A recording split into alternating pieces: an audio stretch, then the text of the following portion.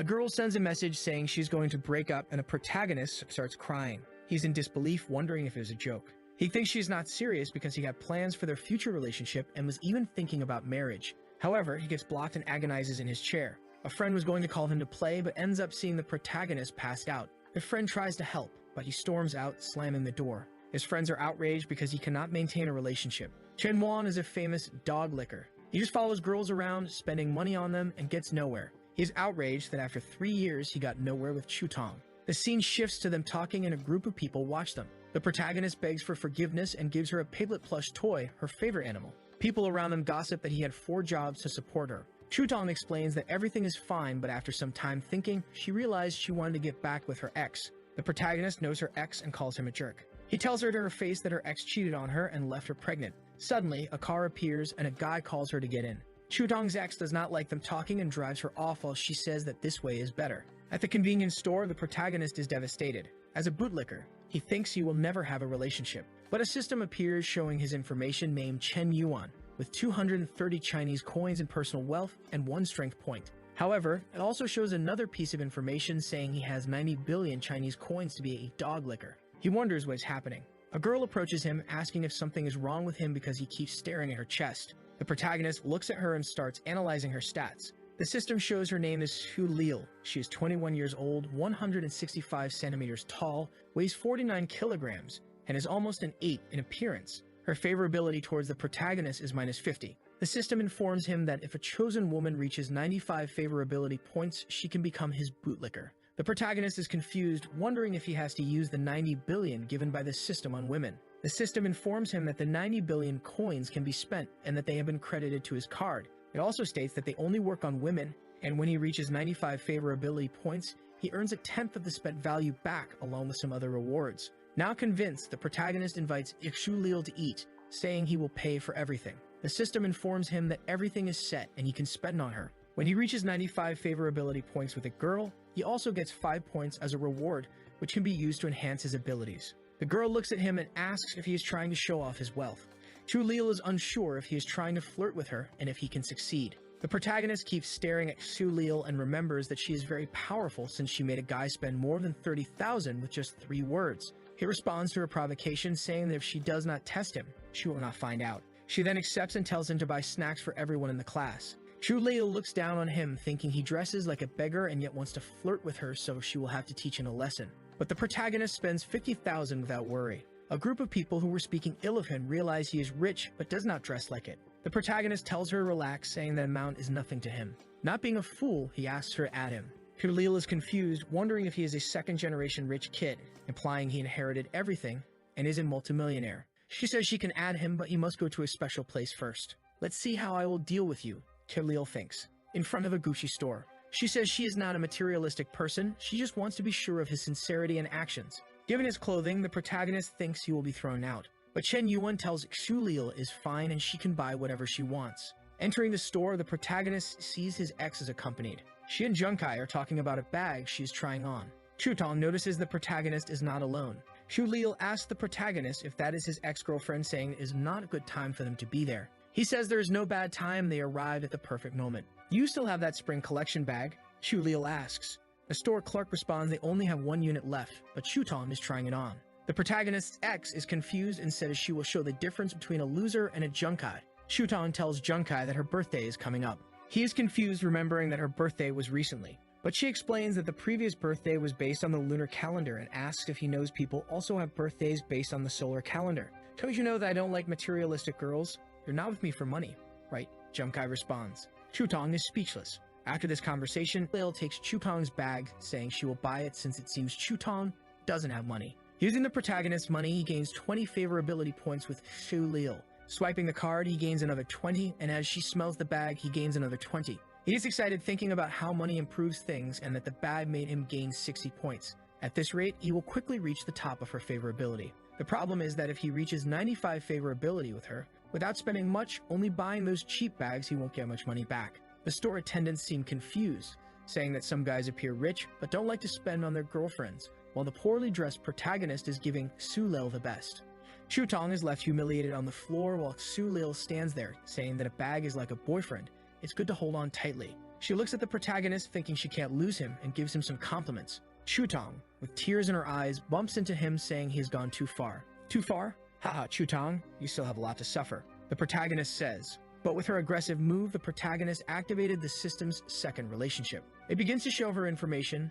Name is Chutong, 21 years old, 163 centimeters tall, weighing 49 kilograms. She has a slightly higher rating than Xeulil and has -10 favorability, with the same goal of 95 favorability. Are you relieved? Did I do a good job, didn't I? Where are we going now? Xeulil says. The protagonist says the night is just starting and he has plenty of money, asking if she is satisfied with just one bag. And she starts grabbing everything she can, ending up full of bags. The protagonist gives the card. The store attendants say they will deliver to the address after the purchase is finalized. Ken Yuan keeps gaining favorability with Xeulil, another 5 points. Swipes the card, another 5. Swipes the card, another 5. Xeulil gets tired of buying clothes and doesn't even know where she will put all of it. Not enough space. Doesn't matter.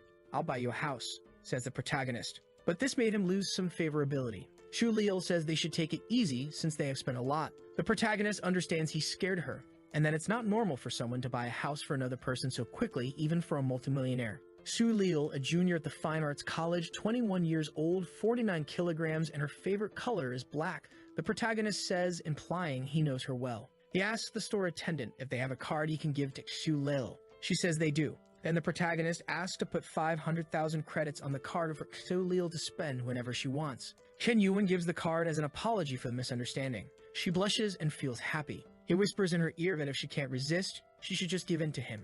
Oh, you bad boy, you're a bad boy, my god, Xeulil says, and he gains another 30 favorability points. The store attendants go crazy over how attentive and caring he is with her. The protagonist says that having money makes it much easier to flirt with people. Xeulil asks him if, even though he buys a lot for her, he doesn't buy clothes for himself. The protagonist says he doesn't have much money. Xeulil, wanting to impress the protagonist, takes him to buy some clothes. She starts spending the 50,000 her father sent, paying for a haircut, some clothes, and sneakers. Xeulil is impressed seeing the protagonist with a new haircut and sneakers, and he gains another 5 favorability points. Another 5, another 5. The protagonist asks if he did something wrong since he never spent money on himself before. She puts her hand on Chen Yuan's chin and says there's nothing wrong with him.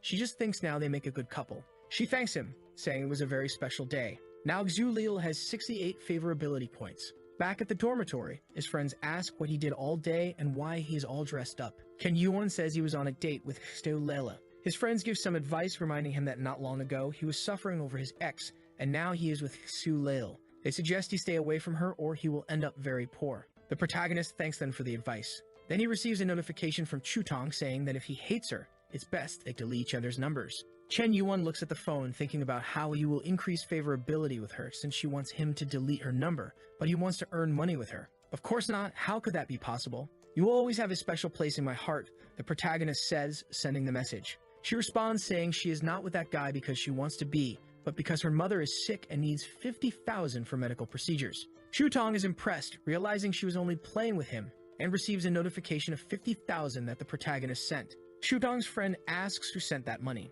She responds that it was her ex who sent it. Wait, Chen Yuan, didn't you dump him today? That loser is this rich. Chutong starts wondering if she made a mistake by leaving him. And even after he sent 50,000 to Chutong, he only gained 5 favorability points. She asks Chen Yuan several questions, such as what he meant by sending the money, where he got all that money, why Xeulil was with him, why he didn't buy a bag for her, and if he might be a second-generation rich kid. The protagonist silences her after she sends 15 messages in a row and wonders if there's a more fun way to spend money on women. He finds a girl doing a live stream, but there are only a few minutes left until she closes. She gets frustrated and asks if anyone's going to send gifts or if she should end the live stream. The protagonist sees that he can send up to 1 million and thinks it's much better than buying bags. He starts a frenzy of sending multiple gifts. The girl thanks him for sending a rocket, but then 100 rockets appear on the girl's screen. The people in the live chat get angry, wondering who sent all the gifts. Ken Yuan realizes that someone with a lot of money gets a lot of attention and sends 900 more rockets, causing her phone to crash. At the company where the girl does her live streams, an employee informs the boss that something incredible happened. A guy spent 10 million on Xiaomi's live stream. The staff goes wild, unsure if the protagonist is laundering money through the site or if he is affiliated with the company. All the other girls doing live streams see the protagonist's nickname and are amazed that he spent 10 million on Xiaomi's live stream and try to send him messages in his DM. Ken Yuan just watches the messages come in. The girl who received the gifts wonders if it's all real, But then a guy with a sign comes over saying he needs to get the protagonist's contact information and will get a raise for it. The girl sends him a message thanking him for the gifts. She asks if he is still in the live chat since she is about to close. But Chen Yuan had gone to sleep after spending money all day. The next morning, his friends are looking at news online about a guy who spent 10 million on a girl's live stream. And the guys are discussing what they would do if they had that kind of money. The protagonist realizes he spent all that money and didn't create any kind of relationship with her. So he opens TikTok and sees a bunch of girls sending him messages. One girl says she is 28 years old and divorced, asking if he wants to meet her. She is frustrated since the protagonist doesn't respond to her messages, inviting him to her studio and saying she's waiting for him. He isn't very excited about these messages since he doesn't gain any favorability. His friends are still discussing the amount of money and getting ready to go out. The protagonist asks his friends where they are going without him, and they respond that they are going to see the goddess Zhao Yuki and are going early because they want to see her up close. His friends ask if he had forgotten because normally he runs ahead just to be there from the moment she arrives until she leaves. A system shows her information. Her name is Zhao Yuki. She is the beauty of Hunan campus, the vice president of the student council, and the dream of all the students. She is level 10 in piano, an athlete, a professional in ballet and fencing. Her incredible talents make it extremely difficult for any guy to get close to her, an unattainable woman for all the boys in college. In the last 3 years, no one has been able to get close to her. The protagonist feels challenged since she is the most difficult girl, meaning he will have to spend more money. Shutong is nearby talking to her friend, saying that Chen Yuan only learned how to dress up after they broke up and says she is afraid he and Junkai will fight because of her. Her favorability is only going up. Gains another 10, gains another 10. The protagonist is annoyed, saying that favorability is only going up because he dressed up, but it's all nonsense. His real focus is Zhao Yuki. One of the guys nearby is talking about wanting to see how his boss will win over the goddess Zhao Yuki, and he says she will fall in love with him. He approaches her, asking for her contact information when another guy comes up asking what he is doing. He doesn't care about what that guy is saying and continues talking to her, insisting that she adds him, saying he wants to get to know her better and be friends with her. The angry guy demands to know if it is looking for trouble and what he plans to do with Yuki. Taken aback, claims it's a misunderstanding and that he just wanted to join the student union because she is the vice president and he wanted some advice. The angry guy scolds him, saying that's not a good enough excuse to hit on her, calling him a pervert. But the protagonist, undeterred, asks if she can add him on Snapchat. She looks puzzled, wondering why so much is happening. The protagonist remains confident that she will add him. The president says he is bold and courageous for putting himself out there for everyone to mock. The other guy admits the protagonist is even more handsome than the last one and asks if he wants to join the student union too. The protagonist replies no, he doesn't care about the student union. The guy is confused why he wants Yuki's snap. Ken Yuan says he just wants to pursue her. Students from another class watch, noting another guy trying to talk to her, but at least the protagonist is bold. Zhao Yuki decides to give him her contact information. Shubang's friend asks what's going on between them. I like beautiful women, why should I hide that? Sometimes the simplest approach is the most effective. What one doesn't like being pursued, says the protagonist. It shows that he has formed a bootlicker relationship with her, but with zero favorability. He is happy but confused since she gave her contact to someone with zero favorability. Outside the class, his friends say he nailed it by getting Yuki's contact since he used to seem like a bootlicker and now looks confident. One of the protagonist's friends jokes that if he gets close to the president, he will have to introduce them to her friends. The protagonist doubts he will manage to talk to her, saying they are exaggerating since she is the most beautiful girl on campus. A guy behind him yells, calling him a loser but admitting he has good sense, revealing himself as the one who tried to hit on her and got rejected. Ken Yuan says he is the most professional of all and that the protagonist has much to learn from him. The guy starts mocking him, saying he is proud for nothing since he only got her number and asks if Chen Yuan knows him. But the protagonist just laughs in his face. Then Su Lil appears, asking why Chen Yuan took so long and saying she's been waiting for him for a long time.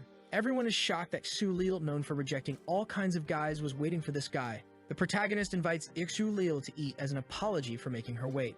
Su Lil asks if she looks pretty in the clothes he bought her. Meanwhile, Chutong, very angry, listens nearby. The protagonist replies that no girl looks pretty just because of clothes. The couple walks off, everyone watching them. The rejected guy says he doesn't understand, he was just one step behind the protagonist. But he stops complaining when he sees Chutong nearby, asking who that girl was. Shu Lil hands him a drawing she made of him, saying she stayed up all night drawing, and if he throws it away, she will never forgive him. The protagonist says it's the first time since he was born that he's received a gift from a girl, and she asks if he liked it. He stares at her and asks if all this is just a game to keep him. Shu Lil wonders if he liked the drawing as he doesn't seem very happy. He asks if she will give him better gifts in the future than just drawings. She gets angry and asks for the drawing back. He says he won't return it and will keep it as a family heirloom. The protagonist tells her he likes her more as a person than any gifts she could give. She is impressed by how good he is at flirting. Another 5 favorability points. The protagonist thinks she wants him to become her pet, but he plans to use her to make more money. A guy interrupts asking if Sulil isn't going to do her nails, who the protagonist is, and if he is rich. The protagonist thinks this guy is another of Sulil's bootlickers, noting that this happens often. Sulil says she doesn't know who he is and that he doesn't control her. The protagonist steps forward, introduces himself, and asks the guy's name and how long he has been following Sulil.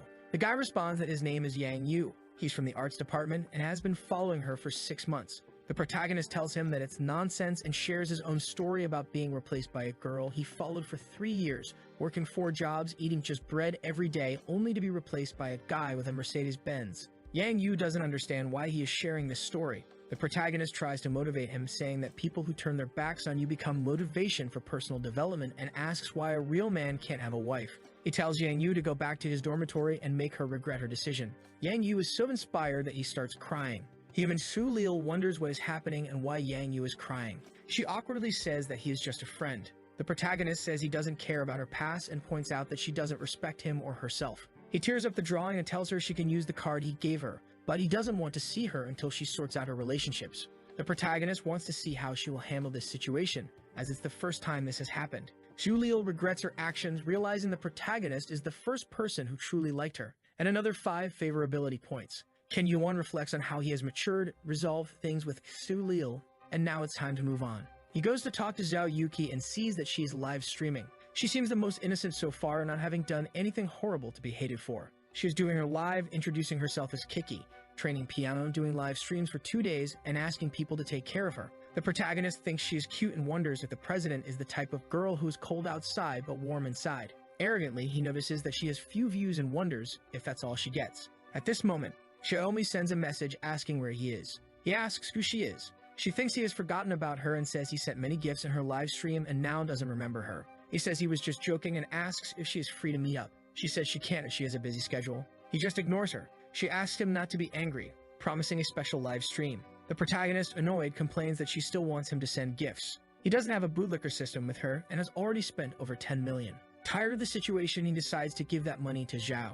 A duel appears on the live stream, a one-on-one between streamers. One will compete against the other, and whoever receives more donations wins. They have to compete to get money. The protagonist is happy about the duel involving the president and asks who her opponent is. The crazy girl laughs at the situation, confident she will win against a novice. The protagonist says he doesn't know who will win, and the duel begins. Xiaomi has 10,000 points while Yuki is poor with 206. She is giving her best, using all her talent, charisma, genius, and wit, creating a masterpiece. Xiaomi taunts Zhao, saying it's better for her to give up since she has the support of a very rich guy, Chen Yuan. The chat goes wild over this duel. It seems I use all my skills to make money, and surely boss Smokey will be impressed and donate to me, Xiaomi thinks. But then a rocket appears on the screen and she thinks Yuan has arrived. She prepares to thank the protagonist, but then she sees that all the rockets went to Yuki's live stream. Yuki's points jump to 152,000. A notification pops up saying Lonely Smoke donated 1,000 rockets to Kiki. The president is in shock and Xiaomi is outraged that the rockets weren't for her.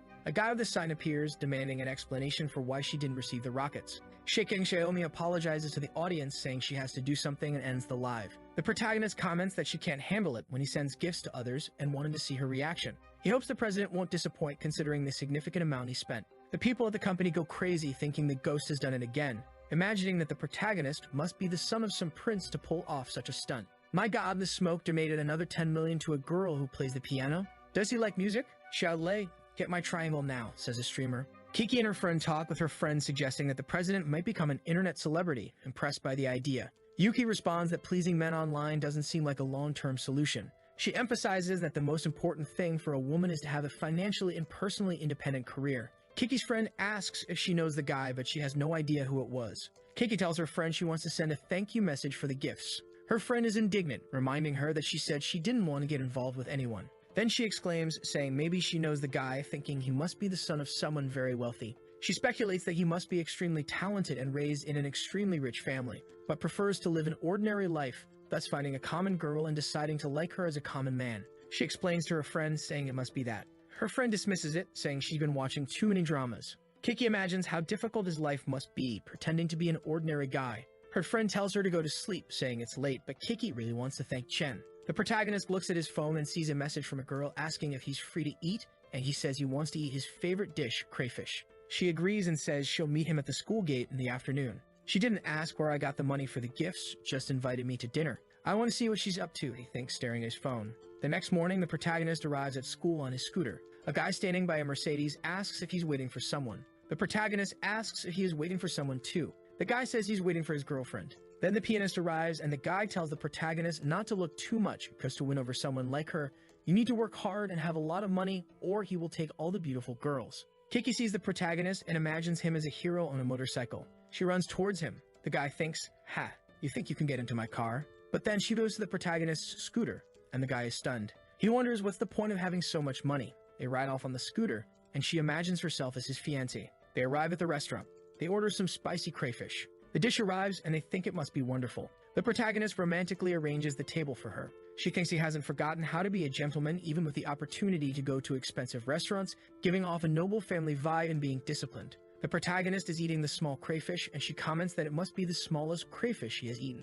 Kiki is impressed that Chen Yuan is eating with her, thinking he wants to live a peaceful life without much worry, and says he is as gentle as a flower. The protagonist wonders why he suddenly gained another 10 favorability points. Then Kiki offers to feed him, saying she peeled the crayfish for him. Just as he is about to eat, someone arrives. It's Shutong again, wondering if she saw Kiki feeding Chen Yuan the crayfish. She turns to her boyfriend and says the place is crowded and suggests they find a better spot. But the guy asks if the restaurant is crowded or full of familiar faces, saying he doesn't mind eating in a crowded place. Shutong's boyfriend walks up to the protagonist's table and throws $500 at him, saying it's for him to get up so they can sit there. What the hell does he think? Does he think this is cool? The protagonist wonders. The guy throws more money, telling him to leave quickly and asking if he wants more. Kiki, holding her bag in anger, looks furious. The protagonist sees Kiki is upset, thinking it's because of the guy. She is stressed, wondering where this guy came from to ruin their perfect date. The guy pulls out more Monopoly money, saying he has much more to make him leave. A staff member offers to take the money and find them a table.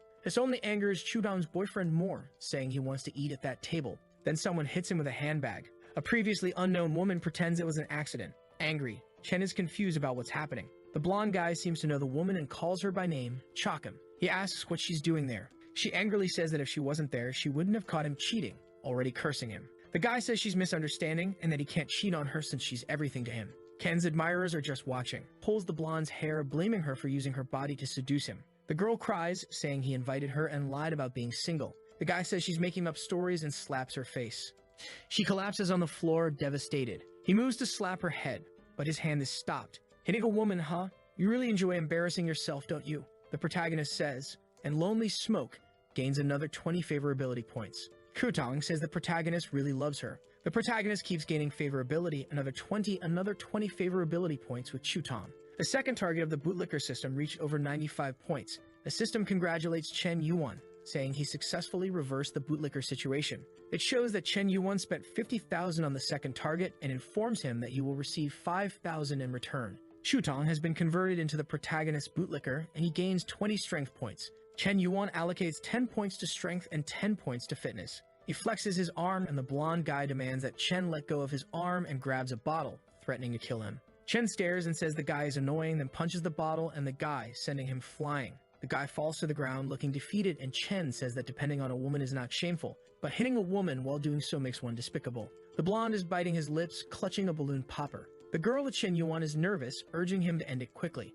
Chutong's boyfriend charges at the protagonist, but thanks to his new points, Chen dodges quickly, causing the blonde guy to hit his elbow and collapse to the ground. Everyone eating in the food court is nervous. The blonde guy is on the ground, foaming at the mouth. Chen walks away with his hand in his pocket, the young girl beside him.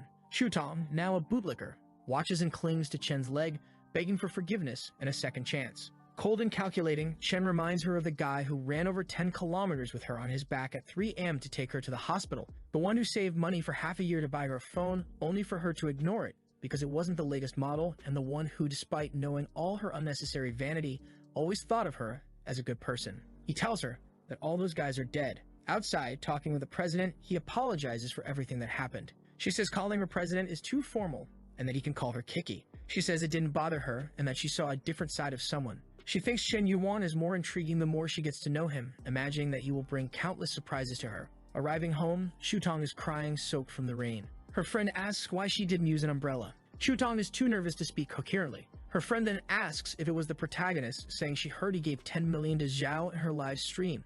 She says Chen Yuan may not look like it, but he is very rich. What? More than 10 million? Where? Did you hear this? Is it true? Shutong asks.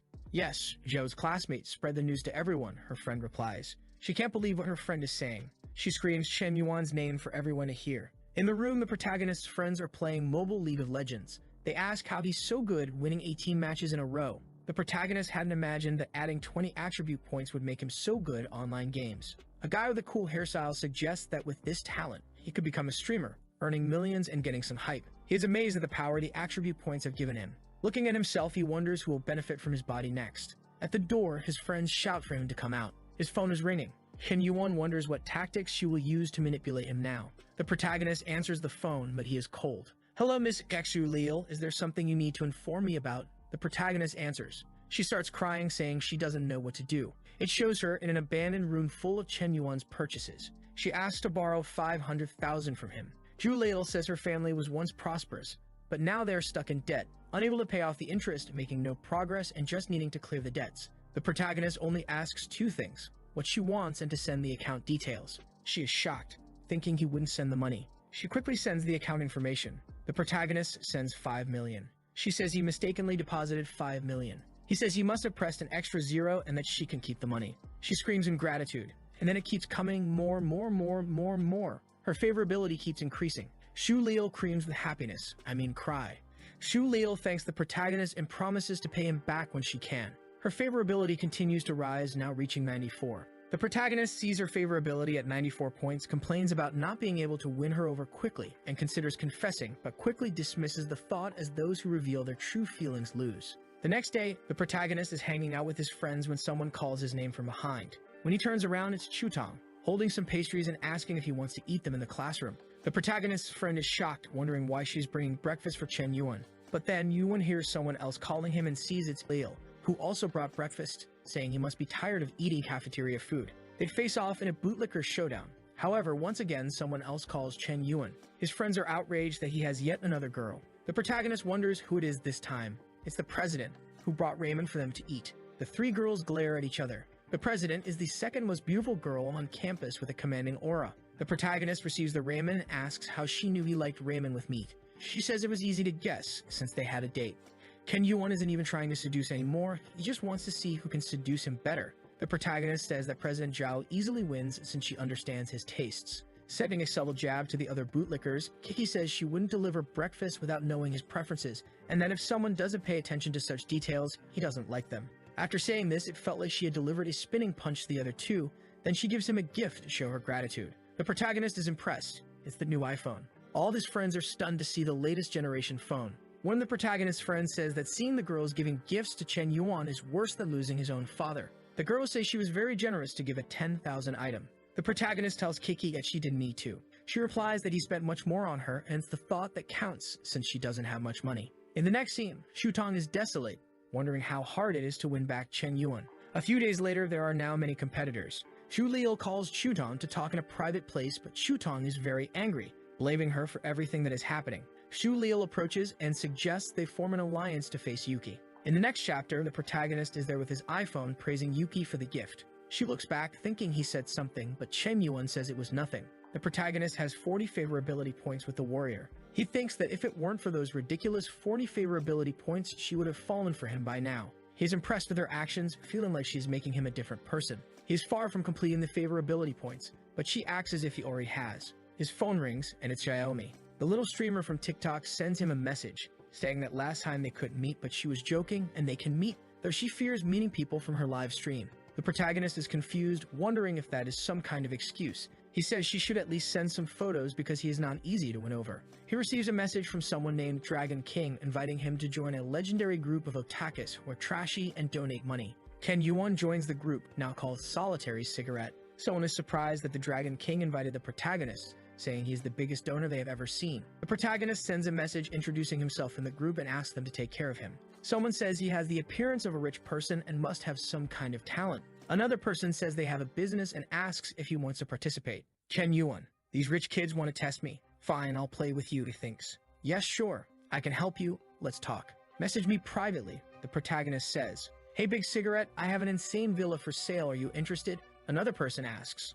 The protagonist asks where the villa is and the person sends the address. The protagonist says the villa is in the Enku district and a house there is worth $1 million. He plans to buy an apartment and will go check it out in the coming days. Inside the mansion, a bald guy asks if the protagonist is really considering buying it and if Chen Yuan really has money since he thinks he doesn't exist.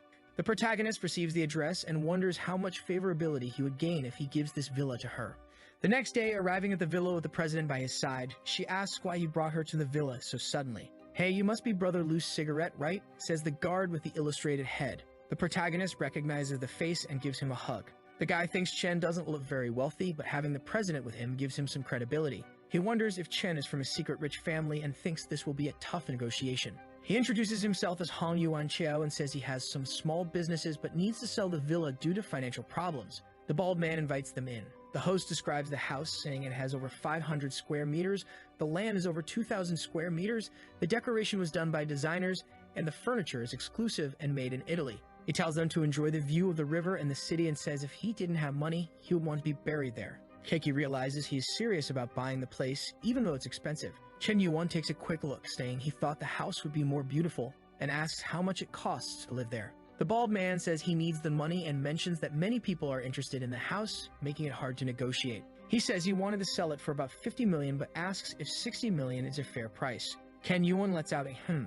The man wonders if the price is too high for him, and thinks it's hard to fool the son of a noble. The protagonist says he didn't expect it to be so cheap. Everyone in the room is impressed by the protagonist's response. The bald man thinks he should have asked for more, like 70 or 80 million. The protagonist asks Keiki if they should buy the house. Keiki is surprised but says she doesn't care if he buys it or not. He gets close to her and says he's buying this house for her. The bald man is shocked, never imagining he would buy the house for the president. Keiki stands there like a statue, stunned, saying 60 million is too much. She imagines Chen Yuan locking her in the basement, tying her up. She apologizes, saying she can't accept such a gift. The protagonist takes her hand, asking her to listen to him. He explains that there's a restriction on the number of properties he can own, and he has several houses. He was thinking of transferring this one to her name. That way, she will have her own house. She imagines doing crazy things with him. The protagonist whispers, asking if she thinks relationships are important, saying everything he has is also hers. Getting another 10 favorability points, another 10, another 10, he reaches 90, just 5 more to go. The protagonist thinks he deserves an Oscar, saying his acting skills are improving. The blonde girl nudges the bald man, asking when this will happen to them. The Mosquito Airport guy says he doesn't have money for such gifts. Meanwhile, Chen Yuan swipes his card. He says he will transfer the money, and after the paperwork is complete, he'll settle the rest. The man tells the protagonist not to worry and that everything will be sorted out in the coming days. The protagonist's plan is going as expected. The president's favorability reaches 90. Chen Yuan thinks that once he completes the favorability, the 70 million he invested will return as more than 700,000. She looks at the protagonist and thinks, considering everything that happened, he's about to say something that will embarrass her. She imagines their perfect wedding, wondering if it will be in Milan or the Maldives. She wonders what the ring will look like, already thinking about the baby's name, and worries if he will forget her when he gets old. But before imagining more, they arrive at their destination. She steps out of the car and asks if Chen Yuan isn't coming out. He says no. A friend invited him to play a game of LOL and waves goodbye. She waves back sadly. She feels indignant, expecting more than just a goodbye.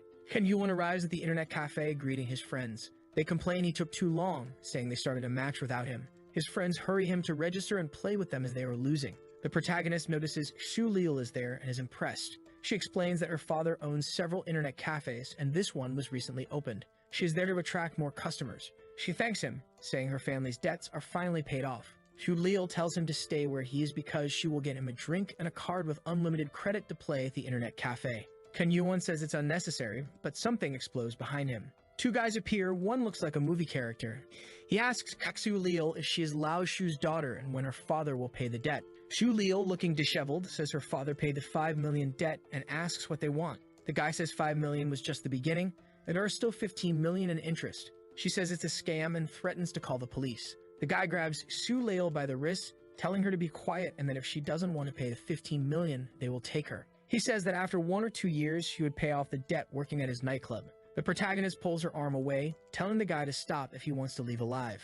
Xu Liu goes crazy. The thug says the protagonist doesn't know what he's getting into and orders his men to kill him. Then chaos ensues with some guys wielding cake cutters and others using their bare hands. The protagonist lands a sneaker kick on the thug's chin. His friends are impressed, saying it looks like a cyclone kick. The scene changes to the thugs running away to avoid getting beaten. The casino representative says if they see them on the street, there will be no more talking. With 95 favorability, Chazulil throws herself into the protagonist's arms. The system congratulates him for getting another person to 95 favorability points and informs him that he spent 5.3 million, so he will earn 530,000. A notification appears. Su Leil has successfully been transformed into your loyal bootlicker. Kenyuan is hugging her, but Chuton is watching in the background. However, he is only concerned about where to allocate the attribute points he received. The chest-only trainer arrives, stressed, calling Su Leil a traitor for wanting to form an alliance and now hugging the protagonist. The protagonist watches but grows tired just watching and asks the system to allocate all points to strength and agility. Everyone wonders where he went, but he simply disappeared. Kenyuan is calmly walking around the college campus, saying he has already gained points from Chutong and Kaksu Leo, and that only President Zhao is important. Since there is only one president, the protagonist says he needs more girls. Someone approaches, tapping him on the back, asking if he can move aside as the track team needs that area and it would be good if he didn't stay there. Kenyuan says she is bold but sincere. The protagonist asks for her contact information, but someone else said she is already in a relationship and advises him to leave if he doesn't want trouble. Kenyuan stares, wondering if he has seen that guy before. He has a flashback and remembers that this thug was beating him up and tells him to look at himself before criticizing others, and asks why he was chasing after Xiaoyu. Remembering everything, he says it's easy to find old enemies. The protagonist activates the system on the guy's girlfriend. The system shows her information, stating her name is He Jiang. She is 19 years old, 1.69 meters tall, weighs 50 kilograms, and has an appearance rating of 8.2. Her current favorability is -5.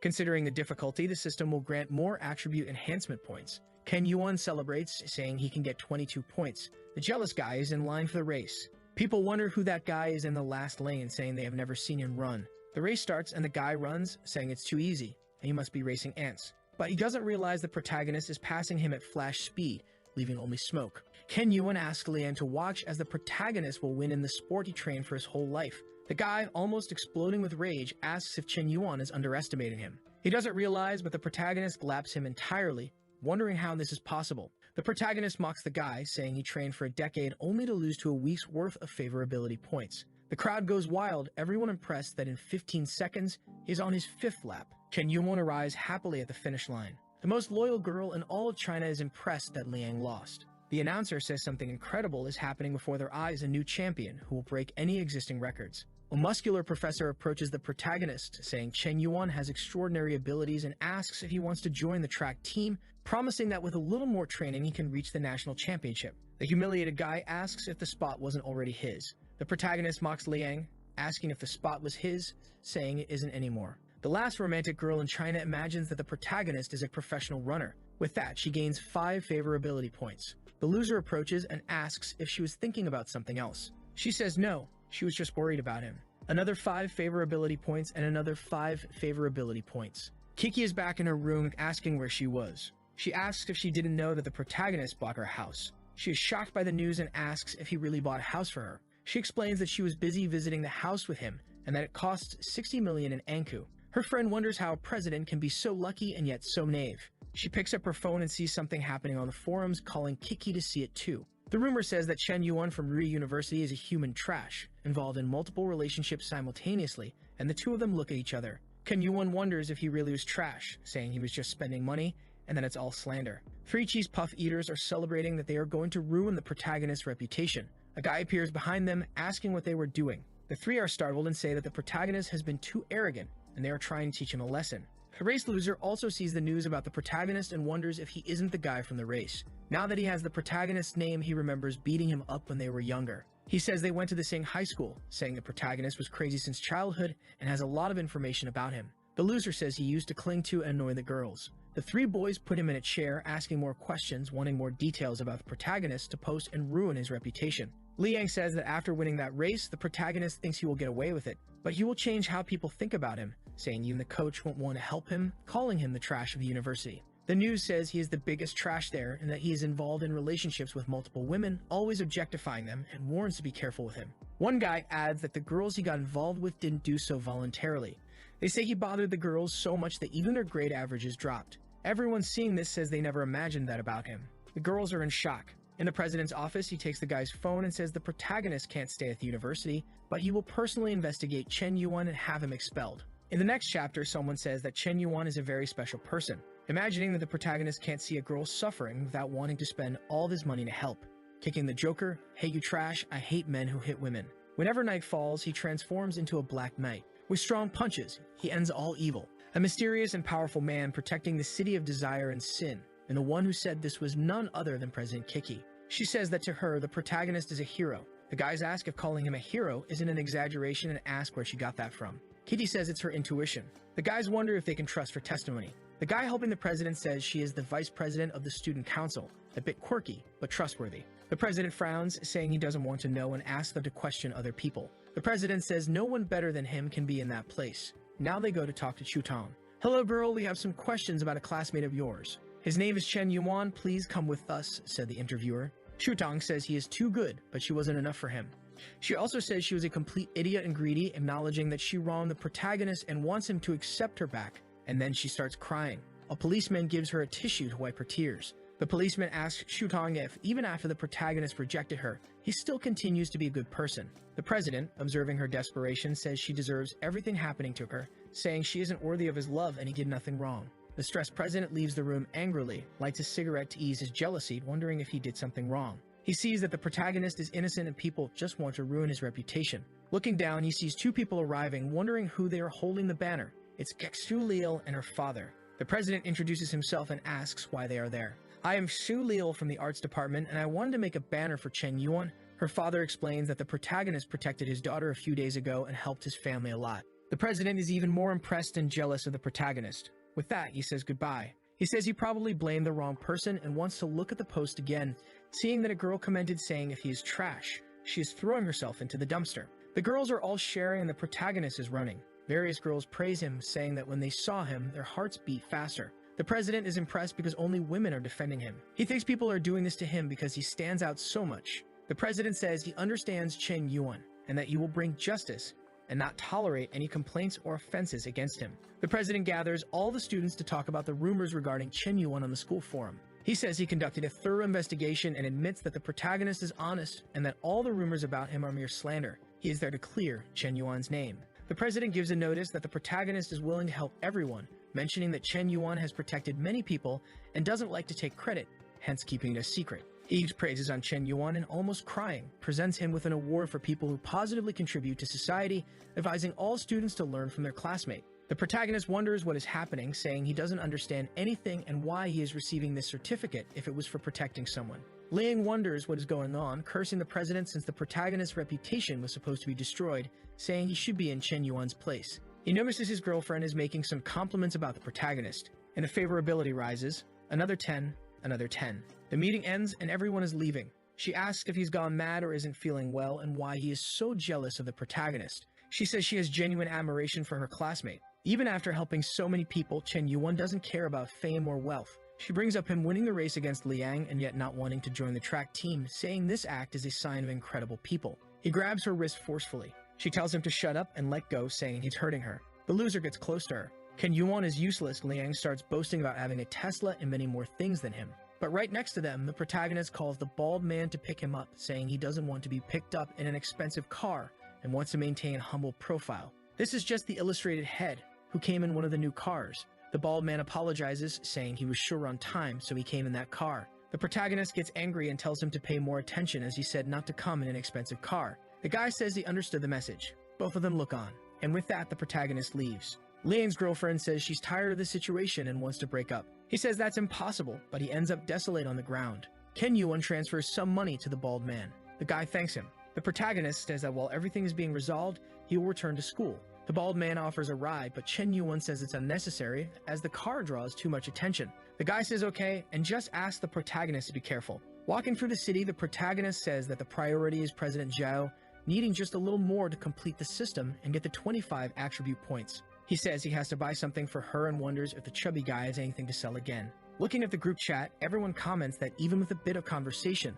the protagonist bought the house. One guy says Chen Yuan has a lot of money available. The protagonist tells them to relax, saying he bought it just to help a friend. The guys are shocked when the protagonist shows up. Everyone in the group adores him. A guy with a car photo asks if he doesn't want to buy a luxury car, saying he knows some people who sell them. Then a guy calls him, saying that the Zhang family has a small business with imported cars. and it's a pleasure to meet the protagonist. The protagonist looks at the card and sees it says Zhang Group. Chen Yuan imagines that his family has a giant industry and that he must be a second-generation rich kid. He tells Zhang that managing such a big car business at his age is impressive. The guy says he thought the protagonist was older, considering he bought that house. They chat, and from a distance, two girls wonder who Chen Yuan is, thinking he must be the son of some wealthy family, given that manager Zhang received him, but they dismiss him, thinking they have no chance with him. The manager doesn't want to brag, but says he has the store with the largest collection of luxury cars in the city, saying the protagonist can ask for any car he wants. The protagonist thinks of the legendary car and says he wants a Bugatti Chiron. The guy thinks Chen Yuan must be joking as there are very few units. The protagonist says he doesn't have it, and Zhang feels embarrassed. Chen Yuan asks if they have a Lamborghini Veneno. Zhang responds that they do not. The protagonist asks if they have a Pagani Huayra. Zhang replies that they don't have that either. The salesperson is sweating profusely, saying that Chen Yuan is rooming the place. The manager explains that the vehicles they have for sale range from 2 to 8 million, and the cars the protagonist wants are a bit out of that range. The protagonist is disappointed, saying he expected more from Zhang, who claimed to have luxury cars. Zhang thinks the protagonist must be joking since he bought a house at that price, but it seems he wants a car of similar value. The manager says they don't have the cars he wants, but they do have a Ferrari LaFerrari that he should take a look at. He mentions it is one of Ferrari's rarest cars, with a V12 engine producing 800 horsepower, dual transmission, and it goes from 0 to 100 kilometers in under 3 seconds, costing only 22 million. He asks for the protagonist's opinion on the car. Chen Yuan says that Ferraris aren't considered very expensive but not cheap either, and that it might be the perfect gift for President Zhao. The protagonist says if the price is above 20 million, the deal is done. Chen Yuan commends Zhang for his effort and says he wants to swipe the card right away. He asks if the car can be delivered to Riverside Villa, Community Number 1. The guy, sweating nervously, says he can arrange that. Chen Yuan receives a call from Liu Wenji, shouting in his ear. In the next chapter, one of the protagonist's friends says that on his birthday, his girlfriend Jiojia said she was getting her nails done with a friend, but he grew suspicious since she had been out for a long time. It started to rain and he knew she hadn't taken an umbrella, so in a chivalrous act he went to give her one. But what he saw at that moment would break anyone's heart. He saw her cheating on him in the rain. He tells the protagonist that his heart won't stop hurting since they had a 3-year relationship and he was already planning the wedding to meet her parents. Chen Yuan says it's okay, and that he has drunk 8 bottles, so it's better to take a break. But the heartbroken guy wants to know how to win her back. The protagonist says he needs to keep his head on straight, that the mistake was hers, not his, and loudly tells him he's becoming a bootlicker. The sad guy collapses to the floor, asking the protagonist if it isn't hard to accept, and that he can't accept that she betrayed him. The protagonist, now angry, says he needs to learn a lesson and grabs his phone. His friend asks who he's calling and what his plan is. Chen Yuan tells him to relax and trust him, that from now on, he will handle everything, and he will make sure his ex-girlfriend kneels before him and begs for forgiveness. The protagonist calls the dealership guy, who answers promptly. Chen Yuan says he wants to borrow some cars, but nothing too expensive, just those worth over 20 million, and says he needs some trusted friends to drive them tomorrow. The dealership guy says no problem and that he will arrange everything for tomorrow. The protagonist's friend is still confused. Chen Yuan calls Xu Liu. His friend observes that with just one call, he brought a beautiful girl and asks where the Chen Yuan who used to lick girls' boots is gone and why it now seems like she's licking his boots. "Hey Xu Liu, this is my brother Wenji," said the protagonist, introducing his friend. She is confused, thinking the protagonist called her just to introduce a friend, but she thinks a bit more and creates an idea that maybe he wants her to meet his close friends. But the protagonist quickly responds that it has nothing to do with that and that he just needs her help with a little prank that will happen. The next day, the protagonist's friend shows up looking gangster. Xu Liu clings to his arm, saying he scared her, that the car he bought for her almost hit someone. The protagonist's friend is all nervous and says that if she had hit him, there would be no problem as they could just buy another, stammering a few times. Chen Yuan's friend's ex-girlfriend wonders how he transformed into that guy looking like a second-generation rich kid. She asks if Wenji came there just to show off. He says someone there was barking, stuttering nervously. The ex, pissed, asks what he's doing, asking if he doesn't know she knows his family. She admits her mistake, but says he's being shameless, acting that way. In the car, another friend says that the woman understood everything. The brothers are about to step onto the stage, and the show is about to begin, said the protagonist. Several guys arrive in Ferraris. A guy with white hair steps out and asks Wenji if everything is okay and if he recognizes him. Approaching to talk to the new boyfriend of Wenji's cheating ex. Little girl, he said his name is Makai, right? His family owns a mine? This guy is always a liar, pretending he has something to impress girls. And you think what? That he's a second-generation rich kid. Wake up to reality, ma'am, said the white-haired guy. The guy caught cheating with Wenji's ex asks the white-haired guy to let him go. The white-haired guy says that these guys' tactics never change and that they only manage to fool innocent girls, adding that Wenji's ex is already lost. The girl, now furious at being deceived, goes after the guy she cheated on Wenji with. Wenji just watches and tells everyone to leave, but his ex clings to his leg, begging him not to leave her behind, saying it's not that she only likes luxury, but she's just afraid of poverty and asking for another chance. Wenji tells her not to call him by that name and that this is the last time they will see each other, asking her never to contact him again. The guy takes a look around, seeing everyone talking. He tries to leave but bumps into the protagonist's chest. Ken Yuan asks if he wants to flee, but only if he takes 100 slaps. At the bar, everyone driving the Ferreras celebrates finally meeting the famous Mr. Yuan. The protagonist says they don't need to do that and thanks everyone for their help. The guys tell Loose Cigarette that it's all good because he's a friend of Chef Zhang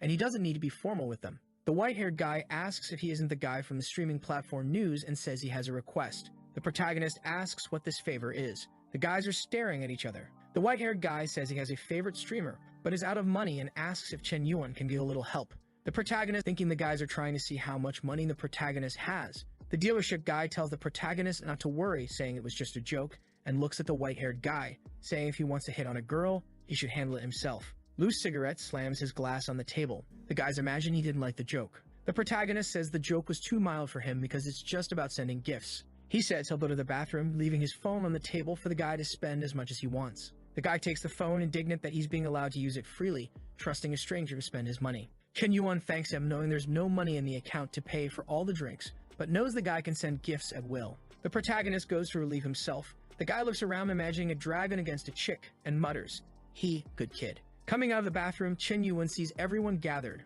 wondering what's happening. My god, 1004, 1006, damn man, everyone around the table says. The protagonist arrives at the table, asking why they're acting like that. The white-haired guy gets nervous and returns the phone. The protagonist calls him weak because he spent only 20 million while he was in the bathroom. The guys go crazy, wondering if he has more money than a bank. The protagonist is indignant that he only spent 13 million and says not even 20 million is much, saying he'll spend 60 million. The guy grabs his hand, saying it's enough spending. She won't be comfortable with all that money. The dealership guy arrives and tells the white-haired guy that he couldn't win and proposes a toast to Chief Yuan. The guy starts the toast. Honorable Chief Yan, from now on, I follow your leadership. The onlookers wonder who the guy in the middle of the circle is. They say the white-haired guy is quite rich, but he seems to be getting involved with the protagonist. Chen Yuan's phone rings, he takes a look, bidding farewell to the group. The blue-haired guy realizes the protagonist's plan and says he's running away because he doesn't want to pay the bill, but another guy calls him crazy and asks if he didn't see the money spent in front of them, and the guy just agrees. The message was from the little streamer saying she's in town and can't wait to meet him. The protagonist says he's free tomorrow and sends her some kisses. Chen Yuan gives a stare and says that after a long time he will reap the rewards of his kindness.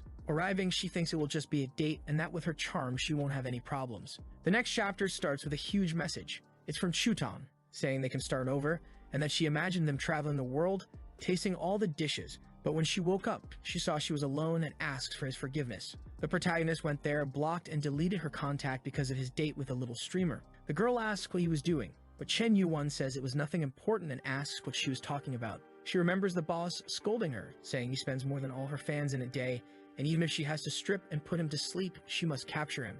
The little streamer thinks that even with her beautiful face, he seems indifferent to her, and is disheartened that she can't win over. She tries to seduce him with her charm, asking him how he got so rich at such a young age. However, the system sends a message saying her favorability is too high and it's unable to connect. The protagonist realizes he needs to lower her favorability first and wonders what to do. He starts doing disgusting things to lower her favorability to create the connection, like putting his feet on the table. He tells her he's just an unemployed guy who got lucky. She's outraged that he doesn't work but has money to spend. The protagonist says he only uses his father's money and that they are going bankrupt, owing millions to the banks. He says he arranged this meeting to see if he could get back the money he gave her because he spent too much. She is disgusted when he doesn't wash his hands after picking his nose, but at least the protagonist's plan is working, as he loses 20 favorability points. She can't take it anymore and asks why he asked her out if he's poor, saying that asking for gifts back shows he's not an honorable person. Lose 20, lose 20, lose 20. She says she must have been crazy to agree to go out with a loser like him. The little streamer calls someone,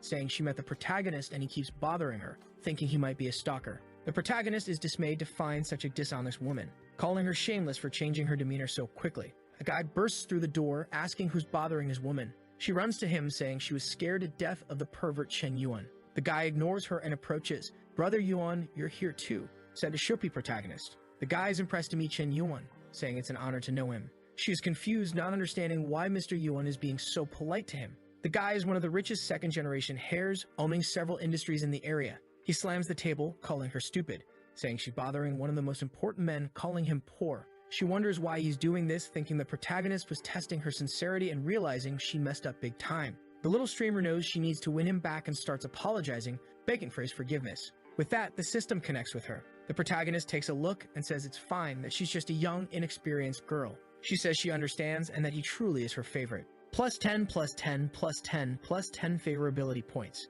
Ken Yuan wonders if this is how people make a living by seducing others, thinking that as long as they can get money, favorability will rise. He says he won't let her go that easily. The guy from the date slams the table, saying he spent a lot of money on her to boost her fame, and she treats one of his best friends like that. The guy invites the protagonist to an honor event. The protagonist says he can go without problems and that he's doing it out of respect for their friendship. Chen Yuan gets into the car. The little streamer says she wants to go too. In the car, she hugs him and asks if he's mad at her, saying she really understands she was wrong. The protagonist takes out his phone and opens the streaming platform. He says it's okay, and she's worrying too much. Chen Yuan opens a live stream of a well-behaved girl, telling the viewers to follow her. The little streamer watches in amazement as he makes donations. The girl in the stream goes wild with the gifts, not understanding anything. She faints from the amount of money she received. The little streamer is impressed with how quickly the protagonist spends his money. She says all that money should be for her, and that he must be joking. +30 favorability points. The girl says she wishes his fingers weren't tapping the screen, but her body instead, and he gains another 30 favorability points. He watches, saying she's crazy for enjoying watching him humiliate her by giving money to others. Arriving at the location, the guy welcomes the protagonist, saying it's the most reputable private restaurant in the city, only accessible with a special membership invitation, and it has 3 important features. The protagonist is confused about the 3 important features, guessing impressive food in a unique setting, but can't figure out the last one. The guy is impressed he guessed 2 and says he wouldn't be able to guess the 3rd. Ken Yuan sees the president playing her instrument, and the guy says that's the 3rd point, the chef's daughter, Zhao Yuki. She stands up, and they exchange confused glances. She sees the little streamer clinging to the protagonist's arm, and he loses 5 favorability points as she breaks her instrument, sad and tearful. The protagonist sees her run away, complaining that he was so close to a counterattack and wondering if he can take advantage of the situation and fix everything at once. He throws her against the wall, and she says he's a big idiot for playing with her feelings. Chen Yuan says he can't lose this chance, that if he lets her go, he doesn't know how he'll fix it later. And then he takes a risk, asking if she has seen a particular movie. She asks what he's talking about, saying she's tired of him, and now he's asking about movies. But Chen Yuan lights a cigarette and says he's the son of a tycoon, asking if she knows he has an extraordinary background and must be wondering why he lives such a mundane life. He says that in his family there's a secret rule. When someone turns 18, they must spend 10 billion in a month to receive a fortune of 50 billion.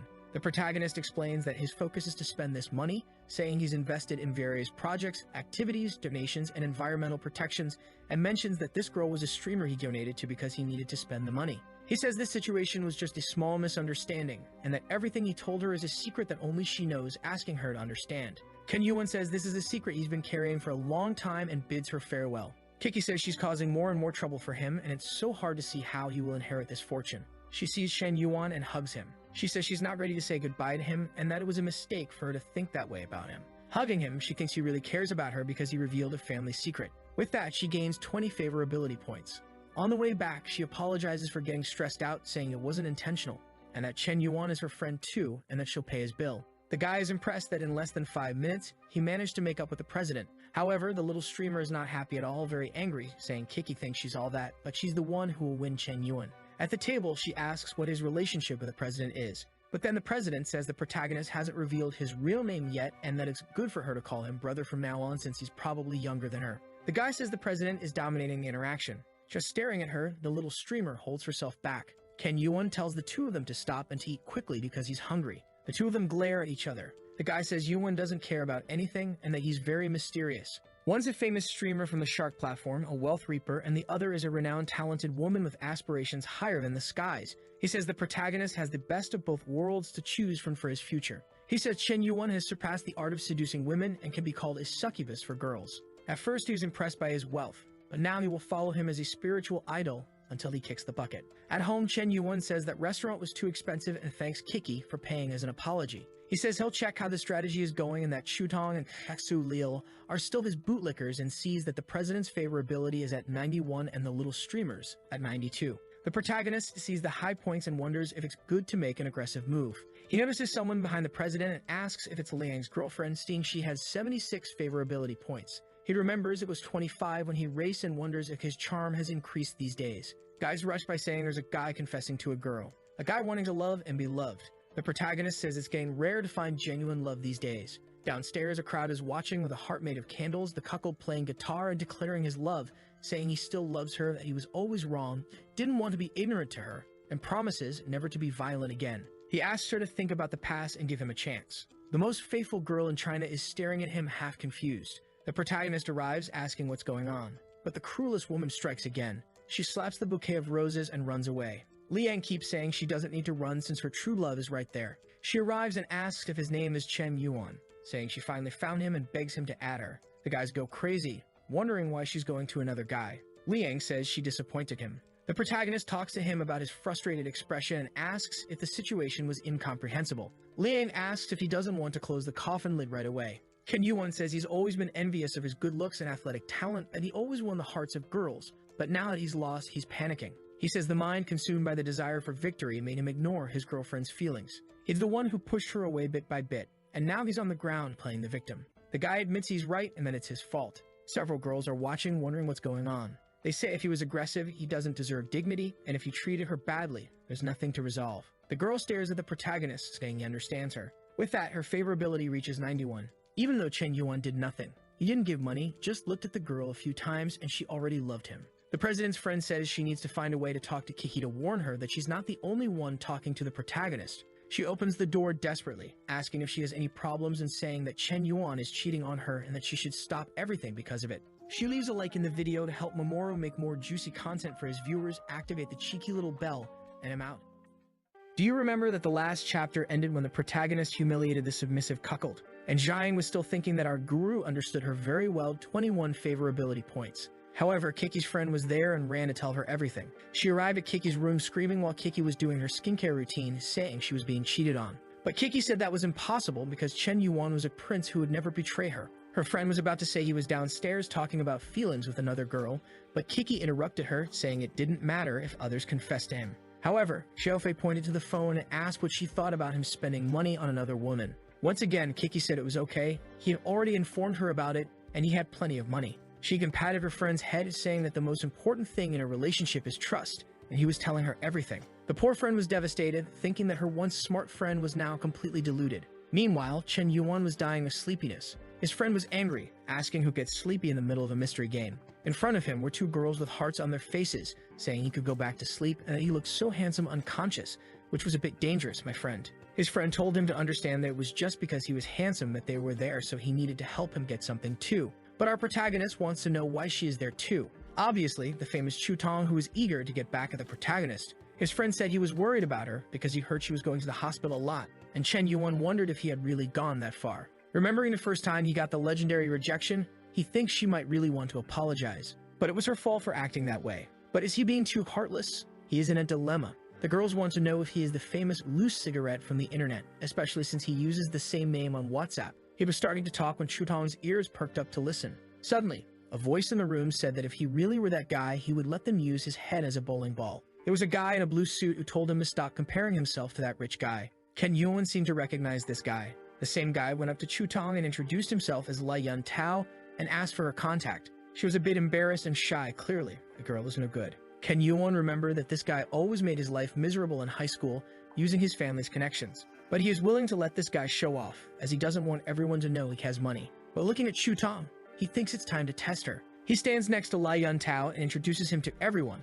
saying he's a high-class guy with lots of money and successful businesses. He then explains to everyone that the reason he has a bit of money lately is only because of the demolition of his family home, nothing more. Chu Tong is shocked to realize that Chen Yuan is not the famous loose cigarette. On the left side is a guy with many companies and wealth. On the right side is a poor guy who liked her a little. Her favorability starts to drop and her bootlicking system crashes with 15 points. But this makes the protagonist smile and Chu Tong runs to add the guy. She has a villainous look on her face, saying that even an idiot knows who the better option is. Lai Yun Tao tells Chen Yuan that it's funny. The girl he introduced just added him. He gets close to Chen Yuan's ear and says he got stepped on in the middle school style and will continue to get stepped on. Chen Yuan seems to notice something. As Lai Yun Tao leaves, he says he will pay the bill for everyone there. While Chen Yuan starts to joker laugh, everyone wonders what's going on. He says it's nothing and that he just realized a few things. While thinking he gave Chuton the best opportunity she could have, she clearly showed her claws again. From now on, he won't have any sympathy because she doesn't deserve it. As he leaves, Lai Yuntao asks if he's already leaving and says that tomorrow they will have a middle school reunion. Ken Yuan thinks about it and then tells him that if it's just middle school people, he will definitely show up. In a fancy restaurant in room 888, the reunion is already happening, and everyone is happy and celebrating each other's success, especially Lai Yuntao's. In the middle of the crowd, Chen Yuan is invisible. He thinks that Lai Yuntao never misses a chance to show off. Suddenly, the door opens and a girl with immense respect walks in. She apologizes, saying that the taxi took a long time. Chen Yuan recognizes her as Xiao Ruyu, the moonlight that illuminated his high school days. She was mysterious and noble, like an unsolvable equation. Suddenly, the damned poet emerges. He gives a little smile and approaches, asking if they can exchange contacts. Lai Yuntao gets angry, saying that he will regret doing that. Ruyu thinks she has seen him somewhere before and replies that it's no problem, they can exchange contacts. With this, the bootlicking relationship was established, and she has an appearance score of 9.2. Someone shouts from the middle of the table that Chen Yuan has never been anything special, so why is he being so bold? One of the girls says that he's pretending to be rich and is actually shameful. She warns everyone that Chen Yuan hangs out with some second-generation rich kids who harm many women. One of Chen Yuan's friends says that she has no idea what she's talking about. She says that Chen Yuan made her get humiliated by her ex-boyfriend. I think it was that guy who delivered the car and made her suffer. Crying, she says she is sure that Chen Yuan only asked for Ruyu's number to sell it to his friends. Ruyu looks on and starts losing favorability because of this. Yuntao takes the opportunity to ask Chen Yuan if he is so poor that he needs to lean on others, and if he wants, he has a job for him.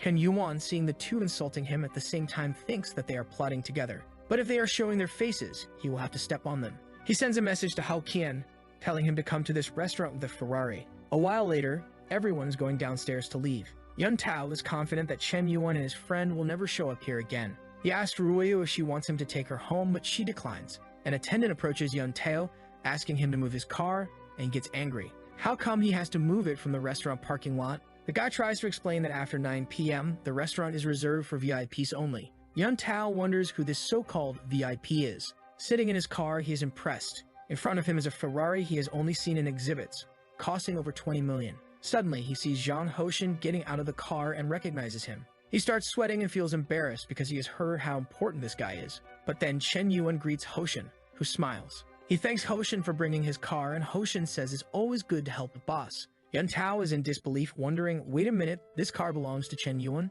People start questioning if Chen Yuan is really that rich. And the girls say that the one girl had lied, claiming he needed others. Ruyu immediately realizes that this girl and Yuntao were trying to tarnish Chen Yuan's reputation.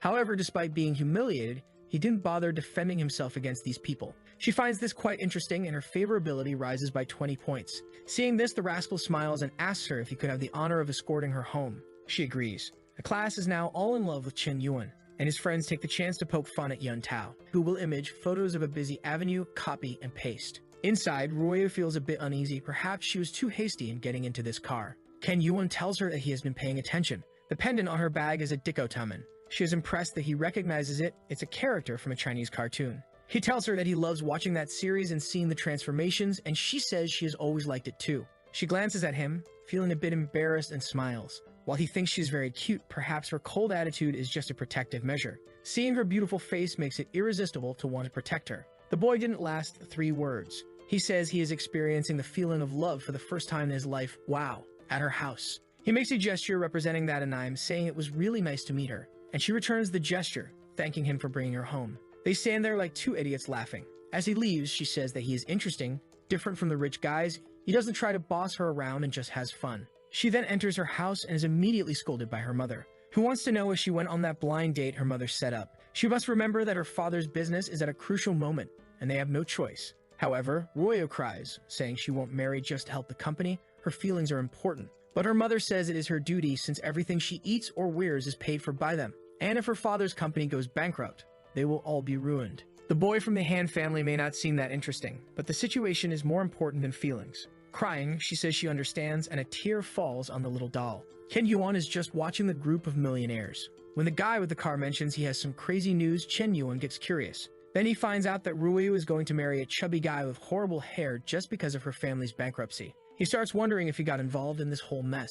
But remembering her, he questions whether she will really get married. Ever since high school, he couldn't take his eyes off her. No, he won't let this happen. This time he will be decisive and won't let life pass him by like this. A girl with glasses asks if it was Chen Yuan passing by, and the guy says it seems like it was indeed him. Suddenly she stops him, introduces herself as Shen Shuyu, and asks if he wants to become an internet celebrity. Chen Yuan takes a look at the car and apologizes, saying he's not interested. Seeing that he responded so quickly, she believes he has already received offers from other companies and decides to try something different. Carrying 3 bags full of content, she starts talking about how their company is huge and extremely competitive in terms of the payment they offer. Besides, you might not know, but on their platform, they have the famous loose cigarette. If he doesn't sign with them, he better be careful not to be hated by the cigarette guy. Chen Yuan gets angry. The damn girl doesn't even know he is the loose cigarette and is here wasting his time. She's in his face while he wonders if she thinks he won't do anything. So he grabs his phone thinking that since he won't do anything, someone else will do it for him. He goes to the rich kids group and talks about her name and her company, asking if anyone can help and resolve this.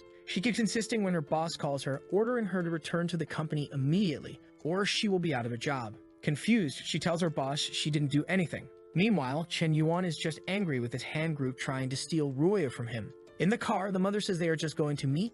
She doesn't need to be so sad. Besides, this will help a lot with the financial crisis. Suddenly, she receives a message from Chen Yuan asking where she is. She mentions the restaurant and he says he'll be there to help her. She wonders if Chen Yuan already knows about the blind date. If she were to compare that disgusting hand guy with Chen Yuan, he seems much more attractive. Her father says he has never asked her for anything, so he hopes she will consider things. Everyone in the car stays silent and she says she understands. The car then stops in front of the luxurious restaurant and someone comes to guide them. However, the guy is already drooling, saying that soon she will become the property of the Han family. Seeing a briefcase in the guy's hand, she finds it strange that they are bringing so many documents to a blind date. They then enter the room. The father of the Han family greets them with his son, Pineapple Head, who is already drooling on the side. Ruoya immediately notices a lot of documents on the table. This is clearly not a blind date. She wants to know what her father is planning. That father is filthy trash, right? You can't sell your daughter even if you're eating dirt and mud.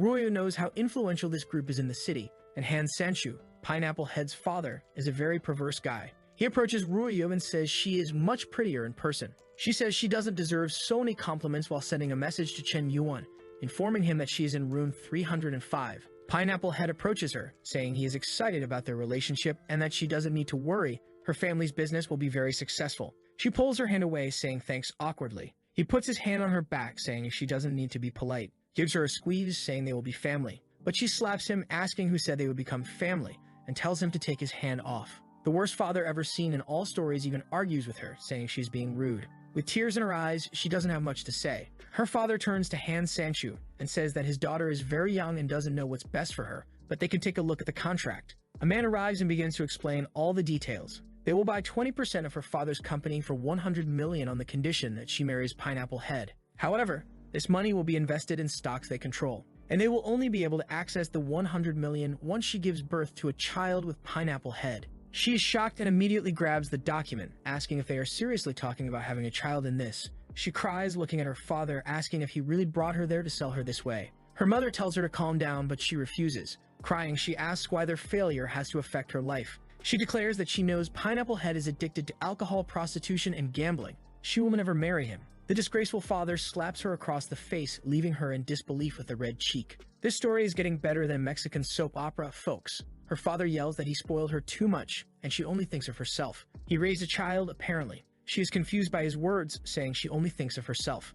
Her mother says she needs to be more sincere and understand that if she doesn't do this, the whole family will collapse. But Ruoya argues that it doesn't make sense. If things go wrong, they can start over together and rebuild everything. Her mother shows that she is also despicable and falls to her knees, begging her daughter, begging her to have mercy on her poor mother. Everyone in the room is shocked by this. Ruoya tells her to get up and asks what she is doing, but her mother says she has no other choice. She will only get up if Ruoya agrees to this. Ruoya doesn't know what to say. The poor girl is lost. Pineapple Head says she can trust him to deliver the heavens and stars to her. At this moment, the poor girl gives up and realizes that this is her fate. Being born into this rich family means she has to sacrifice certain parts of her life. Without any expression, she tells her mother she will accept and her mother can get up. Immediately, her mother's tears stop, as genuine as my promise to stop looking at 3D waifus on family-friendly sites. She stands up, congratulating her daughter. Sanchu says that now that she's agreed, they should sign the contracts immediately. The guy starts taking the documents out of the briefcase. While Sanchu says this will be great, as soon as the marriage happens, their company will boom.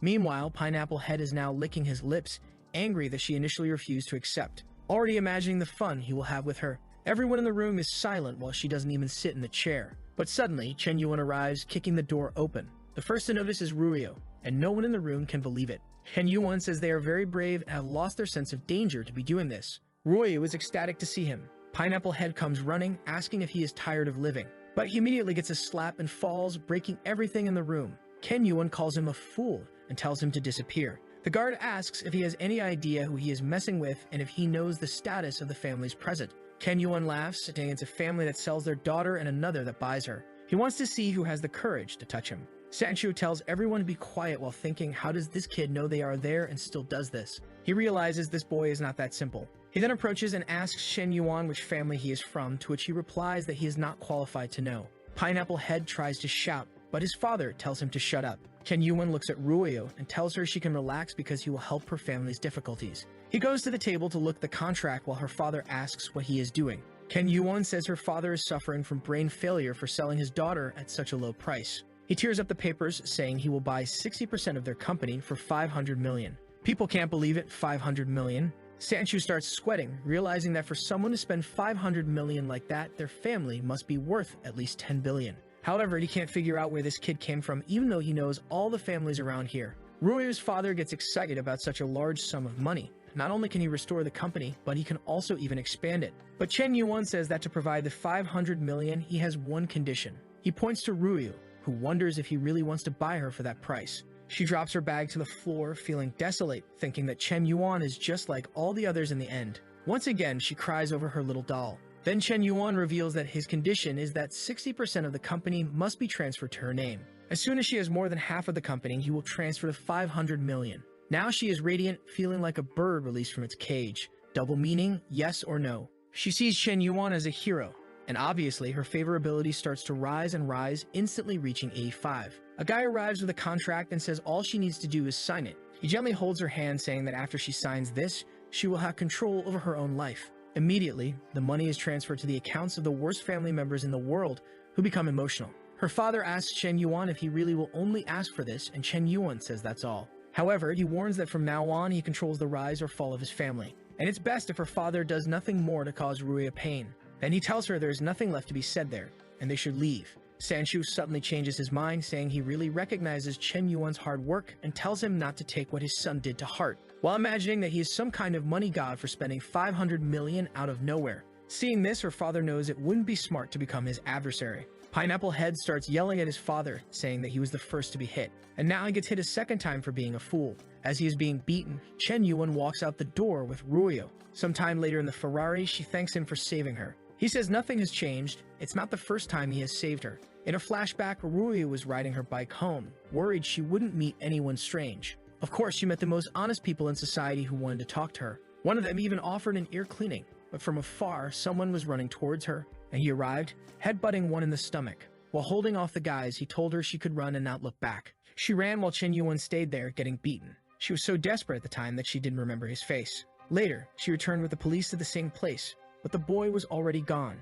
Crying her eyes out, she says she never imagined she would find the person who saved her once. She gets all excited, saying she never expected it would be him. Another 10 favorability points, and with that, we reach the legendary 95 and the counterattack is ready. The system detects that he spent 500 million to bootlick her, and in return, he will gain 50 million for himself. Moreover, he gains several attribute points, proficiency in English, French, Russian, and Korean. Good heavens, he became a polyglot. Chen Yuan is amazed. The system worked, and the deal was quick this time. Staring at her, he thinks it's too good to be true. He never had the courage to talk to her and could only watch from a distance. The only time he could do something was to save her, but it was an action that always brought him pride. He takes a look, and they get closer to feel each other's breath. When of course the phone rings and they separate. It's Zhao Yu, and now it's complicated. She says she has already moved into the house and bought some furniture. Does he know what day tomorrow is? He says yes, tomorrow is her birthday, and he has already bought several presents. While thinking it's a critical moment, in the middle of the house with the changes, she asks him not to be too extravagant when meeting her friends.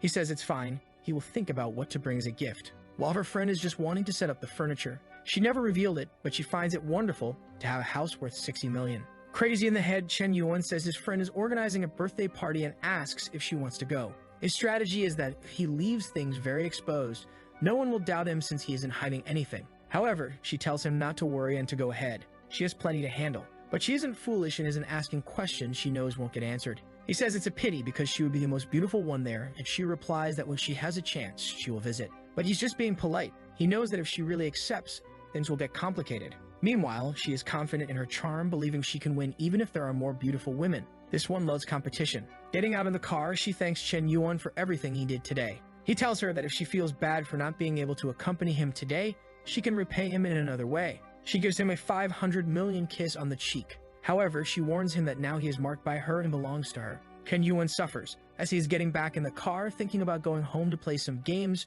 someone suddenly asks if that's his car. When he looks back, it's Chutong, shocked with her thumb out. Door closed, car on the road, and she was ignored. Her friend then says it looks like he lied last time and was just testing her again. Chutong is shocked for the 10th time. She messed up again and asked her friend what she should do to get him back. Her friend says it's not possible, she missed her chance. But maybe she can. Chutong is stunned. She gets angry, asking if she really is thinking of trying something with Chen Yuan. Her friend says he is amazing, so why wouldn't she try since Chutong can't anymore? Chutong starts radiating like Goku, pulling her hair, and now they're fighting over nothing. Our boy just closed the door. They're fighting, getting uglier and uglier. Lying on the ground with everyone recording. A while later, she is desolate, having lost the man and her friend. Chen Yuan keeps improving, and the distance between them keeps growing. This way, she has no more chance. Suddenly, someone tells her to stop crying. It's Shen Shui from Dreamland, asking if she's interested in becoming an internet celebrity, and that she knows a way to help her get Chen Yuan back. At home, Chen Yuan is just wondering what to give Kiki as a present. When he was about to leave his room, one of his friends mentioned that Chutong was starting a live stream. In the stream, she talks about everything that happened between her and the top spender on that platform. She told everyone how their relationship started a long time ago, but after everything they went through together, he didn't want her anymore. Chen Yuan is angry while his friend is curious if she really was with that rich guy. But our protagonist is already furious. She still wants to play the victim. But he thinks this plan doesn't suit her. There's definitely someone behind it. He then calls one of his friends and asks about who is sponsoring her live stream. Shortly after, he is informed it's Dreamland Shen Shui's company. Chen Yuan is outraged. The damn girl provoked him and now thinks he won't do anything. At Dreamland, Shen Shui is impressed that her live stream was so successful on its first try. When she proposed this idea to her boss, she was reprimanded. But one of her employees found out about his childhood love, Lin Chutong, and that's where she saw the chance to win him over. She thinks she is a genius. Then she gets a call from her boss informing her that their company has been banned from the platform. He went to the group of billionaires and told everyone to be careful and remove any investments or involvement with that company. Since that group is only for the ultra-rich who trust each other, everyone just followed the information and made several calls to withdraw everything they had. This caused a storm in the place, and in the end, they were banned from everything and had to terminate operations. One of the guys came to inform her that since everyone withdrew their investments, it would need 10 million to keep the place running, but they didn't have that. She was trembling and furious, wondering who was messing with her. Seeing the initial downfall of the company, some investors came to talk to her and withdrew everything they had. Even the streamers working for her left since it wasn't worth staying in a banned company. Without any investors, the company also lost the least they had. Leaving with boxes in hand and the place desolate, she didn't know what to do. She was sure that to have so much power, it could only be Mr. Wan, but why did he do that? Even Chutong was banned from the platforms, all obviously because of the bald contacts he had. And now was time to buy something for Kiki, when suddenly Shen Shui smacked her face against the glass, giving him a scare. With tears in her eyes, she said she was foolish and begged for forgiveness. And with that, the counterattack began with zero favorability. However, he thought he wasn't interested in an older woman even though she always came back from the market with 2 giant bags. He lowered the window and in full Giga Chad mode, told her it would be best if she didn't bother him anymore. Strangely, she collapsed to the ground, drooling and wondering why she hadn't realized he was so handsome, especially when he spoke so coldly to her. Her favorability increased and he sped up the Ferrari on the road. At Kiki's mansion, her friends were all impressed with the new house. Suddenly, one of them questioned. A girl with green hair asked if that place was really her house. As far as she had heard, the owner of the place was an old man. Kiki's friend told them to shut up, saying it was ridiculous to think she would be with an old man. However, the girl's boyfriend said it was true, and the owner of the house even had a 12-year-old daughter. Everyone started thinking that the house wasn't hers but just a favor from an old man. But her friends slapped the paper on the table, showing that she was the sole owner of the place. And people started believing that she had really bought it with her live stream earnings. Meanwhile, Kiki was feeling insecure, wondering why he hadn't arrived yet. He got out of the Ferrari with a teddy bear in hand. He parked his car far away to avoid drawing too much attention. Suddenly, he heard something coming from behind and a car almost ran over his foot. It stopped in front of everyone who wondered if it was a guy named Tang. The blonde guy named Tang Xuan got out of the car and ordered someone to park it for him. At that moment, he noticed Chen Yuan on the side. He wondered if Kiki had really invited this sewer rat to the party. Not to mention, he brought a teddy bear, which was ridiculous. Suddenly, Kiki shouted that he had finally arrived. As the two turned, she said she had been waiting for a long time. Tang Xuan, all gleaming, said it was so good to see her happy like that, but she dodged him. She went straight to Chen Yuan, who brought the teddy bear for her and thanked him. Everyone started commenting on how the fool was ignored, while he wondered why she was giving attention to this kid. Suddenly, a red truck passed behind him, and he thought the perfect chance had come. He told Kiki he brought a gift that he was sure she would like. While the guys were unloading some things from the truck, he thought that Rat should have stayed in the sewer, and now will learn the difference between them. He gave her a Yamaha CF6 piano, and said he thought it was perfect for the star of the day. Did she like the gift he brought? She said she did, but the piano was very expensive, so she would transfer the money back. He said it was okay because the value was nothing to him. Besides, he had composed a piece just for her. The girls were all smitten and excited to see what he would show, and he started playing the keys, music here and there. The other girls kept saying the two were a perfect match with that piano talent. Kiki strangely complimented him, saying she couldn't compare to such talent, and he said she was flattering him too much. He then turned to Chen Yuan and asked why he didn't show a bit of his talent.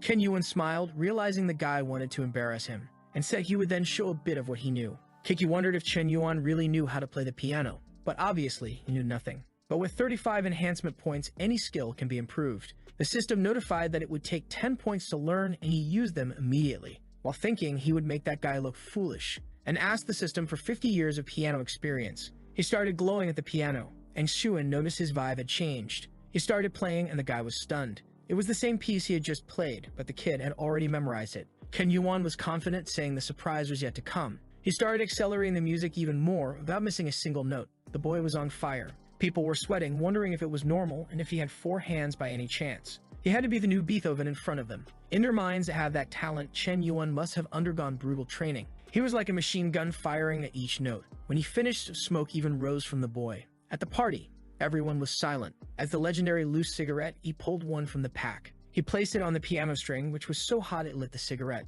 The Chinese know no limits. He put his hand on Xuan's shoulder and told him, "Your skills are good, just keep working hard." He then placed the cigarette in the guy's mouth and said that playing the piano was about expressing emotions, not creating competition. The guy seemed to fall in love, saying he understood.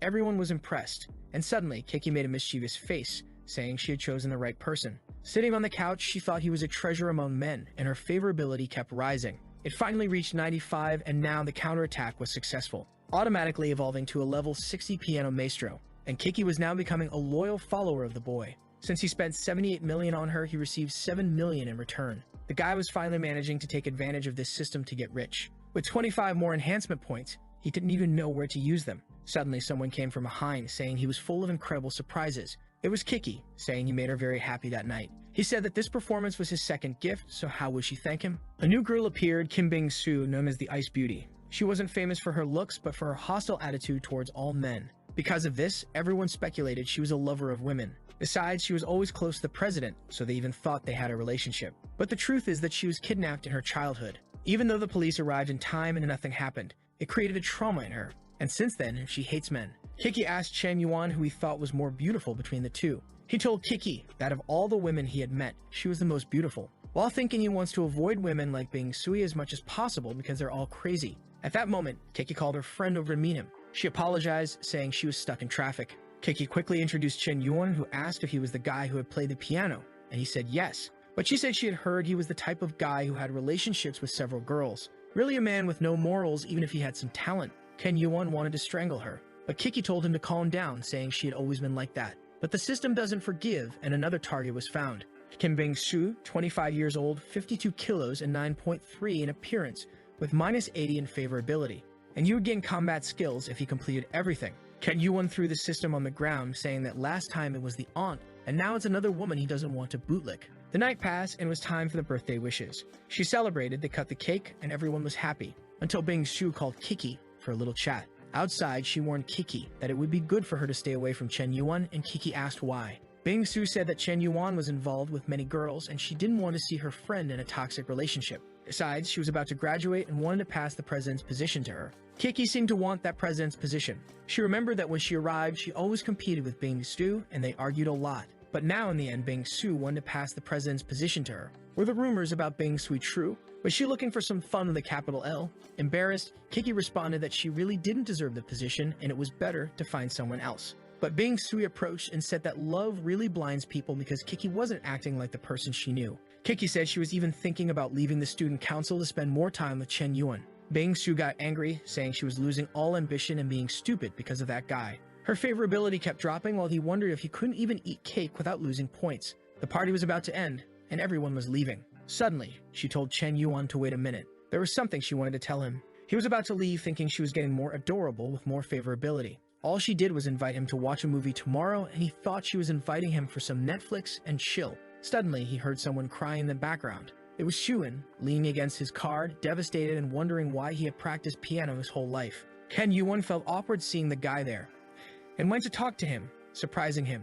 The guy was startled and asked what he wanted. Chen Yuan said he had just lost a piano duel, which wasn't a big deal. He felt awkward because he had humiliated the guy using the system. However, Xuan interpreted it differently and thought he was being belittled. Chen Yuan said that wasn't the case, but Xuan replied saying he admitted Chen Yuan's skills were good. However, it didn't matter because his family was extremely wealthy and he had everything good. He pulled out his car key and said he was sure Chen Yuan was a poor guy who didn't even have a place to fall dead. But Chen Yuan was heading to the Ferrari. The poor guy even broke his car key. Lying on the ground, he wondered why the god wore simple clothes and drove a Ferrari. As he was leaving, wondering what movie to watch with Kiki tomorrow, he suddenly saw Bing Su standing in the middle of nowhere. She clearly looked cold and he imagined she might catch a cold. But he didn't care about that, letting the ice princess freeze and sped away. However, when he looked in the rearview mirror, she was surrounded by some guys. They asked if she was alone and if she needed a bodyguard by any chance. If she made them happy, they would even do it for free. She got angry and said if they touched her one more time, she would call the police.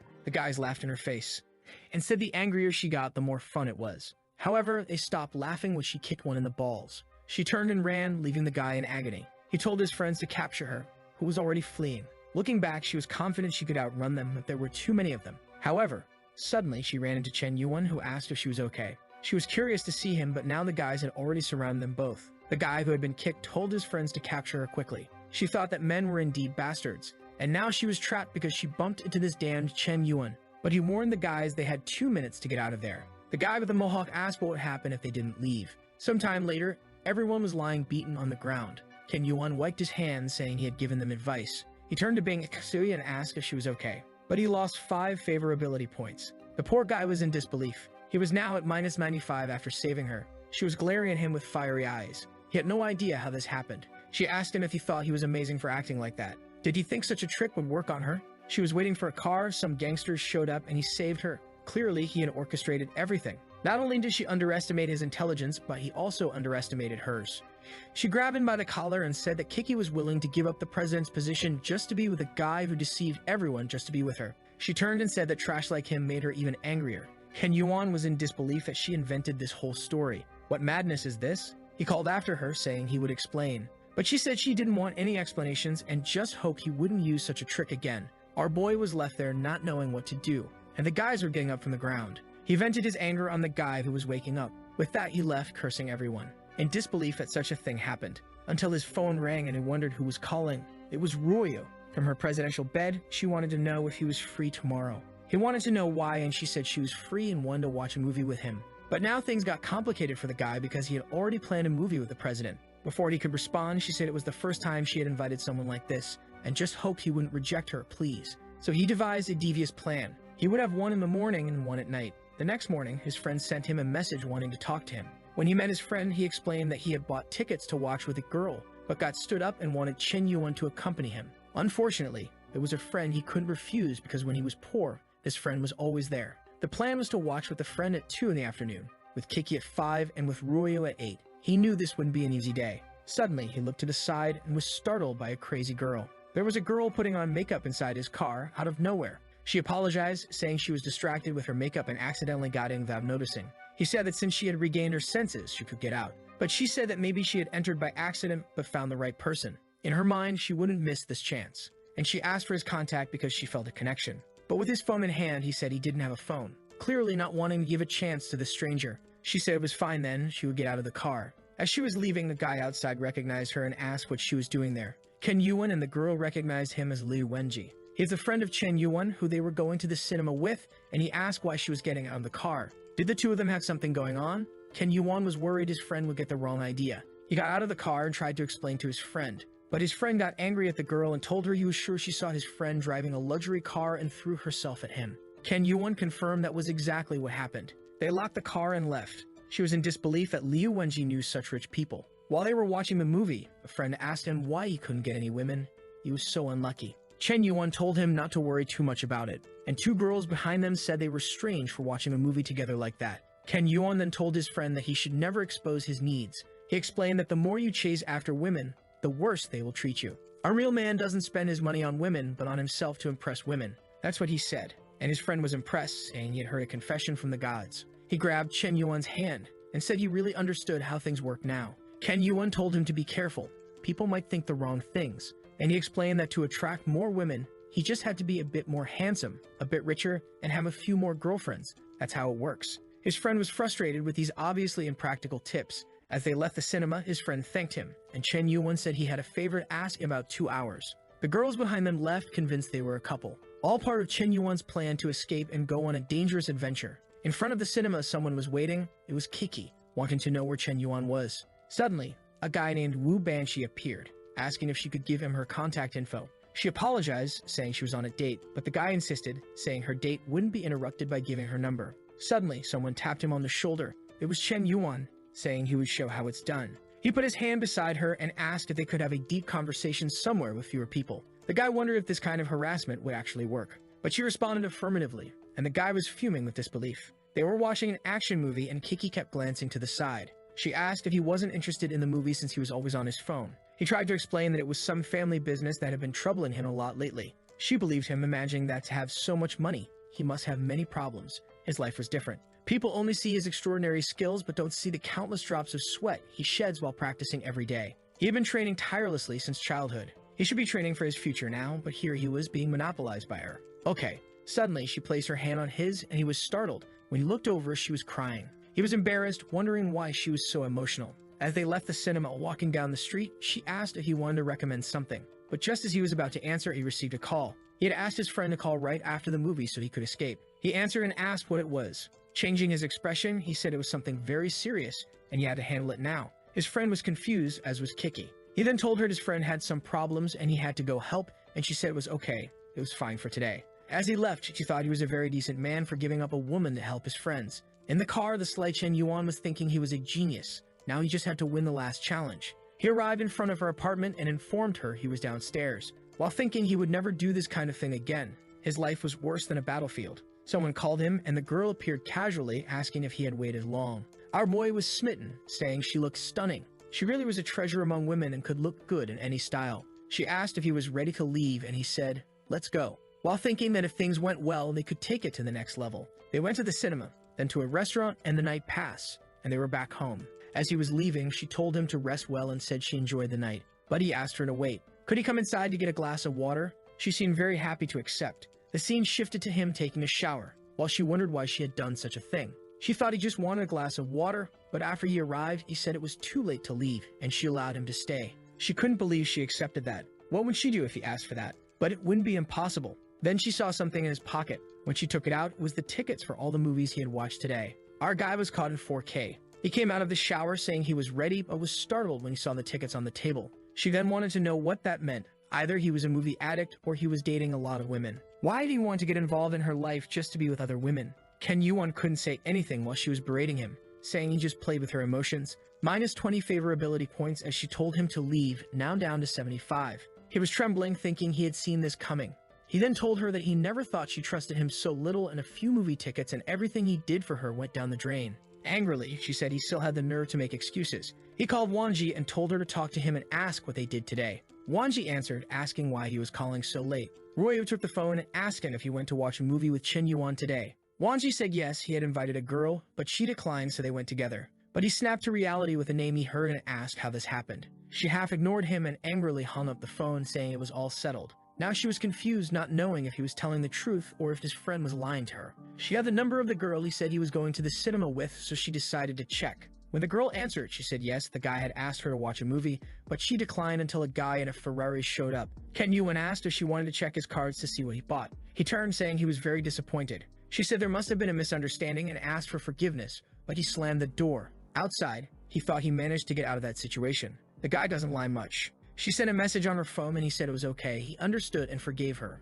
She felt relieved, thinking he was very kind, and her favorability rose by 21 points. Now he relaxed, her favorability went up again, luckily by 1 point more than before. He realized he needed to be more careful since he almost ruined everything. He needed to keep in mind that certain connections are just for gaining points and status, while others are for fun and joy. If he got the system for revenge, he would build a harem. Some girls passed by him, commenting that they were going to watch something. He seemed to recognize the name and decided to take a look as well. The court was packed with people. The girls were all excited, cheering and saying they loved them. On the side were Shutong and her friend, who suddenly teleported next to Chen Yuan, who greeted the famous Shu Lil. But someone touched his shoulder, and when he turned, it was Jiang asking if he liked basketball. The guys seeing this were all envious, saying Chen Yuan was a lucky guy. Suddenly, Bing Sui appeared, saying that men love to talk behind women's backs. Kitty told her to relax since they were just going to watch the game. On the court, Shuan was worried, seeing Chen Yuan there again. And there were a lot of girls surrounding him. What kind of disaster is this? But he saw Kiki and believed this was his chance to shine. He had been practicing basketball for the past 6 months. It was time to humiliate this guy. He threw the ball in his direction. Ken Yuan sensed something coming and in Spider-Man's style, managed to catch it. He turned to the guy and said it was shameful he acted that way just because he lost in the piano competition. Xiuman said it didn't matter. If he wanted, he could come and compete in basketball. Our boy seemed to be losing his temper with the guy. He threw the ball back, saying he would play then. Xiuman decided to catch it, but the throw was too strong, and he was knocked back. Kiki was impressed by the powerful throw, while Bing Su commented that men are all savages who know nothing but fighting. The poor guy was lying on the ground with his friends asking if he was okay. He couldn't believe that Chen Yuan was that strong. Ken Yuan said he wasn't interested in a one-on-one. Why not have the 5-on-5 to see the school's level? Everyone was shocked and couldn't believe he had called for a 5-5. Shuan knew he had the school team, the coach on his side, and the crowd. This was more like a 1-on-9, and he was sure he would win. The game started and he received the ball. He was confident he would humiliate Chen Yuan and finally make Kiki recognize who was better. Ken Yuan was surrounded not only by enemies but by his teammates as well. But he knew very well that this would happen. Who needs a team when you have this system? With that, he added 30 more years of basketball experience. Shuan continued to be confident, thinking it was time to show his skill. He jumped to dunk the ball. But suddenly, Chen Yuan appeared and blocked it easily. Everyone froze in disbelief that the poor guy was defeated so easily. It was one play, and the guy was already psychologically shaken, and Chen Yuan said it was his turn now. But the referee blew the whistle, saying it was a foul. With that, Schumann took a free throw and scored a point. Thinking Chen Yuan was an idiot since everyone was on his side, there was no way he could win.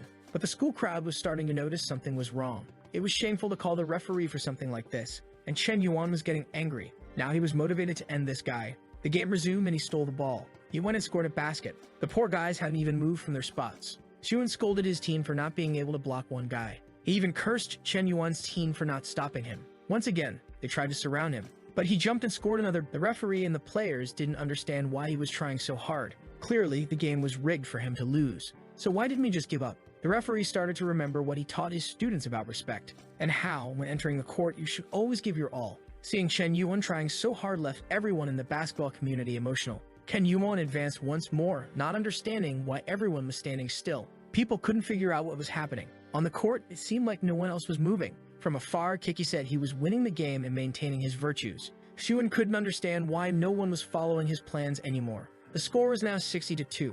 Shuan was exhausted, and Chen Yuan was advancing once again to humiliate him. At that moment, he thought that if he at least defended this one, he wouldn't be so embarrassed. Ken Yuan approached. He jumped, and Shuan threw his elbow into his chest. But it was his arm that got broken. He fell to the ground, writhing in pain, and Chen Yuan slammed the dunk. With that, he gained points with Kiki. He gained points with Shutong. He gained points with Shu Lil. He gained points with Xiang. As he was leaving, he said Shuan didn't deserve to be the team captain. It really insulted his skills to have to compete with someone so dirty. Shuan told him to stop being arrogant, saying he would soon regret it. Some girls said they even forgot to record because he was so incredible. Seeing that, Jiang wanted to know where Chen Yuan was. She wanted to give him a bottle of water, but Kikit also wanted to give him a bottle of water. However, all four were holding water bottles with liquid spilling. Chen Yuan fled, sweating nervously. Choosing which bottle to drink the nectar from could make him lose all the others. He took a shower after the game and received a friend request from someone in the group of rich people. The guy called him and he asked what was up. The guy said it was nothing much. He just wanted to know if the boy wanted a wife. Ken Yuan was skeptical about this offer. The next target was named Go Xinyuan, a 22-year-old actress. Her career was going very well, but she got involved in an online scandal and the company ended her contract. The guy who called him in the group was Ga Lang, her brother, who was asking for Chen Yuan's help. Ken Yuan asked if he was hearing correctly, did Ga Lang want him to marry his sister? Ga Lang clarified that it wasn't exactly like that. He said it somewhat casually. It's just that his sister was falsely accused and now her contract was terminated. So he wanted to know if Chen Yuan would like to buy the house she lives in. Ken Yuan thought he really needed to buy a house for himself, but considering she's an actress, she must love spending money, which would make her a perfect target for the system. He then told Gao Lang to arrange for him to meet his sister and see the house. Gao Lang said he would arrange everything now, thinking the group never lies. Mr. Yan is truly incredible. It seems the rumor that he saved the Xiao family isn't a lie. At the house, Go Zhuanian was furious.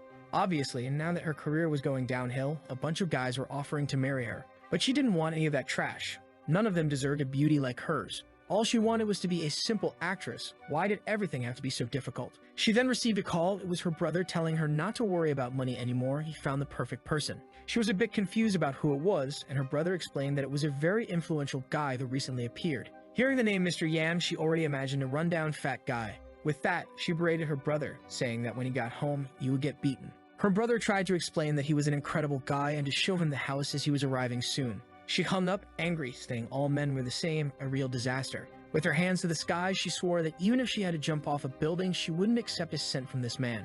In front of the house, Chen Yuan was impressed with the structure, and it wasn't very far. He rang the doorbell, and she thought the old man had come running like a desperate fool. She walked slowly down the hallway just to annoy him. She opened the door, saying she came running and for him to stop being annoying, but she blushed. As soon as she saw Chen Yuan introducing himself, before she could ask who he was, he entered, apologizing. She was impressed that the boss was so young and handsome. He sat on the sofa and told her she could sit too. She was a bit confused, as it was her house. She asked if he didn't want to see more of the house, and he said he had seen enough to know it was a good house. After all, that's not why he was there, and she wanted to know why then. He said the most important thing was her, and he wanted her to be his mistress. Wow, the boy is bold, activating this system wildly. Go Zhuanian 9.2 in appearance and minus 35 in favorability. Ken Yuan thought that this time he wouldn't waste time, he would go on the offensive. But hearing this, she wasn't pleased. The guy came in, asked her to be his mistress. She would have to humiliate him.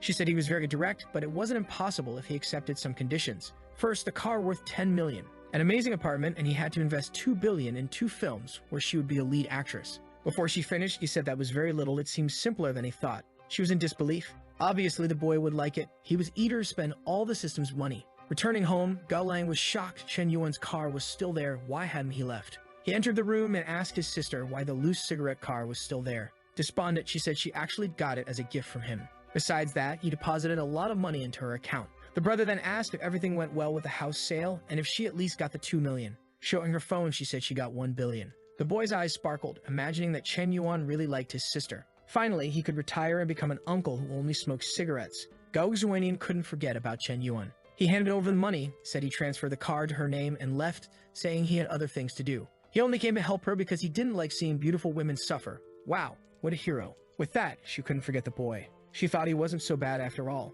and her favorability kept rising. At Bingsu's graduation, she warned Kiki to be careful with Chen Yuan. Kiki tried to explain that Chen Yuan wasn't what she thought, but Bingsu was clearly determined to hate the guy. She then revealed to her that on her birthday, he orchestrated some gangsters just to try and win her over. Kiki said it seemed like she had a very troubled mind. Chen Yuan is a hero that everyone at school likes, showing a photo of Shulil and her dad holding a poster. Not to mention that on her birthday, he had no idea she was going there, so it was impossible that he had set everything up. Bingsu started to question if she had really misunderstood things. Was she exaggerating with her paranoia? With that, she left without saying anything to Kiki. Now Bingsu felt embarrassed, thinking she had been mistaken in her romantic delusion. Back at work, she was exhausted. She was dying of shame because she had told her friend that her boyfriend was hitting on her when in fact he wasn't. Not to mention that every time she remembered the incident, the only thing that came to mind was Chen Yuan protecting her. Suddenly, her boss called her for a meeting, waking her up to reality, and informed her that there would be a charity dinner with the city's top businessmen. The boss wanted her to go and become friends with a certain Yang, a type of millionaire who had recently appeared. Bingsu felt sad. She had joined a company with a female boss to avoid this kind of thing, but she accepted. It was that or lose her job. Back at home, Chen Yuan was talking with the guys from the millionaire group. After he gave infinite money to Gao Zhuanian, she had been able to defend herself against the false accusations, and Chen Yuan was impressed with how well she handled things. On the other end of the phone was Hao Chang Qi, inviting him to the charity dinner. Thinking that it would only be rich people, he knew he could find a way or someone to spend a lot of money on. So of course he would go. Back at Gog's mansion, she was doing her best to defend herself from the accusations, but it wasn't easy. Every time she needed more money to invest in marketing, she received a transfer from our boy. She tried to convince herself that it was nothing. He wasn't winning her over like that. But favorability doesn't lie. The day of the charity dinner arrived. Of course, all the millionaires that our boy had humiliated were present, from the bar guy to the basketball guy. Suman said he was going to the bathroom. He knew the new magnate of the group would be at that party, and he had researched a lot to get close to this person. He knew it would be someone elegant and sophisticated, an elder with advanced vision. So he stood at the door, wanting to be the first to meet this person. But suddenly, he saw Chen Yuan arriving and wondered why he was there dressed as security. The poor guy had actually spent 20,000 on that suit, really only used to spending the system's money. But he was startled. The security guards were indeed wearing the same suit as him. Xuan went to speak to him, calling him the Prince of Basketball, and asked if he was so broke that he came there to work as security. But Chen Yuan said that wasn't the case, and that he was invited to the banquet. Xuan responded that they could enter together then, thinking he was lying and wouldn't have his name on the list. At the entrance, the security asked him to show the invitation, and Chen Yuan was confused. He hadn't received any invitation. Xuan encircled him, laughing, saying he was ridiculous. He really came there pretending like that. Meanwhile, another car pulled up to the event. It was being Sue arriving for work. All the guys blushed upon seeing her. She thought she didn't like arriving in a luxurious car, but unfortunately, it was part of the company's plan. She heard some commotion on the side and looked to see Chen Yuan and the security guard. He was already getting angry, saying he didn't have an invitation, but he was sure he was invited. A security guard said everyone who was invited received something at home. Bing Su laughed in his face, asking if he really thought he was that important. Suddenly, she appeared and said that each card allowed bringing a guest, so he was hers. The guard accepted without a word, while Chen Yuan was confused as to why she was helping him since she hated him. She turned and told him to hurry up, saying her perception of him hadn't changed. She just owed him a favor. She understood that on that night, he really did save her, and that's all. But Chen Yuan didn't like this. He was about to make a call to humiliate Xuan, and now she had ruined everything. He then told her that she shouldn't consider this for paying the favor. He didn't ask to be her lackey. It would be better if she stopped meddling in other people's business and just left a like on the video to help Mamoru make more juicy content for his viewers. Part 3 is on the way, so activate the cheeky little... Do you remember that the last chapter ended with Chen Yuan being barred from entering the rich people's event? Bingshu arrived and told him to come in as her companion, but he shouldn't get the wrong idea. She was just repaying her debt. Chen Yuan hated this. He wanted to flaunt his wealth and make everyone jealous. He said he was officially invited and wouldn't be her slave in this place. He warned her to stop meddling in other people's business. Bingshu was furious. She had exposed herself just to help this bastard, and now he humiliated her. The copy-paste extras said it was better this way since this loser would never enter a place like that. The blonde guy told Chen Yuan that this was the nobles' area and he shouldn't come here dressed like a security guard. All of this was fueling Chen Yuan's anger. Then one of the group's members went to see who was causing such a commotion. He noticed that Tang Xuan, the blonde guy, was trying to humiliate the cigarette solider. He got worried, saying this would cause trouble, and called Hoshin. Meanwhile, inside the event, a man in a suit named Tang Oji was eager to meet the so-called Mr. Smoke. The car guy said Chen Yuan was eccentric, and even though he was very rich, they always treated each other like brothers. Then he got a call saying Chen Yuan was being humiliated and barred outside. He was shocked, asking how they dared to do this to a special guest. The person on the phone said the one bearing him was Tang Xuan, who was from the family of the guy next to him. He ran out, saying this bastard was ruining their family. Meanwhile, outside, Xuan continued to humiliate Chen Yuan, saying he looked good as a security guard. Chen Yuan slapped him and told him to take his effeminate hand away and stop trying to give orders. He whispered that even if they were comrades, Xuan had no qualifications for that. Xuan spread his arms, boasting that his brother was incredible with billions in company funds. As the illustrious second son of the Tang family, he was definitely better than a mere security guard. Watching all this, Bingshu thought Xuan was full of himself, but still better than the disgusting Shen Yuan who had refused her kindness. At that moment, everyone recognized Oji approaching with the car guy. People noticed he wasn't happy. Xuan asked what he could do for his big brother, only to be slapped in the face. He staggered, asking why he was being beaten. Oji said he was bold to ask and told him to apologize to Mr. Smoke, or better yet, to the great Mr. Yuan. Xuan was confused, not understanding. Oji approached him and sincerely asked him to accept his apologies. Everyone realized then that Chen Yuan was no small deal. People started wanting to hand him their business cards and befriend him. Xuan was devastated. He lost at piano, he lost at basketball, and now he lost in family background. Was this guy his archenemy? Hoshin also apologized to Chen Yuan, saying he planned poorly, but should have at least been notified of his arrival time. Chen Yuan said they were friends and Hoshin didn't need to worry about those details. Then he was guided into the event. Bing Shu was impressed because Chen Yuan really seemed to have a lot of money but didn't flaunt it. She knew that someone with such status would be chased by all the girls at the university. Now she felt ashamed for being so presumptuous and thinking he was following her. She covered her face, wondering how she would complete the mission her boss had given her, especially since the guy she had to talk to was called Smoke Soldier. She started to wonder if she would have to use her physical appearance. Meanwhile, inside the charity auction, Hoshin said there would be jewels, paintings, and even pieces of an island. Chen Yuan was impressed, and the guy said it was all to support the auction. Our guy now had the face of a crazy psychopath eager to spend money. Buying a piece of land in the middle of the city to build something would surely cost a lot. The problem is, as always, he has to give it to some woman to get a share later. He starts thinking about Ruoyu and Yu-Ti, but then realizes Bing Shui is right behind him. However, he decides to abandon the idea because every time he tries to please her, he gets rebuffed. At that moment, a guy stands up, exclaiming how amazing it is to see her there. The blonde Gosuanian whom our guy had given a mansion to arrived looking strong and healthy. Seeing her from afar, the psychopathic Chen Yuan thought of buying everything in the place and giving it to her. He also found the seating arrangement interesting. It seemed that the more important the person, the closer they were to the front. That's when he recognized that the name of the person beside him belonged to someone extremely important in the city. Apparently, the cigarette soldier was highly respected there. Then someone sat down, and who do you think it was? Of course, it was a girl with extremely high potential, and she probably had her blood tests up to date. People around commented that she was the daughter of Secretary Shu. Our eavesdropping boy just listened. He blushed and got flustered, realizing she was not only the daughter of a big boss, but also healthy and strong. However, he turned to the side, embarrassed and nervous, though he didn't know why. Oji went over to introduce himself to her, saying it was a pleasure to meet her. Obviously, the rascal was already thinking about forming an alliance or even marrying the woman. She recognized his name and said it was a pleasure to meet him too. However, she was already thinking about how much she hated attending these events her father forced her to. But she was curious to know who the boy next to her was, since usually those seats were filled with old men. She tried to talk to Chen Yuan, who pretended not to hear, turning to the side. She was confused, wondering why she was being avoided like the plague. Was she that scary? Chen Yuan was terrified of starting a conversation and having the system create a bond with her. However, she kept pestering him, saying it was rude not to even say his name. Hoshin then told Chen Yuan that he should pay more attention. She was none other than the secretary's daughter.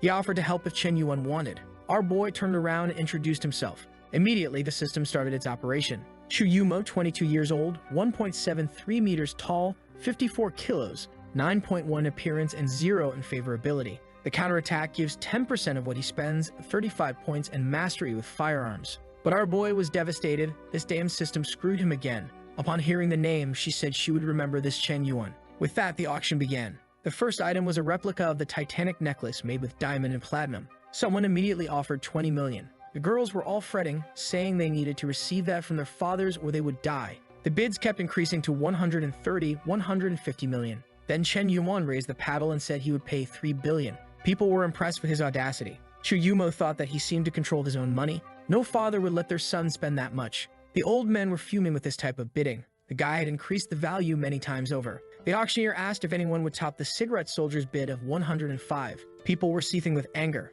but no one wanted to say anything. With that, the gavel was struck and the sale was finalized. When it came time to process the payment, he said it was a gift for Miss Go Xuanian and should be delivered to her. Everyone heard this, and her favorability already increased by 10. Her brother immediately said the gift she was about to receive was incredible. Favorability kept rising. The poor girl knew he was doing this just to mess with her, but unfortunately, she couldn't resist and her favorability was already at 35. She got angry, saying she couldn't be swayed by such things. She was a woman with dreams and aspirations. She made a dark face, asking if Chen Yuan really thought he could win her over with money. She would show him how formidable she could be. At that moment, the woman brought out the second item for sale. Who would he give this to? It was a crystal piano. The announcer said the bidding would start at 30 million. Someone offered 35 and another 40 and another 45. Of course, Chen Yuan raised it to 200 million. He thought this would be the perfect gift for Miss Kiki. Then from the background, someone said they would offer 210 million. He looked back and saw a mage carrying 2 fire spheres. He recognized her as the heir to the Fire Group and the owner of several gaming industries.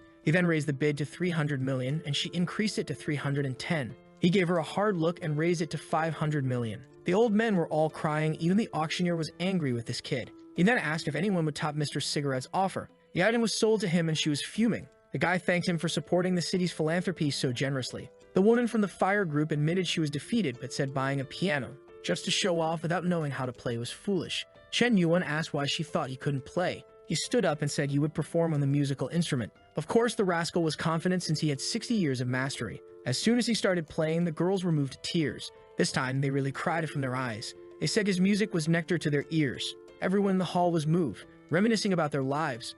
Now Chuyumo, who also had some professional techniques, wanted to add him. Chen Yuan noticed she was starting to like him. However, he seemed uninterested and bluntly said he forgot his phone. But this psychopath loved being rejected and he gained another 30 points. He wondered why he only encountered crazy people these days. She extended her hands and said it didn't matter that he forgot. He could just give her his number and she would write it down. He apologized, saying he had a poor memory. She said she would send someone to investigate his number then. They stood there staring at each other. After realizing he had no way out, he said he was defeated and would add her. She said she always knew he had his phone but was just trying to mess with her. The crazy girl thought that good things never fall into your lap. If you want something good, you have to go after it. At that moment, the auctioneer announced they would be selling failing companies. Chen Yuan's eyes lit up. The woman then announced a streamer company that had recently faced some problems and shut down. The bid started at 50 million. Probably the one Chen Yuan tricked the fool into losing, and he immediately offered 60 million. Our boy was confused why no one wanted to compete with him. However, everyone was thinking the same thing. The bastard would triple the value. The presenter said Mr. Chen Yuan was trying to take everything from this place. Was no one willing to make an offer? He struck the gavel 3 times and it was sold. He then announced he hoped Mr. Chen Yuan could rebuild this company and restore it to its former glory. However, one of the guys there had received information about Chen Yuan and was eager to wipe that smile off his face. He went to the corner of the room and told someone to give him all the details to bring this kid down. He discovered that our boy was 21 years old and came from Hubei province. His parents collected oranges and had a pond. The guys looked up all the schools he attended from high school to university, but the hacker revealed that the bank account he used was a global VIP type. Less than 50 people in the world have access to that type of card, usually used for transactions between countries. The old man wondered what kind of joke this was. A farm boy had a card that only country leaders had. He was sure even hackers' information was being manipulated. He realized Chen Yuan had enough influence to alter even government records and told the hacker to stop investigating this dangerous guy. Aoji saw the guy investigating Chen Yuan and discovered something that scared him. He wondered if Chen Yuan was really a descendant of a secret family. However, the guy was a gossip, like an old woman with nothing better to do,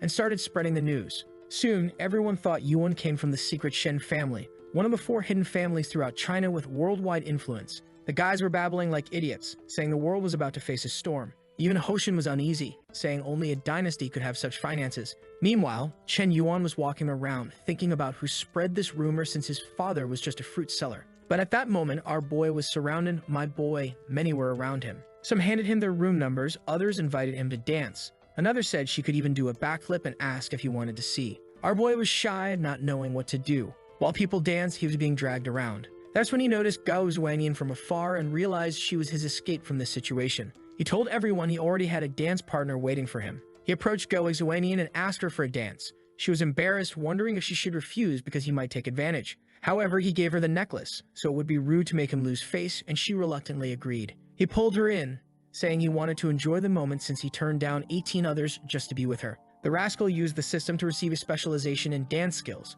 She was moved, saying he danced well and his hand was warm. She thought he always surprised her, but she didn't find it unpleasant and was even starting to like it. Boy, all that effort just to gain 5 favorability points. This is tough. Everyone in the hall was talking about the 2 of them. Chuyumo found it strange that he wanted to get involved with that girl considering her scandals, but at least he wasn't swayed by that swarm of killer spiders. Of course, she was angry that he rejected her and asked Gao instead. The same fool from before came to ask if he could dance with her. She told him to buzz off because she wasn't interested in old men. The poor guy was called old at 30 and felt crushed. Chen Yuan was happy he managed to gain at least 5 points with this dance. Then someone came and called him saying they wanted a dance before he left. The guy who had been rejected earlier was furious at this brat, but our boy was very Sigma and said he was unfortunately exhausted from the last dance. She said it was fine and asked what he wanted to know about her. Our boy was impressed with her resilience to rejection. Since that was the case, he suggested they could talk in the corner. She kept poking him, asking if the actress was his girlfriend, to which he replied no. The psycho got excited, thinking if the relationship wasn't established, she had a chance. Then she asked if he knew about the scandal she had been involved in. He said he didn't care since her image would soon be clean because he was supporting her.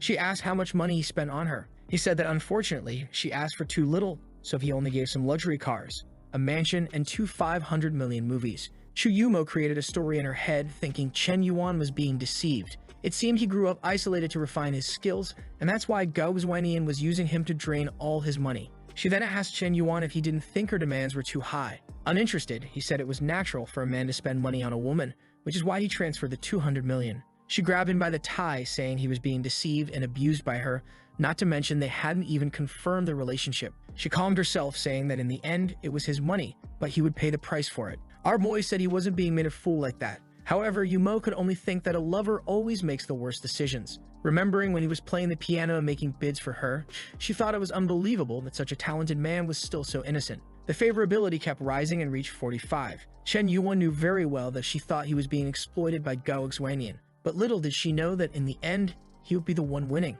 He made a villainous face, saying she didn't yet know the skills of the big brother. He turned to her and told her not to speak ill of Gao Xuanian anymore, saying her behavior was very much like the behavior she wanted to judge. She was devastated and stood up angrily to leave, thinking she had better background, appearance, and personality than that actress. She left motivated, saying that Chen Yuan should just wait. Soon, she would get him too, since she always got what she wanted in life. Chen Yuan was worried, saying that next time he would keep as much distance from this woman as possible. At the end of the event, everyone wanted to keep in touch with the boy. While he was on his phone, Hoshin approached, introducing a new friend, Zhou Xiaowei. Zhou was very shy, and Hoshin told him to lift his head and speak to Mr. Cigarette. Chen Yuan asked why Zhou was so shy and why he had brought him there. Zhou stammered as he explained that his family was selling a giant skyscraper building. Chen Yuan got excited and asked him to elaborate, and Zhou explained that it had more than 10 floors, 1,000 square meters per floor, and a total value of 2 billion. Even Hoshin was shocked, not knowing his chubby friend was a billionaire. Chen Yuan then said to add him, and he would come to check it out someday. Zhou was a bit awkward, thinking Chen Yuan would want at most 1 or 2 floors, but it seemed he wanted the whole thing. Zhou left, telling him not to sell it to anyone else, and the guy agreed. In the taxi, Chen Yuan was thinking about who he would give a 2 billion building to. It couldn't be a regular girl or she'd collapse. It had to be someone with very high mental resilience. The taxi sped up and he hit his face. The driver stepped out and told the woman to get out of the way. Chen Yuan wondered what Bingshu was doing there. She walked over, opened the door, and got in with our boy, confusing everyone. She turned to the driver and told him to start driving. The poor driver had no choice. Our boy was looking at her, wondering why she was there. Bingshu was motivated. It was her first job after graduation, and she couldn't disappoint her boss. Chen Yuan, embarrassed, tried to be polite to her, thinking he had just gotten rid of that damn Yumo, and now met the worst one. She then said she was there as a representative of the Carp Fish app, seeking an investment. It already had millions of downloads. Chen Yuan cut her off, asking if she was asking for help. She said it could be seen that way, but it was a win-win situation as they had great potential. Chen Yuan then asked if she was begging for his help. She said yes, she was begging for help, and asked him to stop. Almost crying, she wondered why he was using money to humiliate her like this. Now the rascal was satisfied. Finally, she was yielding. But he knew exactly what she disliked and approached, saying that if she came seeking something, she should offer something in return. He asked if she understood what he meant. Even the taxi driver thought he was a disgusting jerk. However, Bingshu slapped him, telling him to get off, saying that's why he didn't deserve Kiki. The 10 favorability points he had went down to -5. He moved to the side, saying he had no intention of sleeping with her. He was just provoking, but he didn't like cold women like her. She got even angrier and told him to stop joking around. Our boy replied that he wasn't very interested. They had only met twice, and she was asking him to invest in her company. Besides, she disrespected him last time and never even apologized. He snapped, telling her to disappear, saying she brought humiliation upon herself and ordered the taxi driver to stop now. But that's when Chen Yuan noticed his troubles had only just begun. The taxi was surrounded by 3 vans. Unfortunately, it wasn't a bunch of women, but a group of strange men getting out of the cars. There was a gang of criminals apparently hunting him. Our boy realized the night wouldn't end well. Bingshu asked what they would do. He replied that they would surrender, and that's it. The guys were excited. It seemed to be the idea of the auction man who thought capturing someone so rich would be a good move. Chen Yuan said that with such affection, he was willing to benefit everyone there. The guy said that because he was so cooperative, he wouldn't tie him up too tightly, but then he got a kick to the neck. He fell, and his friends wondered what kind of kick that was. Chen Yuan knew this time it was real criminals, not a bunch of high school kids. But with his elevated martial arts talent, it was just punches to the face.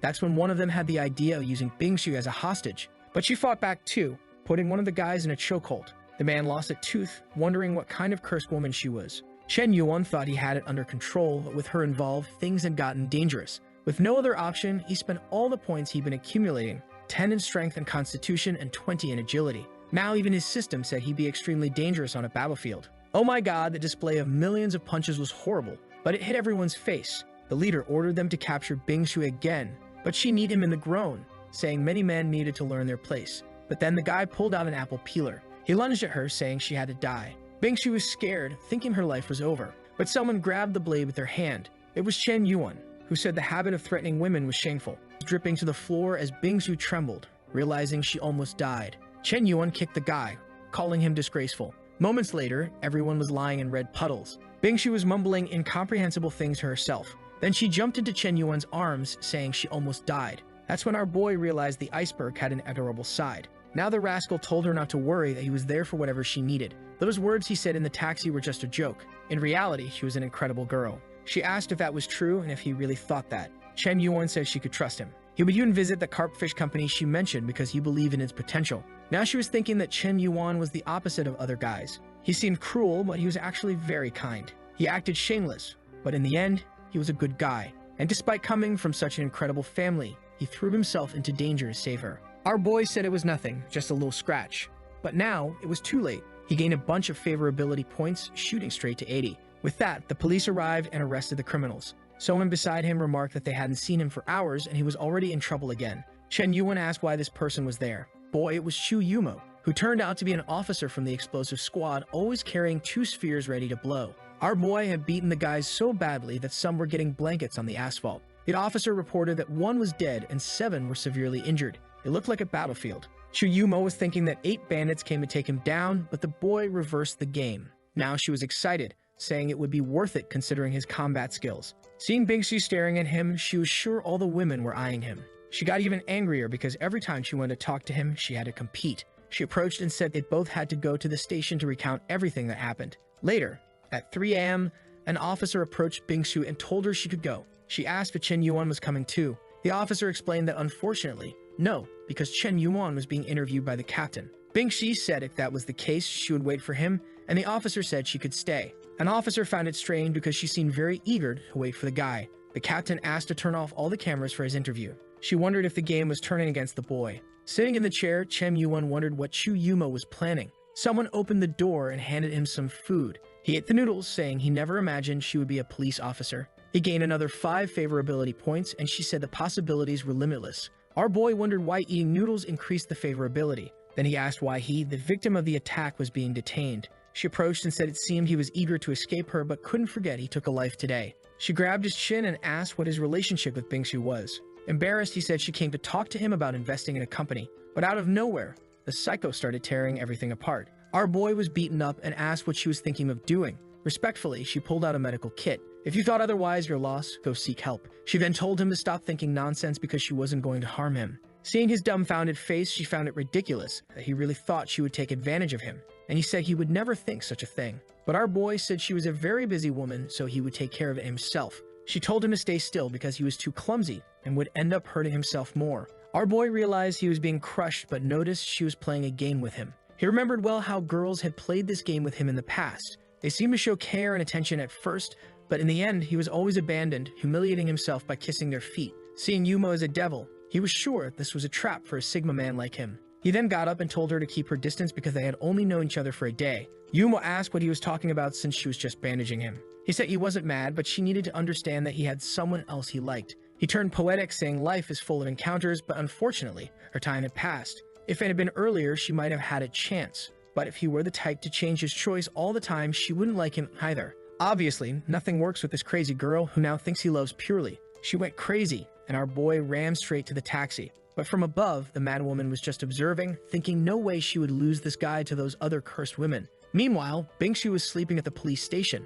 When he got home, he was exhausted. The day had been a mess, and he just wanted to sleep. However, when he entered, he heard the sound of a shower. He saw a silhouette in the mist and thought the president liked testing his self-control. An angel told him to calm down while the devil told him to go in. But an unknown girl came out of the shower, saying it was very comfortable there. She saw Chen Yuan, who was paralyzed, got scared and screamed for help. A while later, she was crying to Kiki, saying she would never marry because she had been seen. Chen Yuan, losing patience, said he was going to take a shower, but the friend was angry, saying that Rascal had seen everything and hadn't even apologized. Kiki tried to explain that he was a good friend, but Mei Ming found it strange that her friend was defending the guy and wanted to know what was going on between them. She ran to Kiki and told her to stop involving herself with losers like him, especially now that she lived in such a house and was a streamer who received millions. She couldn't get involved with someone like him. Embarrassed, the president said her friend was thinking wrong. Chen Yuan was an extraordinary man. Kiki hadn't explained to her friend that the house wasn't really hers. But Mei Ming kept trash-talking Chen Yuan, saying that yesterday there was an auction and a guy bought a bunch of stuff. Only that type of man should be with her. At that moment, someone knocked on the door, saying they had a delivery. Mengming asked what it was, and they replied it was a piano Chen Yuan had bought. The friend was sure it would be an old piano they brought, but strangely, there was a helicopter in front of the house. An armed battalion arrived in an armored car, and they wondered what kind of piano this was. A while later, it was in the middle of the living room, still covered. By now, he was scared, wondering what kind of national treasure this was. Mengming got tired of waiting and pulled the cover off. She was blinded by the shine. Obviously, it was the crystal piano, and she was completely cured. Mengming tapped it and realized it was genuine, wondering if she was wrong about that guy. Then a news report about the auction was on TV, showing Chen Yuan being called the mysterious millionaire who spent over 500 million. Poor Mengming was hit by the 500 million realization and was in disbelief. Kiki turned and said she told her that Chen Yuan was exceptional. At that moment, someone said the piano had arrived. Her expression changed as she saw our boy shining. He came down the stairs, saying it took longer than he thought. Now the crazy girl was thinking he was too handsome, going from 0 to 100. He asked Kiki if she liked it, and she said it was precious, maybe too much. He then mentioned he had a business meeting and asked if she wanted to come along. Seeing her friend in the house, she didn't want to leave her alone, so she apologized and said she couldn't go today. Our boy left the house without worrying too much. At that moment, the system activated the link with Mengming, starting with 20 points. However, Chen Yuan didn't like this, as she was supposed to be Kiki's best friend. He would have to make her realize that her friend had eyes on her man. While Kiki played music happily, Mengming could only think about having a guy as handsome as him. But our boy doesn't know how to be poorly accompanied anymore, so he called Ruyo to join him on the business trip. She was angry as he had disappeared for days and now called her for this kind of outing. She thought he had been distant lately and wondered if it was because they hadn't done anything that night. Already angry, she said that all men seemed to be the same and his favorability dropped to 95. Our boy, from a distance, wondered why he lost points without doing anything. Face to face, he wanted to know why he was losing points and wondered if it was because he didn't pick her up from home. But our boy, being Sigma, ignored everything she was thinking and just called the chubby guy to send someone to pick him up. He knew that if he started apologizing, it would only feed these pointless problems. His plan was to solve it with the good old system. Meanwhile, in that building, a guy was talking to his friend, asking if this Kyunhan was really that amazing. It was the chubby guy's father who asked, and the boy replied that yes, he could be trusted. He was a very wealthy kid. The father said it seemed the boy was incredible and was curious to meet him. Nearby, there was an old bald man with Sutong, wondering why Mr. Zuzong was there. She seemed interested, wondering if this guy was important. She was a new employee, and the old man warned her to be careful with that Mohawk guy. He was the richest one there. Sutong wanted to know how the guy who hired her, a millionaire, thought the other guy was even richer. Then she saw a couple talking and said the person looked familiar. Was it him? The man greeted our boy, who said he was very modest to come there to meet him personally. Then the son arrived, saying everyone was waiting to meet him. Our boy was excited, saying they were very polite. While the papers fell to the floor, Sutong wondered why the owner of the place came to meet Chen Yuan. The old man said that place took 9 years to build and was extremely luxurious. At that moment, more than 300 companies had stores there. It was basically a complete shopping mall with many stores, cinemas, karaoke, and everything else they wanted. And at the top, there was still an incredible commercial area. But Ruyu wasn't enjoying all this, wondering why the bastard brought her there just to follow him around. The old man said he would show him all the floors, and he asked Ruyu what she thought of the building. She said it didn't seem that bad. Chen Yuan then told the old man that if she liked it, he liked it too. Just name the price, and he would buy it and give it to her. The father asked if he would really put the entire building in her name. Our boy said yes, as long as she liked it, nothing was a problem. The old man couldn't understand how the young man's mind worked. Rui was hesitant to accept, saying it was too much. After all, it was an entire building. But our boy wanted to convince her, saying that if she had that, she would never have any financial problems again. At that moment, she would have to take care of her parents' company, which would be a lot of work. But this building would ensure she had no more problems. Now she thought she understood why she was brought there and wondered if she should maybe stop acting like a princess. Because he gained 3 points, passing 98, he gained another 20 strength points. The chubby guy intervened and said it was all set, informing Chen Yuan that the selling price was 2.6 billion. He pulled out his black card and said if the papers were correct, the 2.6 billion would be in their account. A while later, everyone was clapping, a contract was sealed. Our boy then said he was just an investor because the true owner was Miss Ruyo. Everyone congratulated her, and she felt embarrassed, wondering if this was the life of a boss. It explained why her parents enjoyed being in the office so much. It wasn't so bad being pampered. However, she already showed a psychopathic side, saying that seeing so many people bowing was a delightful feeling. Meanwhile, Pork Sutong asked why so many people were gathering. Her friend informed her that the entire building was bought and given to a girl in her 20s.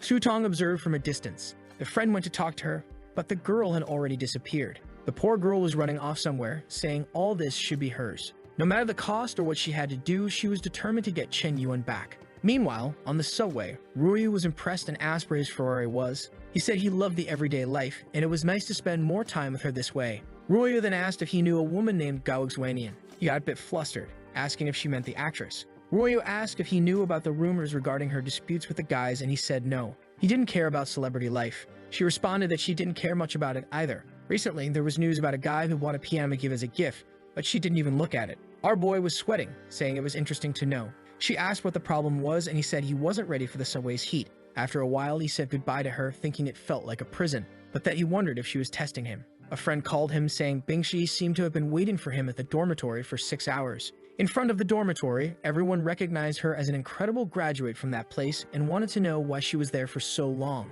She was staring at her phone, wondering where he had gone. When she woke up at the police station, he had disappeared like a ghost, and her body inexplicably brought her to that place. The poor girl was going crazy, saying her heart wouldn't stop dancing and she needed to find calm. Could she have fallen in love with Chen Yuan? No. She tried to change her mind, saying he was just a friend of Kiki. She couldn't think like that. Our boy was in the crowd, wondering if she was really waiting for him. But she was resolute in solving the financial part of the company. Then she recognized him, ran over, and hugged him. Everyone commented that it was impossible since they thought she was a lover of women. But she was clinging to him, saying she only felt safe this way. Chen Yuan asked what the problem was, and she told him not to move away, that she didn't want to let go. His friends were just observing, saying they wanted to kill the lucky bastard. Suddenly, it started to rain and people ran for cover. Our boy turned to her and said they needed to find shelter from the rain. The next moment, they were in the dormitory, and his friends were shocked. She sat in the chair, thinking it wasn't as dirty as she imagined. The friends wanted to know how the hell he managed to get something like this. Suddenly, she asked why his laundry basket had so many dirty clothes. When the rain stopped, she wondered why she took that without thinking straight. Chen Yuan didn't worry much and said he would take her back home. On the way, he asked if all this was because of the help the company needed. She remembered the company and said yes, it was all for the company, which is why she was there. She mentioned that she hadn't sent a message because she didn't have his number. Could he give it to her? He said it wasn't a problem and told her she could contact him whenever she wanted. She asked if it was only about the financing he was talking about, but our boy was already leaving, saying not to worry, he would check the company tomorrow. The poor girl kept saying she was indeed a bad woman for doing this, but she felt at peace when she was close to him. She just didn't know how she would be treated when Kiki found out. The next day, he received a message from Ryu asking for help to receive the company's funds, but he told her to put someone else in charge now that she was the boss since he had things to do. He was in the car with Bingsu, who asked why he was so happy. Our boy was wondering why, after one night, she already seemed angry again. Bingsu concluded that she couldn't get involved in other people's relationships. Ken Yuan had many other options, so obviously he didn't want her boss and informed her that they would be there soon. However, the office of Bingsu's company was in Ruryu's building. He asked if the company was really located there, and she confirmed it. Now he was in trouble. If Ruryu saw him, he would lose the maximum favorability he had already gained. With no option, he went to the elevator, which opened with Ruryu inside. She asked what he had to do that was so important this morning. Inside, there was an awkward silence. Our boy tried to stay calm, saying he couldn't show any signs of stress. He then introduced Bingsu, saying she worked at the carp fish company in the technology industry. He turned to Bingsu and introduced Ruryu as the owner of the entire building. Bingsu was impressed that such a young woman owned such a large place, but seemed curious about Chen Yuan's relationship with his school colleague. She introduced herself and said it was nice to meet her. However, Ruryu just stared and said hi, finding it very suspicious that such a beautiful woman was with Chen Yuan. Even though she knew he was unfaithful, he couldn't be that shameless. Once she collected the rents, she would deal with him. Bingsu then left the elevator, saying she would call the company boss and that they should wait. Our boy didn't want her to go, knowing he would be humiliated now. He turned to Ruryu, saying he wanted to explain something, but she wasn't in the mood to be fooled and told him to speak up. He whispered to Ruryu to be careful with Bingsu, saying she was a well-known lover of women at school and might try to seduce her. She asked if it was true and confirmed that everyone at school knew. With that, she called Chen Yuan and he went. However, Ruryu didn't believe him and said she needed to find someone to confirm it. She decided to call some people she knew from university. When the guy saw the number, he was shocked, wondering who he had offended to get a call from her. When he answered, he asked what the adorable classmate wanted to talk about. She asked about the rumors regarding Bingsu. He mentioned that people said the student council was her playground. Ruryu got excited, thinking Chen Yuan hadn't lied. The friend asked if she was talking about the same Chen Yuan he knew. However, she just thanked him and hung up. The guy got angry, saying he needed to inform her about the kind of person Chen Yuan was. He tried sending some messages but got blocked. Poor Ruryu was all excited, thinking that Chen Yuan really didn't lie. When the guy started sending a bunch of messages, she blocked him. In the meeting with the president in a flexible suit, she went over all the company's numbers. Our boy was there just to spend money, so he wasn't interested in that. He raised his hand and said he already understood well because Bingshu had explained about the company. He asked her to just name the company's price. The president hesitated, knowing he had power that defied logic. She knew her company was worth $1 billion and needed at least $100 million in investments. She said $1 billion, and our boy was shocked. She wondered if she had mentioned a too high value. Chen Yuan asked if she had really taken all this time to mention such a low value. He then said he would buy 49% for $1 billion, but had a condition. The value was too good, so she wanted to know what the condition was. The president thought she was too old for him to try something like that, but if he insisted too much, it wouldn't be a big problem. He revealed that the condition was that all shares be transferred to Bingshu's name. A while later, he left the room and she was stunned. Bingshu asked how the conversation had gone. Our boy said she worked very well and would soon receive a promotion. She said she wasn't there for that and asked what he was planning. She was sure by the way he treated Ruyu that they had something going on. You should be careful because the president had genuine feelings, but she was thoughtful, wondering what her plans were. Ken Yuan asked why he should choose someone in with a psychopathic look, said he wanted everyone. She was startled and asked what kind of business this was. He made a villainous face, asking if it was wrong. She then said he had revealed his vulgar style, incredulous that she had thought something else. Shen Yuan said she was acting this way, but yesterday she had the audacity to grab him by the arms and invite him to her house. He asked if she wanted to know if he would choose her. After all, as a friend of Kiki, she shouldn't have flirted with him yesterday. He told her that someone who acted that way had no moral ground to judge him.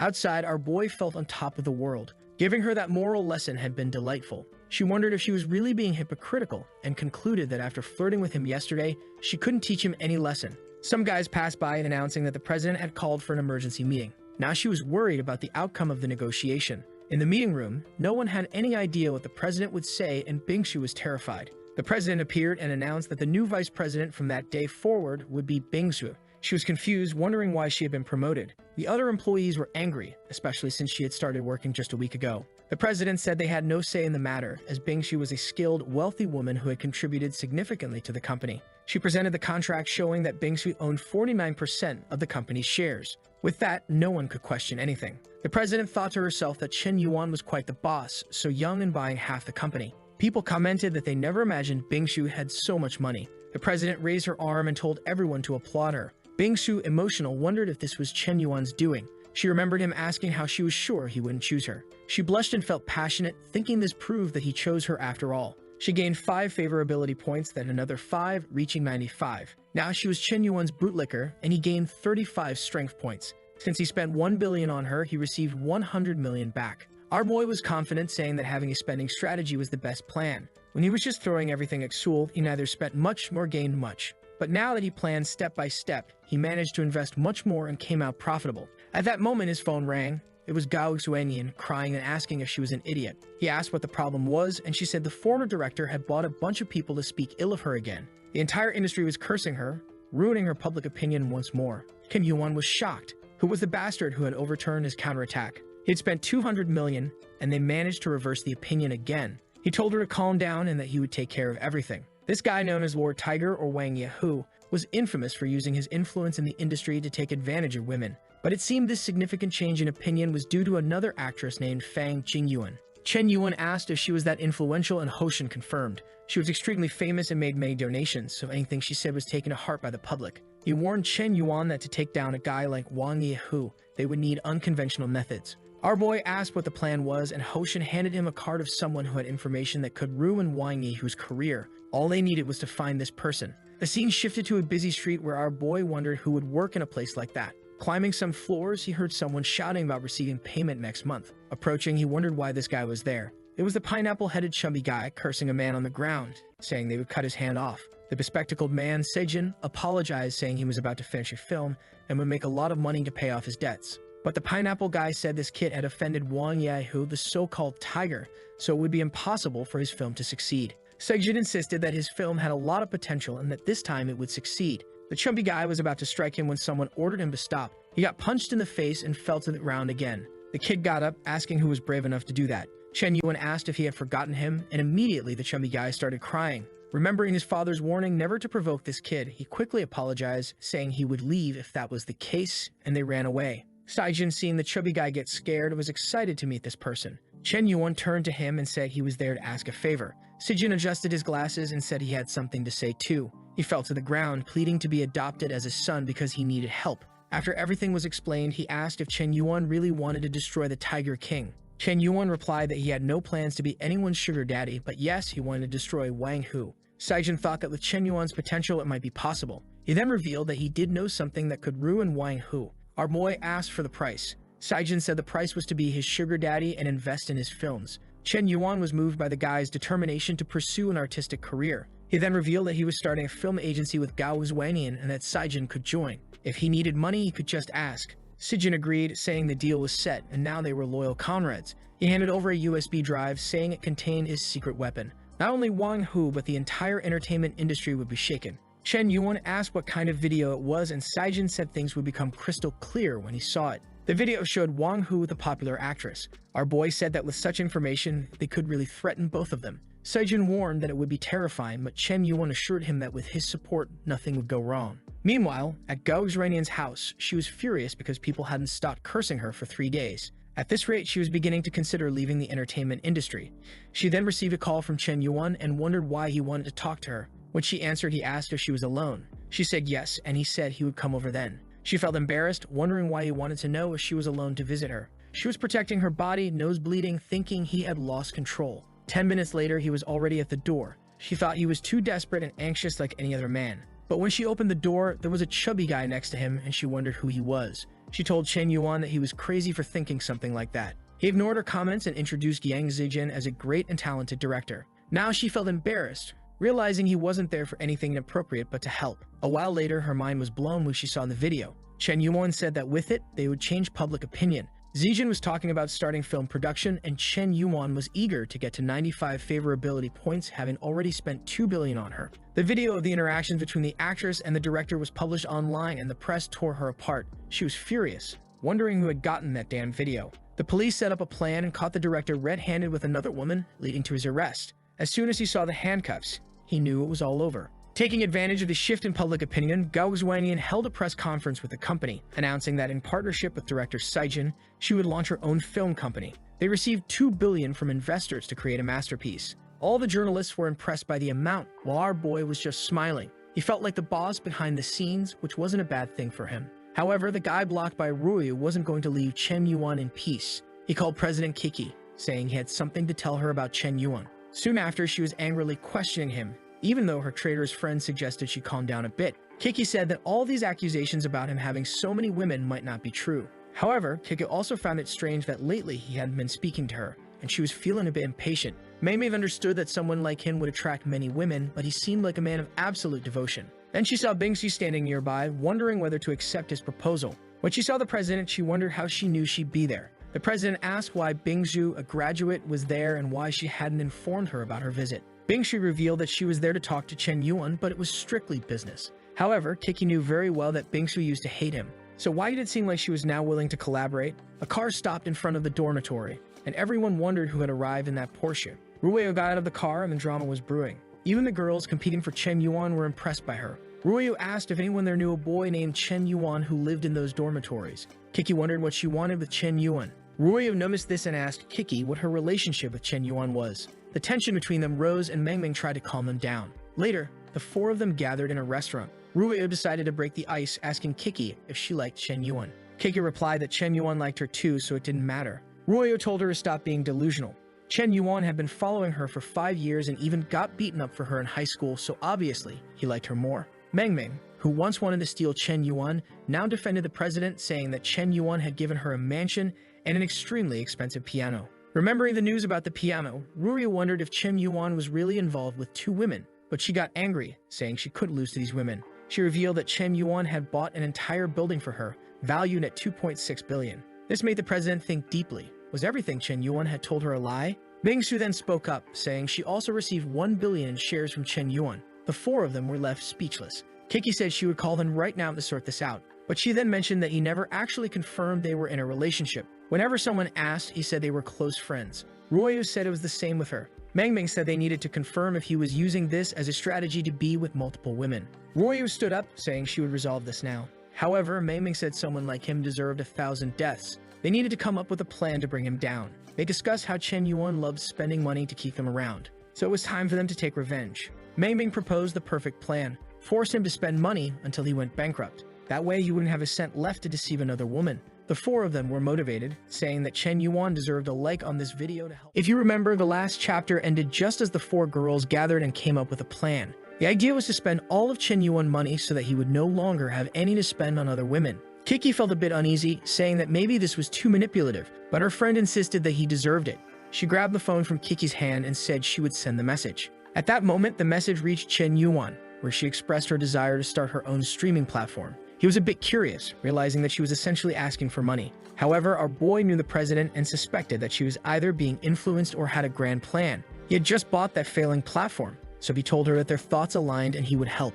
Now, the two girls were a bit embarrassed. He was not only going to provide a streaming platform, but also invest $5 billion as initial funding. Instead of being angry with the boy, she became even more enamored, saying that he always plans everything for her future. She felt moved, thinking that no matter how wrong his actions seemed, he always cared about her growth in the end. Meng told her to accept quickly before Chen Yuan changed his mind, and Kiki said he never does that. While she was sending the message for Chen Yuan to start the process immediately, she was seething with anger because she couldn't find a man like him. In his room, the protagonist knew very well that it wasn't Kiki sending the messages. The way of talking and the style of words were completely different. He already suspected it was Meng, which was perfect because he would end up spending even more money. At Ruiyu's house, her mother asked if Chen Yuan was cheating on her. She said yes because he was involved with a lot of girls. Even though their relationship wasn't confirmed, they were already very close. She received a message and said that the group was active. Her mother asked what group it was, and she explained that it was one formed by his girls to get revenge. In the group, Kiki sent a message saying she was going to receive a streaming platform. While Ruiyu was fuming with anger, wanting to receive more than the others, her mother told her to listen. She thought her daughter was being deceived by these girls who claimed to want to work together. She explained that in the past, she and her father had a significant difference in family circumstances. She could understand that no matter how good their life was compared to Chen Yuan, they were poor. Someone like him attracts countless flies, so she had to prove her own strength. After all these girls were saying Chen Yuan was cruel, but none of them left him. This meant that each one of them was trying to monopolize Chen Yuan. Ruiyu got up excitedly, saying that must be it. Her mother warned that in such moments she had to advance with unwavering determination to secure the rest of her life. Motivated, Ruiyu declared that she wouldn't lose Chen Yuan to those other women. In his room, our boy received a message from Ruiyu. She apologized, saying she had been blaming him for everything, which confused him. They hadn't argued about anything, so why was she apologizing now? Combining this with what Kiki said, he knew something strange was going on. At that moment, Ruiyu received a call from Chen Yuan and she started trembling, asking her mother what to do. Her mother told her to accept it quickly and do her best. When Ruiyu answered, our boy said he had something to tell her. He mentioned that he had recently invested in a streaming platform and made a senior named Zhao Kiki the manager. Ruiyu got excited that he told her the truth. Her mother asked what he said, and she replied that he had told her everything the girls had put in the group. With this, her mother beamed, saying her daughter should realize that to him, she was the most important girl. Ruiyu got all creamy happy, thinking that Chen Yuan really wasn't as bad as she thought and that he liked her. She was now emotional, thinking she was reciprocating his love by teaming up with other women. She began to realize that she needed to learn to treat him well. Her mother asked why she was crying, and she said she knew she had messed up and wanted to fix things. She planned to give him a gift that would surprise him. Haha, what could this little present be? Tell us. Our boy was still clueless.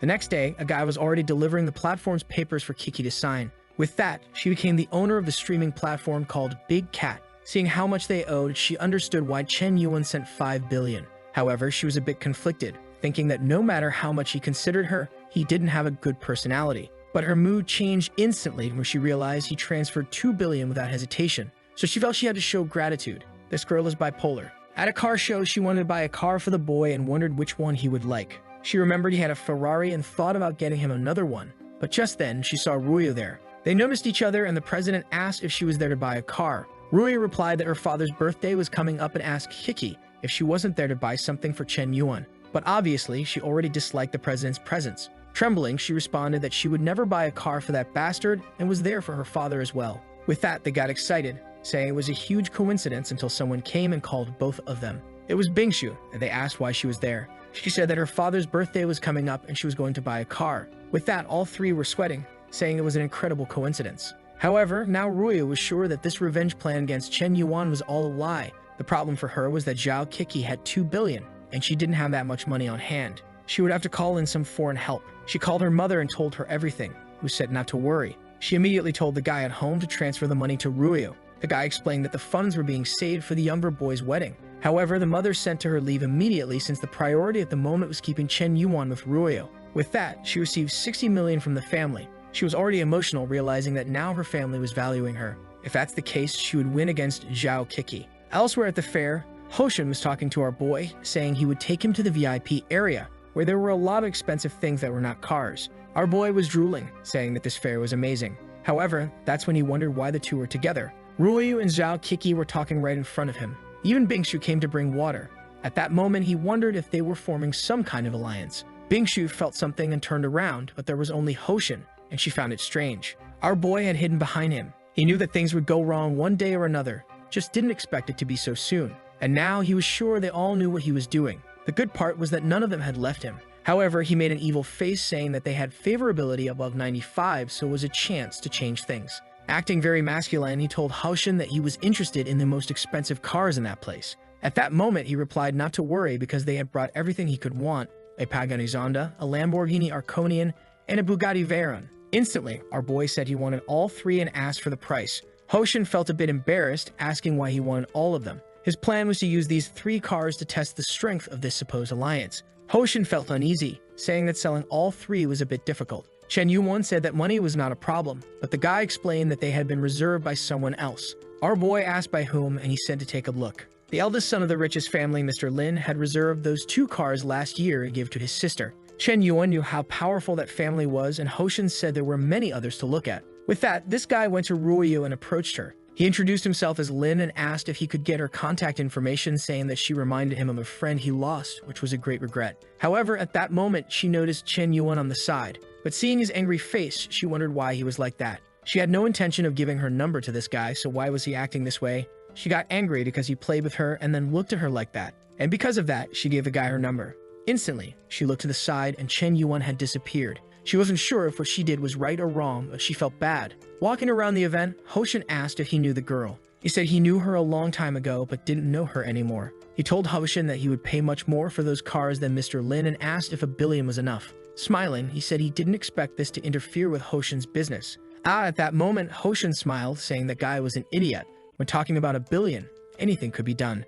He was excited he would profit 800 million more than usual just because of the fight between the two, and that was perfect. He knew that Mr. Lin was important, but not more important than 800 million in his account. The card was swiped, and our boy was now confident. Hoshin asked if he wanted anything else, and our boy said he wanted to prepare something for the exhibition.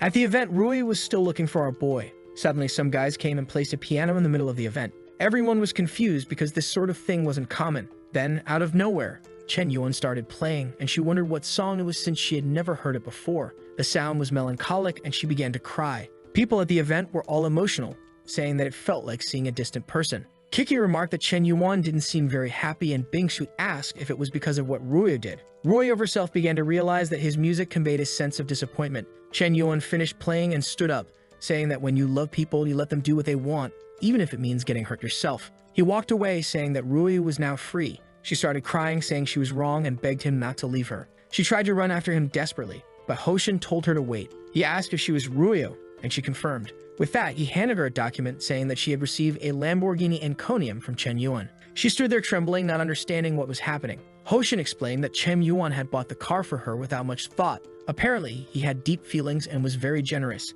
Now she was all distraught, crying, wondering what she had done. She had destroyed all his trust out of selfishness. Left abandoned at the event, the other two girls approached her, telling her not to cry. Then Hoshin arrived and also informed them that they both received multi-million-dollar cars. They stared at each other, thinking about our boy. Bingshi said it seemed Chen Yuan knew everything. Kiki confirmed, saying that even though he knew, he never questioned what they would do. In the end, he just tried to maintain the balance of their relationships, and despite being a jerk, he was still a jerk who cared about them. Emotionally, Kiki said he gave everything without expecting anything in return. Bingshi added that in the end, they could always rely on him. Ruoyu said she felt horrible for trying to deceive him just for money. With that, he gained another point of favorability with the three reaching 99. In a taxi on the way home, he was excited. That 1 billion had brought him to the brink of reaching 100 with all three, and he was curious to know what would happen at the maximum score. At the university, Ruoyu apologized, but he said he wanted to be alone for a while. The boy wasn't stupid and knew that if he spoiled her too much, she would always cause trouble. While walking around, someone asked if it was really him. It was Shul, whom they hadn't seen in a long time. She looked very casual. Our boy thought she seemed a bit different today. She grabbed his arm and started pulling him, saying she wanted to show him something. He asked what it was, and she said it was a secret. He already suspected she probably wanted some branded bag. In the end, they're all the same, but he was curious to see what it was this time. In front of the apartment, he asked what she was planning, and she told him not to be impatient. She opened the place, revealing a bunch of portraits of Chen Yuan hanging on the walls. He felt a bit embarrassed and asked if she had done all that. She said yes, the place was too empty, so she made some portraits. He asked if that was the surprise, and she said no, it was just part of it. She told him that the house was the gift she would give him. He felt awkward, asking if she was really going to give him the entire house. She said yes. After the donation he made, her father stopped getting involved in gambling and managed to rebuild the family. Because of that, his business kept improving. With her father's change, she realized she also had to reflect on her actions. She said she used to be very materialistic and understood why our boy didn't like her. She announced that she would become a woman deserving of him and win him over again. Man, what a plot twist. Our boy was confused. What was this? As far as he knew, this girl was only interested in material things. He said the house was too extravagant, but she replied that he had already given her $5 million, and this house only cost $3.5 million. If he thought about it, she was still taking $15 million from him. The crafty girl had even done the math, and I believe she is the least in debt. She handed over the key, saying she knew it might not mean much to him, but it was the best way for her to repay him. Our boy became thoughtful, understanding why she hadn't been in contact recently. Of all the girls he has been helping, she is the one with the poorest family. Yet, until now, she has taken the least amount of money from him. Our boy smiled, saying that this kind of woman aligns with his intentions. With that, he accepted the gift and immediately received a call from his friend inviting him to dinner. Upon arriving, the boys were impressed that he brought the legendary Shul. He apologized for being late and introduced her to everyone. The guys introduced themselves. The one with glasses was Lao Kao, the one in the white shirt was Lao Xiang, and the chubby one was Lao Hao. Chen Yuan also introduced Shul, but the guy said everyone already knew her, so there was no need. However, the one with glasses had a serious question and wanted to know the nature of their relationship. Both of them felt a bit awkward, and everyone stared at the guy, surprised by his boldness. Shul said she wasn't quite sure about their relationship. She was chasing after Chen Yuan, but he hadn't agreed yet. She was willing to give him a warm place to stay inside every night, known as a house, but she hadn't been very lucky. The friend said that even in the most fantastical story, they wouldn't have dared to think of such a plot. At that moment, a cup fell nearby. Bingshu was there, disguised, not wanting to be seen. She thought it was crazy that the woman had given Chen Yuan a house while she had never done anything. At this rate, his impression of her would only worsen, while this new girl would surpass everyone. She quickly went to the group chat to inform the others, telling them about a girl named Shul who gave Chen Yuan a house. She also mentioned the restaurant, and Ruyu said she was heading there now. They finished eating and the group asked for the bill. However, Shul said she would pay for everything since it was the first time they were eating together. Chen Yuan thanked her for the kindness but informed her that he had already paid. She thanked him and said she had to return to work at the internet cafe and would see him later. Chen Yuan started to like her, saying that she was surprising but not annoying. Meanwhile, Bingshui thought this girl was a master of subtle tactics. Clearly, she was at least an S-rank opponent. The friends approached Chen Yuan and asked when he developed this legendary charm. Our boy explained that he could teach, but the person had to want to learn. The friend said he was joking but warned that he thought Shul was a different kind of woman. However, after meeting her, he just hoped his friend wouldn't hurt her. Chen Yuan said not to worry because he was the type to always give his all in love. As they were leaving, they saw a guy named Liang. He passed by Chen Yuan getting excited. It was him who had been passing information about our boy to the girls, and it seemed he still didn't know. At that moment, a Rolls Royce stopped in front of the restaurant and he wondered if it was real. The car's window rolled down and out stepped a furious Ruyo, but the idiot Liang was smitten. She walked towards Chen Yuan, and he was sure she was going to scold him. However, she hugged him, crying and apologizing, saying she had been doing everything wrong. She informed him that she had deleted that person's number and never wanted to see him again. She just wanted forgiveness. Seeing her using heavy spherical tactics against our boy, the guys were astonished by her skills. Liang was seething with anger, as he had been bad-mouthing Chen Yuan to her behind his back, but in the end, she was there licking his boots. Our boy told her not to worry because she had never been wrong. They really had no relationship and he shouldn't get involved with whomever she befriends. She said she didn't want him to think things were like that and that she had chosen this gift for him. Besides the cars he bought, this Rolls Royce was the most expensive at the event, and she hoped he would accept it. Man, it's daytime, but this girl was shooting high beams on our boy. Liang was fuming, while Chen Yuan realized that she had been learning. But he turned to her and said it was a shame he no longer believed in love. He would accept the car just so she wouldn't be embarrassed and invited Bingsu for a ride. Bingshi said it wasn't right to invite her to ride in a car that was Ruyu's gift. Chen Yuan replied that a gift, once received, was now his and told her to get in. She agreed, saying it was fine, but that he didn't mean to be so insistent. With that, our boy sped off, leaving Ruyu in the dust. Liang told her to wake up to reality because Chen Yuan was just playing with her. However, she responded that Chen Yuan had already sacrificed a lot for her. The guy kept insisting, saying it was all for her father's sake, but she told him to stop talking to her, as if she wanted Chen Yuan to play with her, she would let him. She was sure Chen Yuan was deliberately trying to irritate her, But this only proved that in the end, he still hadn't forgotten their relationship. In the car, Bingshui asked why he was treating Ruoyu that way. He replied that she hadn't become what he expected, and in the end, he was disappointed. Apparently, it was his mistake, not hers. Bingshui said he seemed to care and questioned if she was his first love. Chen Yuan laughed, saying that for an ugly guy like him, there was no such thing as a first love. She laughed and he felt a bit embarrassed. With that, she said she got a question and wanted a sincere answer. He said he was all ears, and she asked why he handed over 1 billion in koi fish shares. Chen Yuan asked if she wanted the truth or lies. She told him to be sincere, and he said he had no feelings for her and only did it as a favor. She said that didn't make sense and asked what he gained from it. He said there was something he wanted her to do. She seemed confused, and he sped up the car. He then said he received a system with 90 trillion but could only use to impress girls. She told him to stop reading Manhwa and tell the truth. He then said he spent money because she was beautiful and he wanted to take her to bed. She felt a bit embarrassed but thought that if it was Chen Yuan, she wouldn't mind. Our boy was confused. This woman had changed a lot. Apparently, she had some sort of personality issue. Chen Yuan dropped her off at home and left. She stood there thinking that she had never had any physical action, but it was strange. If he really wanted to throw some punches on the lawn, she was sure he would have done so already. If that was the case, she knew his intentions were not that simple. Then she received a call from Ruoyu and asked what it was about. Ruoyu asked what Chen Yuan had said about her and if he had revealed anything. Bingshui said she asked about it, but he seemed reluctant, so she didn't insist. However, the strange thing was that when she asked why she received 1 billion in shares, he said it was to take her to bed, but she didn't believe it. After all, it wasn't worth that much. The girl put herself on discount. Ruoyu said he had said something similar to her too, but clearly his gains weren't proportional to his efforts. She started imagining that he had some sort of mega plan. The first thing he did was become famous on the streaming platform as Mr. Yuan. Then he started investing in the Xiao family and later in the Koi company. Both her father's company and Shul's father's company and even her own company were doing well. Bingshui agreed, saying that with the money he gave, they developed AI applications and were making a lot more profit. Ruoyu said he had this playboy image, but it was to disguise his business intentions. In the end, he was an extremely strategic and mysterious man, difficult to understand. Maybe Chen Yuan's plan was to rule the world. At that moment, she received a message from Kiki asking if she could rent one of the floors to set up the streaming platform there. With that, Ruoyu became thoughtful. Was Chen Yuan once again creating a big company? When she arrived at Kiki's mansion, Meng Meng was all excited, saying they just needed to start recruiting people. Kiki agreed and said Meng Meng would be the first to be recruited as an executive planner. The only problem was they needed some girls to do the lives. Meng Meng told Kiki to look at the people she knew since she also streamed for a while. Kiki said she knew someone who was the head of a company but was dismissed for offending someone. In a cafe in another part of the city, someone threw a glass of water at a guy. He said she wasn't the same as before and he was tired of her attitude. Of course, it was Shen Shui, the girl from Shark Live. She screamed at the guy, saying he had been living off her money and now wanted to leave. He said he wanted to break up because he was still very young and what she could offer he could find in any other girl. And then he left saying goodbye to the lady and mentioning that he had already paid the bill. The people in the restaurant started gossiping, saying she was an old cow wanting to eat fresh grass. Shen Shui was fuming with anger,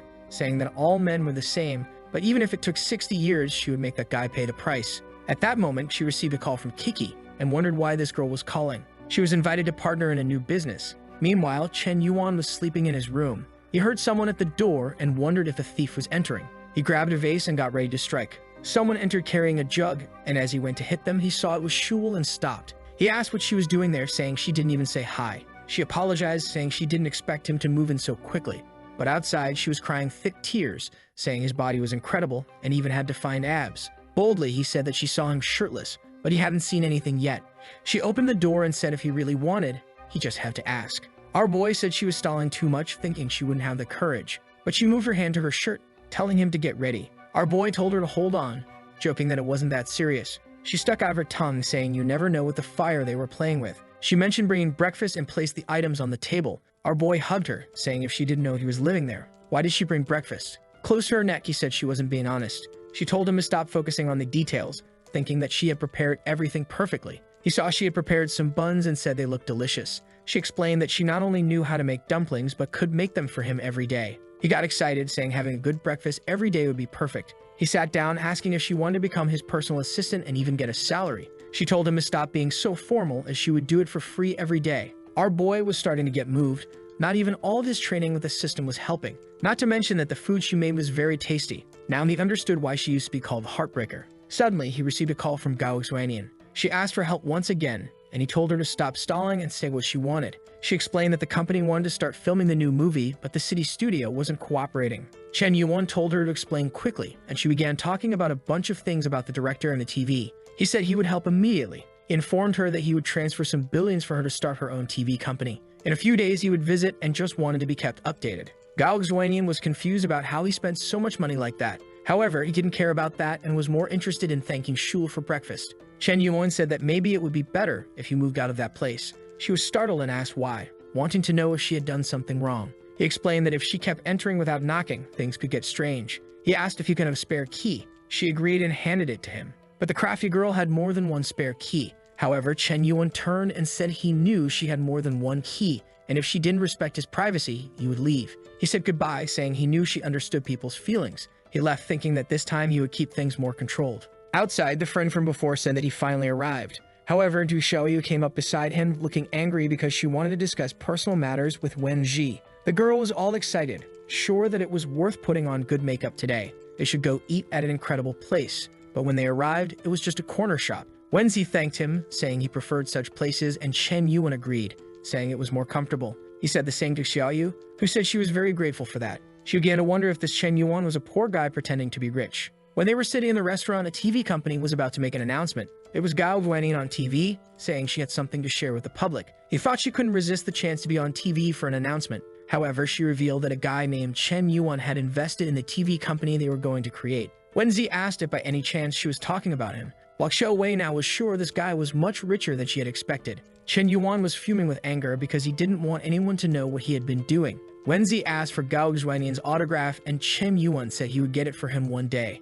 When his friend started to talk about money, he shoved food into his mouth, telling him to be quiet. Meanwhile, Xiao Wei thought that Wen Ji was her ticket to wealth. She needed to stick to the guy because if one day he gave something to Wen Ji, she would also benefit. She leaned on the guy, saying he was all grown up and needed to learn to take care of himself. At the company the girls were setting up, they saw Gao Xuanian's announcement, and Kiki mentioned that this seemed like a normal amount for him. The girls discussed how he seemed involved in more industries than they had imagined. Ruoya remarked that even for Chen Yuan, this must have been a decision years in the making. Bing Shui agreed, saying his actions might seem random but always had a deeper meaning. Ruoya began to remember everything he had done, wondering what his plan was. In the end, she had no idea. Meng suggested that Kiki tell everyone that he was also an investor in their company, which would attract more people. She knew that having a billionaire investor would completely change public opinion about the company and attract many sponsors. Ruoya thought this must be part of his plan too. They began to think that our boy was very intimidating.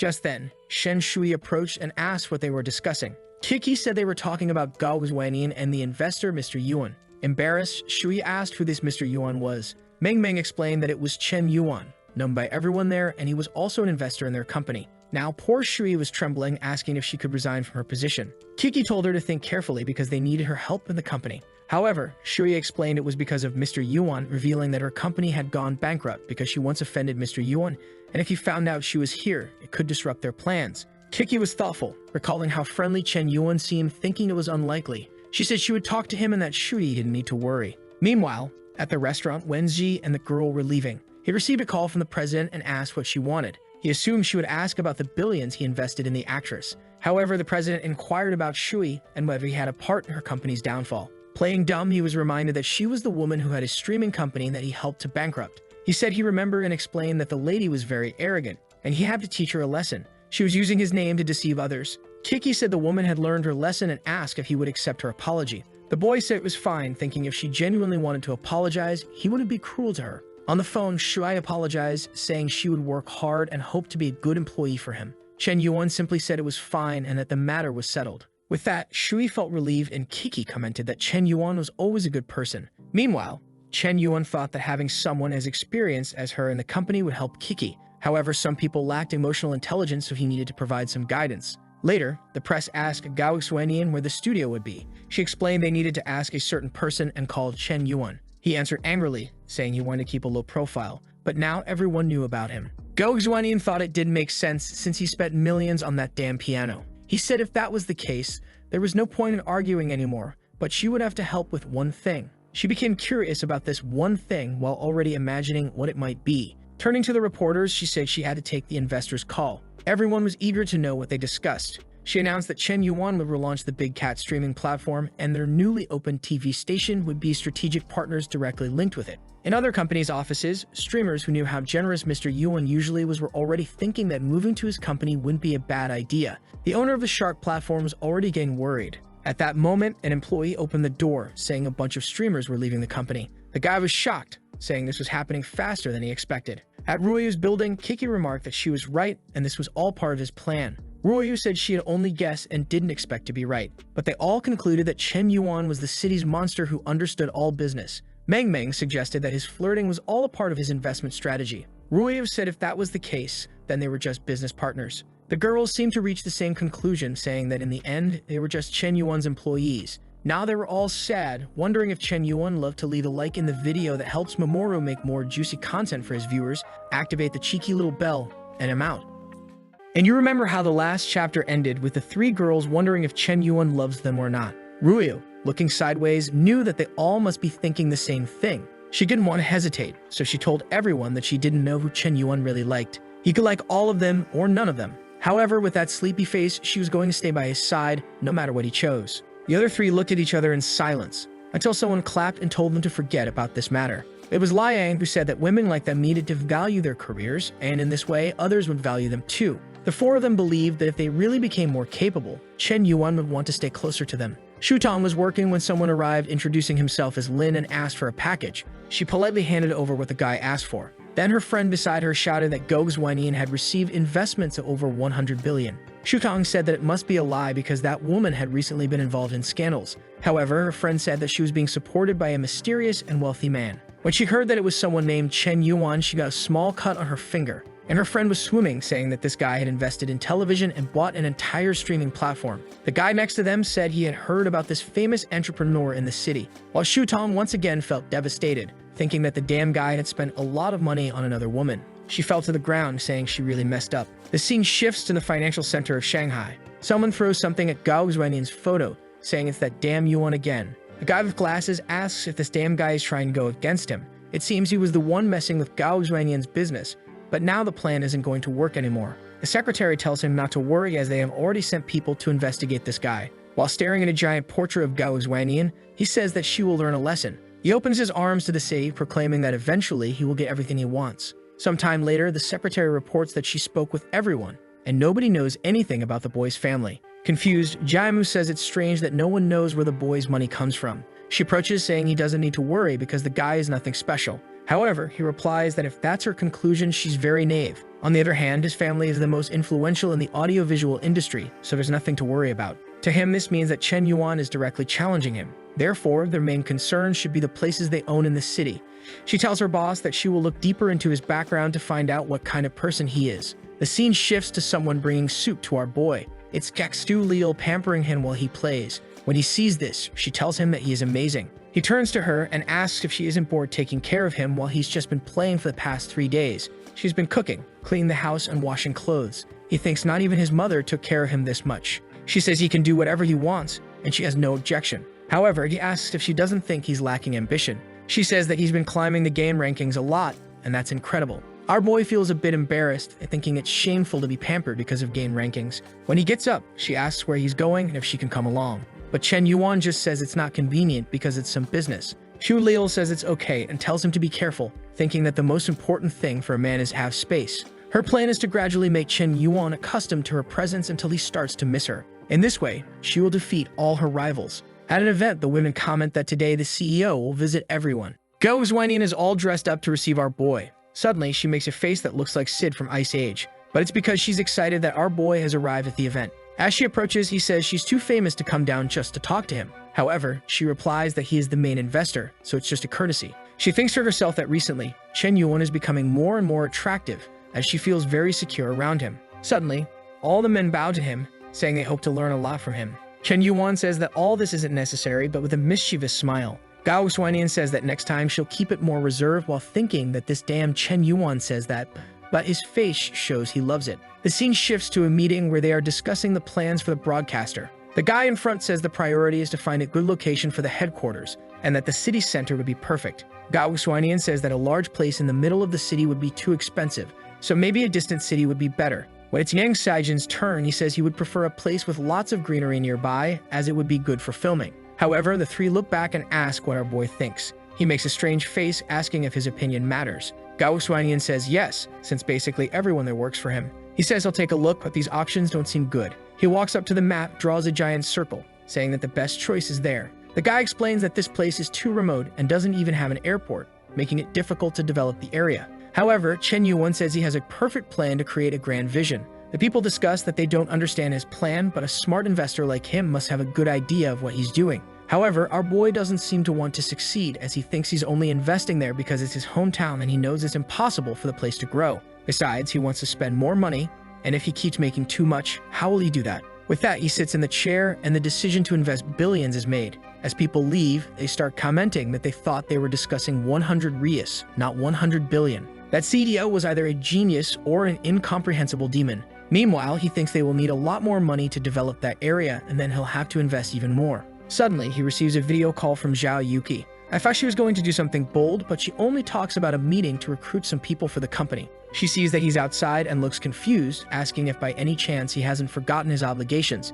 He says he would never forget something like that and is just outside because he needed his signal. The poor guy is now in need of a place to hold this meeting. She starts explaining that after the conference they received attention from several investors, but it's not been easy. They needed to conclude how the money would be divided with the streamers. The usual split is 50-50, but other platforms use 30-70 to exploit the guys, while she was aiming for 60-40. The problem is that the administrators said that 60-40 would make it hard for them to profit. Liang said they would lose a lot of money with the 60-40 split. Our boy, with a horrible expression, asks what kind of business is this that loses money. Liang explains that the cat's company is already facing many difficulties, and this would make things even harder. Staring at the phone, he says that it's really difficult to deal with these problems, but obviously he loves losing money in this situation. He says they have to aim for the platform's integrity and cannot exploit women like that. Everyone is confused by what he's saying. Our radiant boy says that his dream is to create a platform that empowers girl streamers. They would use this strategy of paying more to quickly capture the market. This would set a new standard in the industry. He declares that this is his opinion,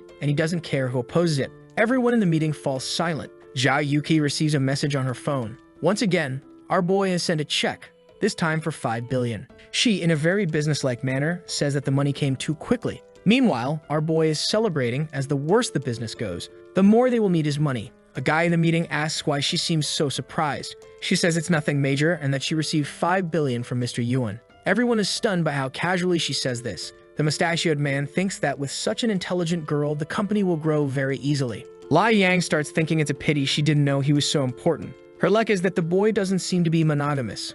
Meanwhile, Kiki thinks he is indeed making a super plan and is the visionary of the city. The only strange thing is that the money was transferred to her personal account and not the company's account. She concludes that he did this to give her the maximum control in the company. She feels emotional thinking about how careful and caring he is with her. It's at this moment that he remembers he should have transferred the money to the company's account. However, she sends a message calling him husband and thanking him. He feels motivated, thinking that it was a mistake that was worth it. Now that he's building an empire of companies, it will become easier and easier to burn money. And as they start failing in all their investments, they will need him even more, and he will gain even more in return. The much-desired achievement of 100 points of favorability is now within sight. She then announces to everyone that she received another 5 billion. This money would be used to implement the strategies Mr. Yuan mentioned. She also informed everyone that their salaries would increase, and they would receive bonuses. She asked if they were motivated to make this the greatest company. Everyone shouted enthusiastically, saying they would definitely do it. Zhao Yuki was confident in doing her best to bring maximum profit to Chen Yuan. At night, our boy returned home and didn't find Lil. He sees a note on the table and picks it up to read. She informs him that she had to take care of some business at home, and unfortunately, he will have to make his own dinner tonight. Our boy thinks that she is playing cat and mouse to make him miss her. He realized very well that it was a pretext for her to show that she was taking care of him, and now she is withdrawn, making him miss her and feel uncomfortable.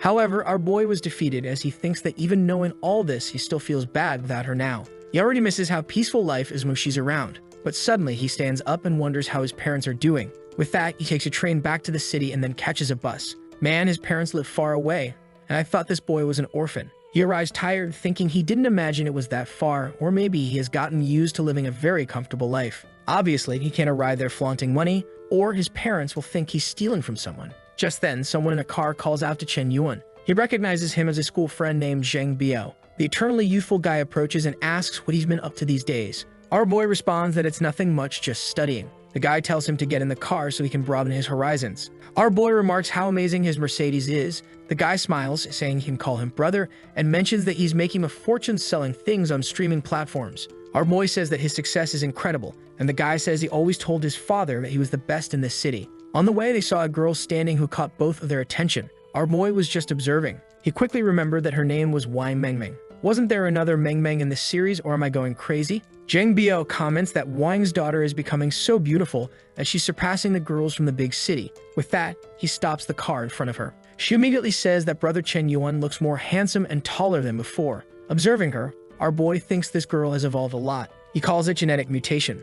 Unlike the women from the big city, she is much more innocent. He gently pats her head, saying she's grown a lot.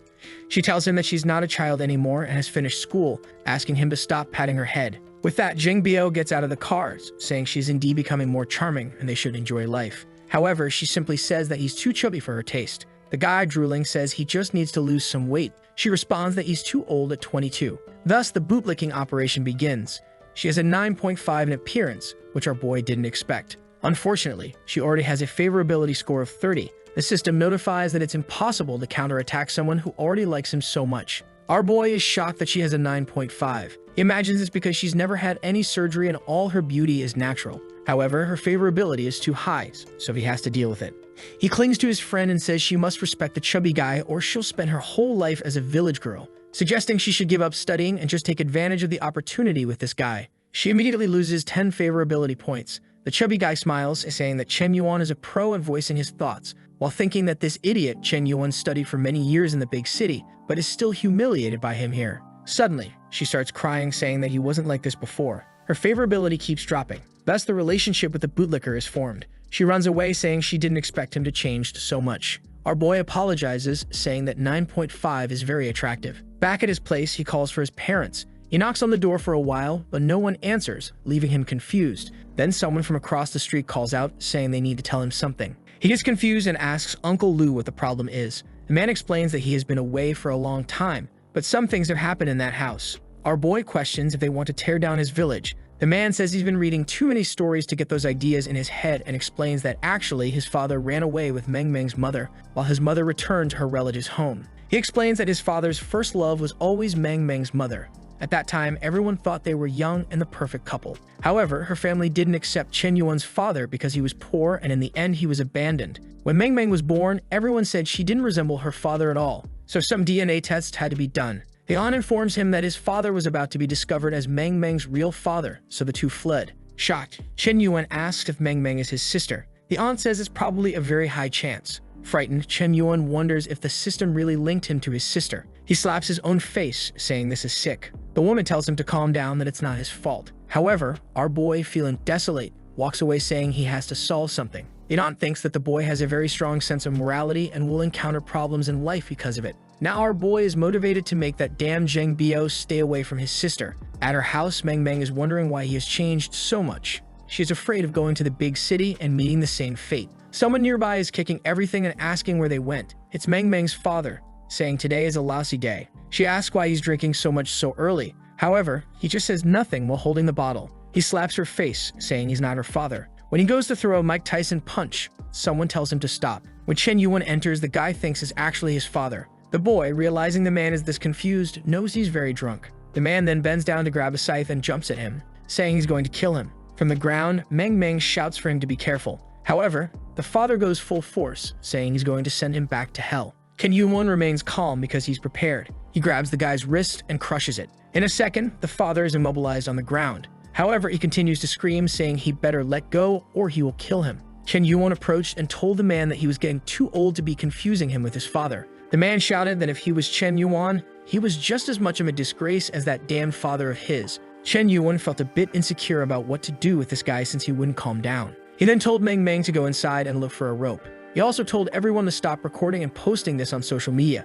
People commented that he moved so calmly, it was like watching a movie actor. Chen Yuan then spoke to Meng Meng's father, saying he wanted to apologize on behalf of his father. However, the man said he was damned for coming into his house, tying him up, and then talking about apologies. Chen Yuan told the man to give up on revenge and asked if there was anything that could compensate for his loss. The man smiled and said that if he wanted that, he would have to castrate himself to end his father's lineage. But Chen Yuan reminded him that doing that wouldn't end the lineage. The man looked to the side, realizing that his daughter's lineage would continue the father's line. Chen Yuan asked what he thought about financial compensation. The man said money wouldn't bring back his 10-year-old daughter, and doubted that Chen Yuan could ever have $1 billion. Chen Yuan said he would pay $1 billion if he could forget all the hatred. The man told him to stop lying because it was obvious someone like him didn't have $1 billion. But when he saw the phone and started counting the digits, he realized Chen Yuan did have $1 billion. That made the man thoughtful. He knew that with this money, he could start a new family and begin again. With such an opportunity, there was no reason to hold on to past hatred. It was an option with infinite possibilities. So he asked Chen Yuan if he was really going to give $1 billion. Chen Yuan said that to ensure trust, he would transfer the money to Meng Meng, and she would pass it to him over the next 10 years. The man didn't seem to like it, but Chen Yuan said that was the only way he could trust this option. While Chen Yuan felt shaken having to resolve things this way, Meng Meng was devastated by all the information. She had just found out that her father wasn't her real father, and that she was actually Chen Yuan's sister. What kind of mess was this? Where was this story going?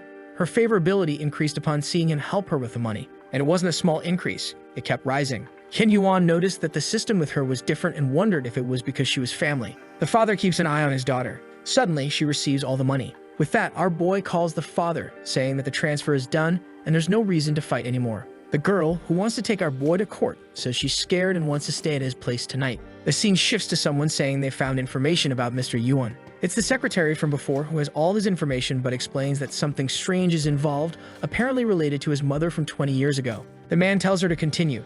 She says that a record from 20 years ago stated that his mother was unable to have children, meaning our boy won't go to jail because he's not her brother. The man finds it interesting to know that he's not the biological son of the woman who claims to be his mother, according to the files. The woman agrees, saying that's what she found out. Out of nowhere, the man slaps her, calling it a waste of effort. He wants to know where the money comes from, not a bunch of family drama. Startled, she says she'll try to get in touch with him. He grabs her and says she better solve this because if not for the Lin family, she has no value to anyone. He sends her away and tells her to maintain contact. A scene shifts to the boy's house. Obviously, someone is taking a shower. Our boy mentions that he found some of his mother's clothes and tells her to wear them after she gets out. She thanks him, calling him big brother. She thinks to herself that the whole situation is very confusing. At least she gained an older brother, but she wonders where he gets all that money from.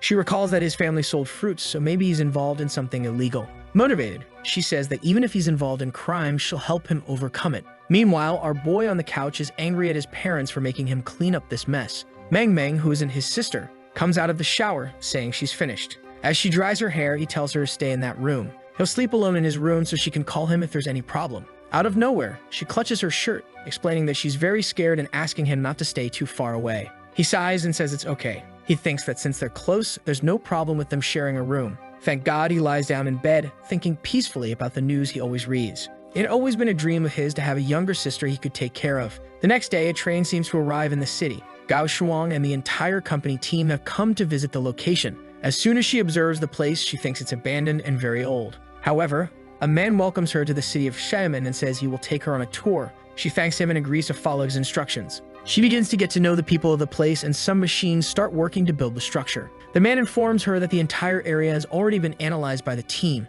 Meanwhile, a seemingly innocent guy in the corner is just taking photos. Someone receives a message saying that the region has been chosen, so they can initiate the plan. It appears to be the father of the pineapple head from the beginning of the story. He thanks for the hard work and says he will send the money. The man instructs to start buying everything for sale in that city to later profit by selling it to Chen Yuan. The assistant adjusts his glasses and says it's an incredible plan. The pineapple head's father says he won't mess with Chen Yuan but will profit significantly from him. With that, the guy with glasses passes the information to another person to start buying the land there. Many people involved in these dealings also receive the same information. Meanwhile, someone picks up a pineapple from the ground. It's our protagonist, thinking it's strange that his parents fled and left everything behind. Suddenly, he receives a call. It's Gao Shuang, who tells him that strangely, the prices in that area are all increasing. However, our boy smiles, saying that if prices are rising, they'll have to spend more money. Confused, she asks why he's happy about spending more money. He coughs and says he just means that this is easier to resolve than she thinks. The system asks if he wants to make another transfer and he says yes. However, he is informed that he is directly involved in this project, so he can no longer transfer money like this. He realizes he's in trouble because she exposed him to everyone, and now he is benefiting. He decides to transfer money to Gao Shuang. However, the system says that since the money will be used to benefit him, it would be considered money laundering. Our boy feels desolate, realizing he can't help her. He then imagines that maybe the solution is to transfer it to Mang and have her handle these purchases. Just then, she comes over and asks our boy if he was talking to his girlfriend. The honest boy says he was talking to Gao Shuang, who wants to be his girlfriend, but he's not sure about it. His sister tells him to stop lying because Gao Shuang is an extremely famous star who is launching her own company. Our boy says he has an amazing idea and wants to discuss a plan with his sister. He explains that Gao Shuang is considering buying land in Taimen and that she could take advantage of this with the money she received. She looks confused and asks how she would do something like that. He explains that if she bought all the houses in the area, she could make a lot of money selling them to everyone. Moreover, the filming base she plans to set up there will attract many people. She thinks that the money she received is all from Chen Yuan,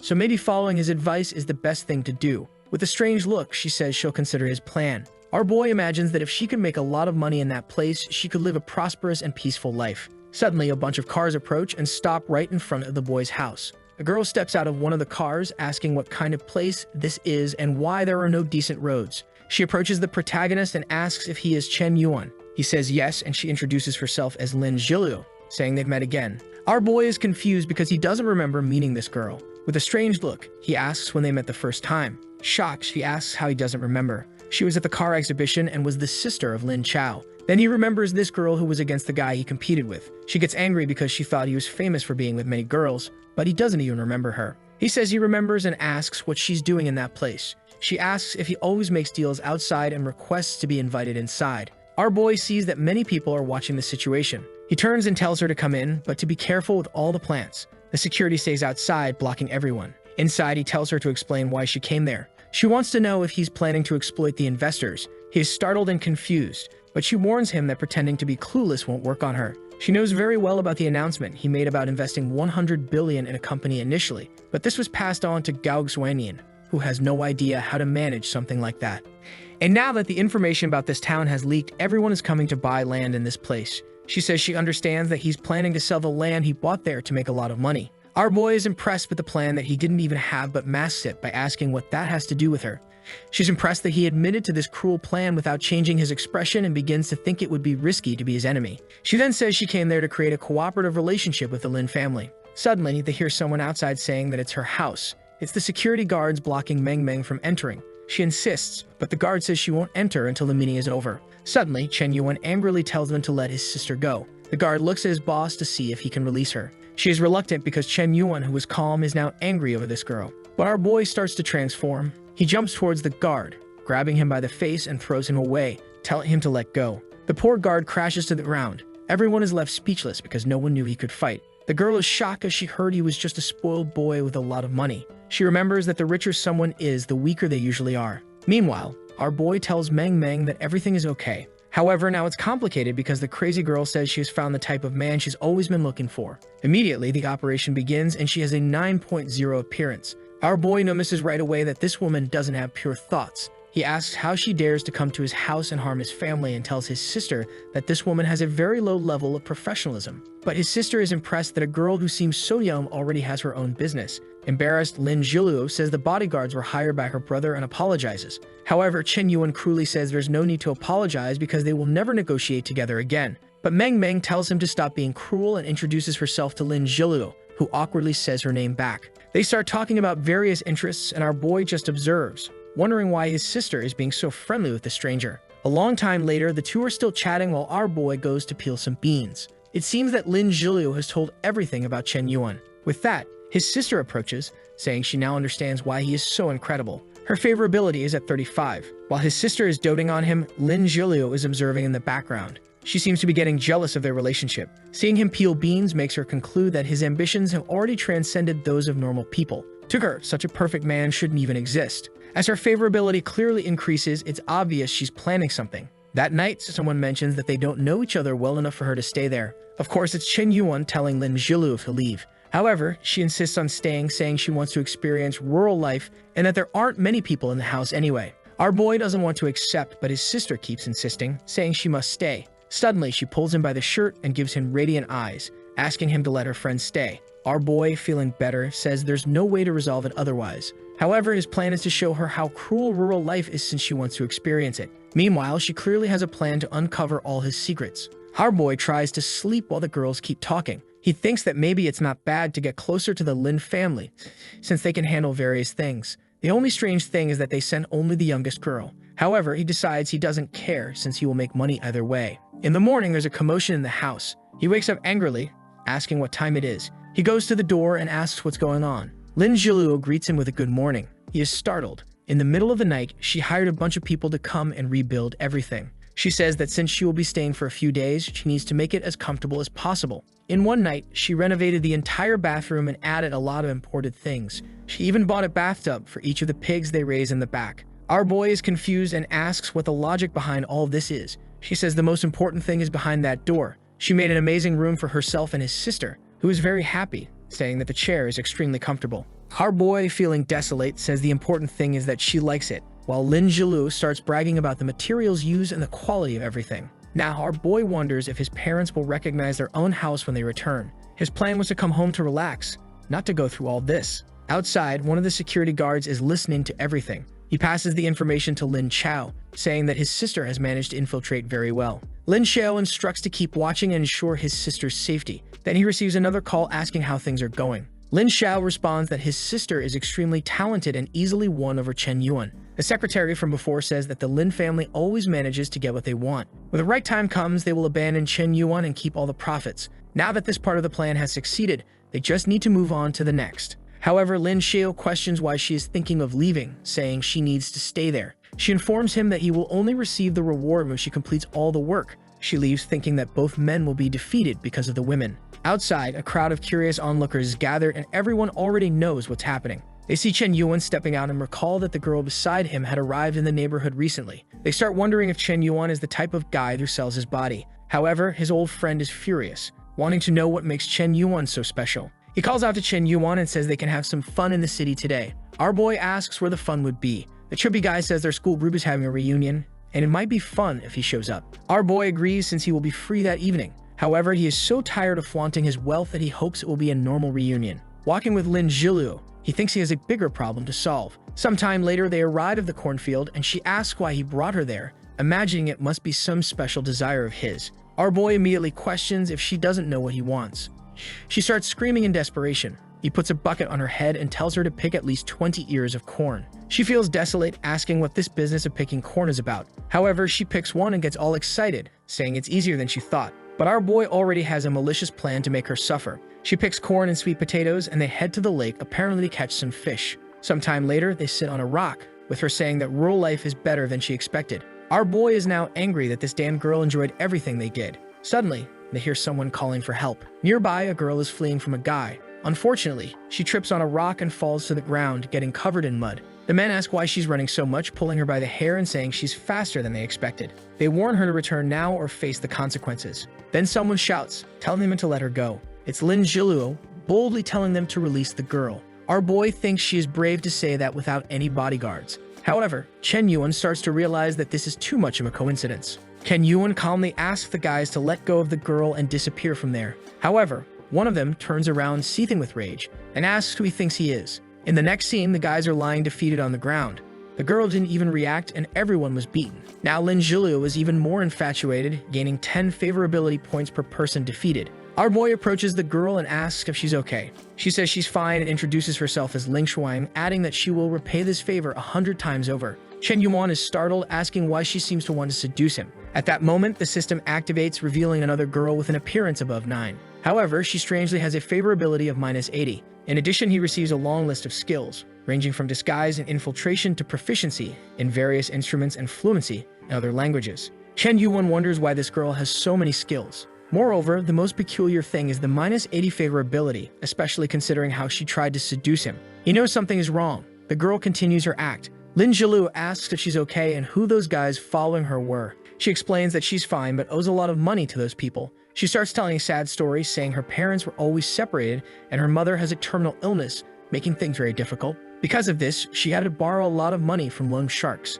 They wanted her to sell her body to pay off the debt, which is why she ran away. Lin Jilu gets emotional, saying it's a very sad story and asks how she plans to resolve it. Ling Shuang replies that she doesn't know exactly, but little by little she will manage. Lin Jilu says the girl's perseverance is inspiring. However, Chen Yuan wonders how she believes such a cliché story but decides to keep her around since life is monotonous and it would be nice to have something different. Plus, he needs to find out who is behind this plan. He then asks Lin Zhilu to take the girl home to help her take a bath and clean up. He turns to Ling Shuang and says if she wants, he can employ her in his company. She makes a seductive face, asking if he really thinks it's a good idea, while thinking that seducing a man who can't control himself around women is extremely easy. However, since she doesn't give an answer, he says that if she doesn't want it, she doesn't need to worry. With that, she hesitates for a second and starts questioning why he seems to be changing his plan all the time. Lin Zhilu says that since she's so beautiful, she doesn't need to worry because she could get a job very easily. However, she turns to the girl and says that she can't compare to her beauty. Lin Zhilu says she has a keen eye for someone who called her a mud girl.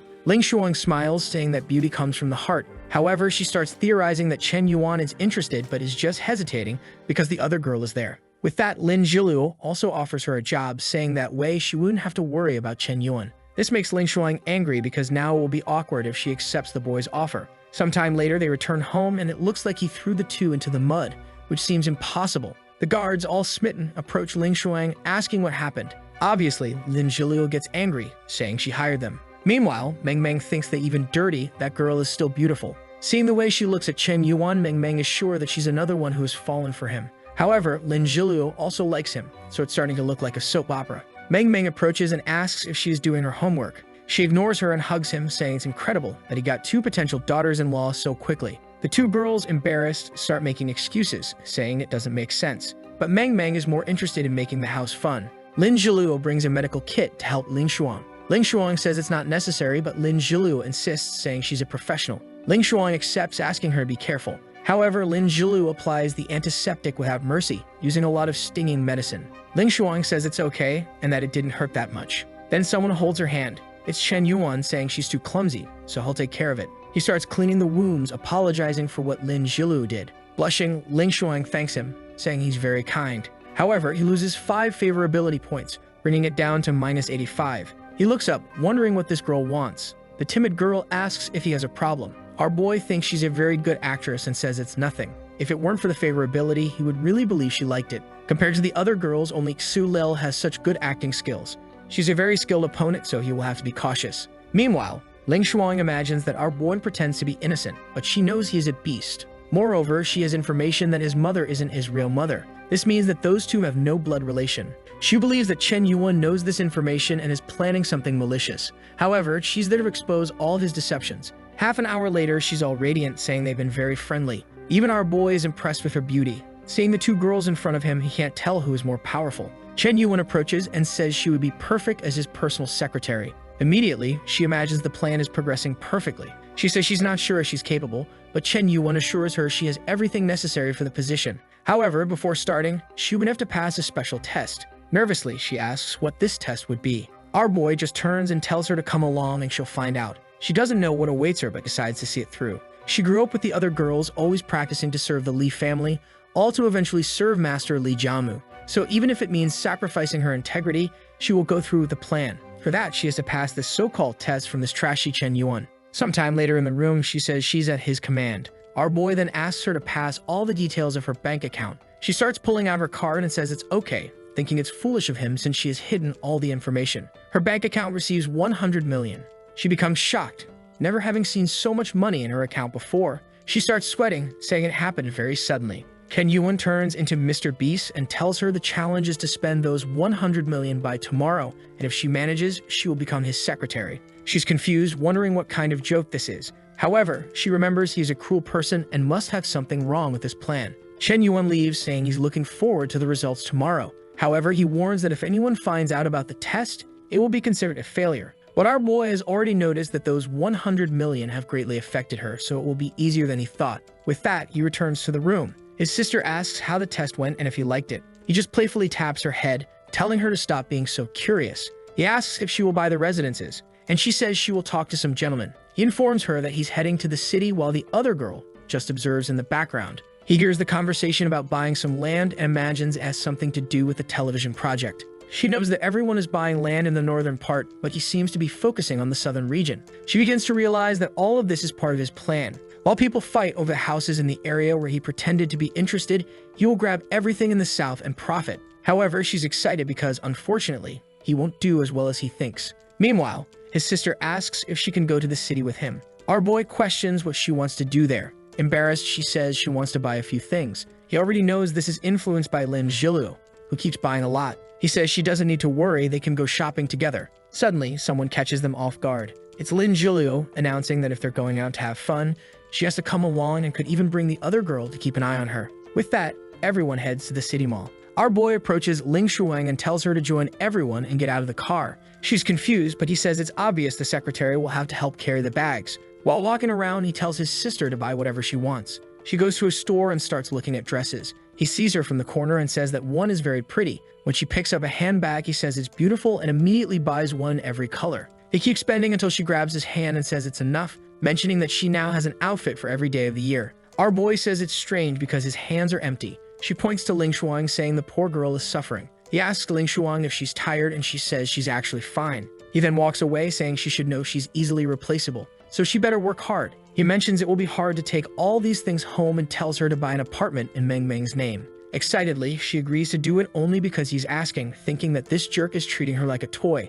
The scene shifts to a random bar. A car pulls up in front and the guys recognize it as a new Bentley. The girls went shopping but apparently dressed up for a cosplay event. The guys remark that the person with the two girls looks familiar. Our boy calls out to his friends, saying they haven't changed at all. The guys are shocked, asking if it's really Chen Yuan they knew. Someone nearby comments that it's impossible he bought that car. Chen Bio tells Chen Yuan to stop acting high and mighty because everyone knows he has no money. Our boy is exhausted, thinking that every reunion is always the same. He wouldn't be surprised if others showed up to show off. Then a guy in a suit enters, saying no one there has seen each other in a long time. Chen Yuan remembers a shy kid from class and wonders if he underwent a genetic mutation. The girls are all complimenting him, saying he's changed a lot. The chubby guy is sucking up to him, saying they were wrong to judge him when he was younger. The guy is startled. He sees the two girls next to Chen Yuan and asks him to introduce them.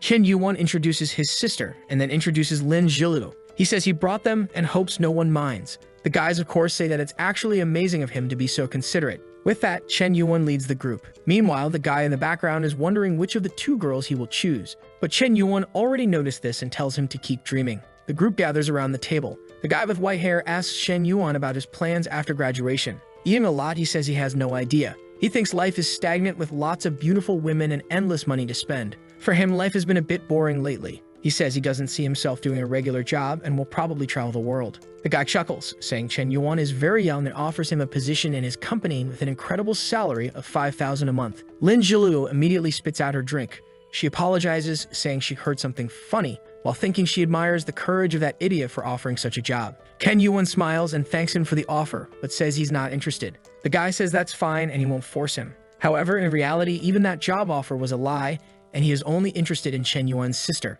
The group asks about his work, and he starts talking about studying architecture and working with his father. Meanwhile, the chubby guy keeps sucking up, saying he's been innovating a lot in the city. While he's trying to show off, the protagonist is there, relaxed. The guy thinks that this bunch of country bumpkins is impressed just because he put on a suit. At that moment, he sees Lin Zhilu laughing and thinks she is interested in him. Boldly, he asks if that smile was directed at him. She says no and just remembered something extremely funny. She gives a peculiar smile, and it's obvious she already has a plan. Chen Yuan watches the scene unfold, thinking about how predictable these situations have become. Our boy is wondering what she is planning to do. The guy approaches and asks for her number, saying he finds her adorable and that they could get to know each other better. However, she just asks if he really believes he deserves something like that. The people think she's arrogant for implying the guy doesn't even deserve to be her friend. The guy loses his temper and says she's very audacious, but she says she doesn't care about him. Her indifference only makes him angrier. Suddenly, the manager of the place starts passing by and everyone greets him. The guy with white hair wonders who is so important that the manager would show up.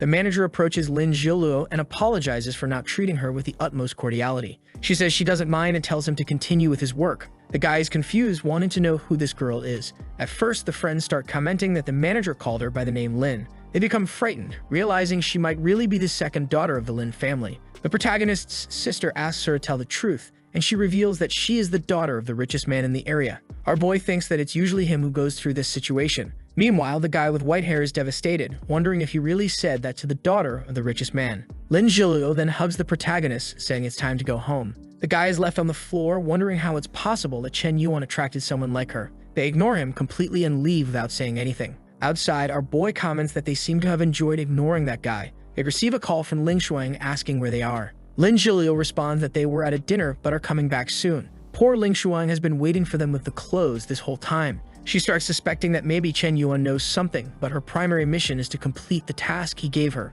The scene shifts to a giant mansion. A guy is enjoying a luxurious bath when he receives a call. He is informed about Chen Yuan giving Ling Xuan the task of spending all that money. He tells her to take it seriously because it must be a strategy to test her skills. He says not to worry as he will send some people to help with the spending. He tells her she's doing a good job and she blushes, thanking him and saying she's giving it her best. Meanwhile, our boy receives a call from Gao Shuang. He asks what's going on. Gao Shuang complains that, as always, she's overwhelmed with problems, only slept 4 hours, and can't even rest. She tries to explain that the prices of things in that area tripled in a few days and now the money isn't enough. Our boy says that tripling is indeed an exaggeration. However, they can simply move the whole plan to another place. Hesitantly, she asks if that's really the right thing to do. He replies that it's business, not philanthropy, so they'll do whatever is most profitable. The next morning, the entire internet is abuzz. Everyone is talking about Gao Shuang changing the location where she said things would be done. Naturally, a lot of people who invested in the city are furious. People have even parked their cars and are protesting.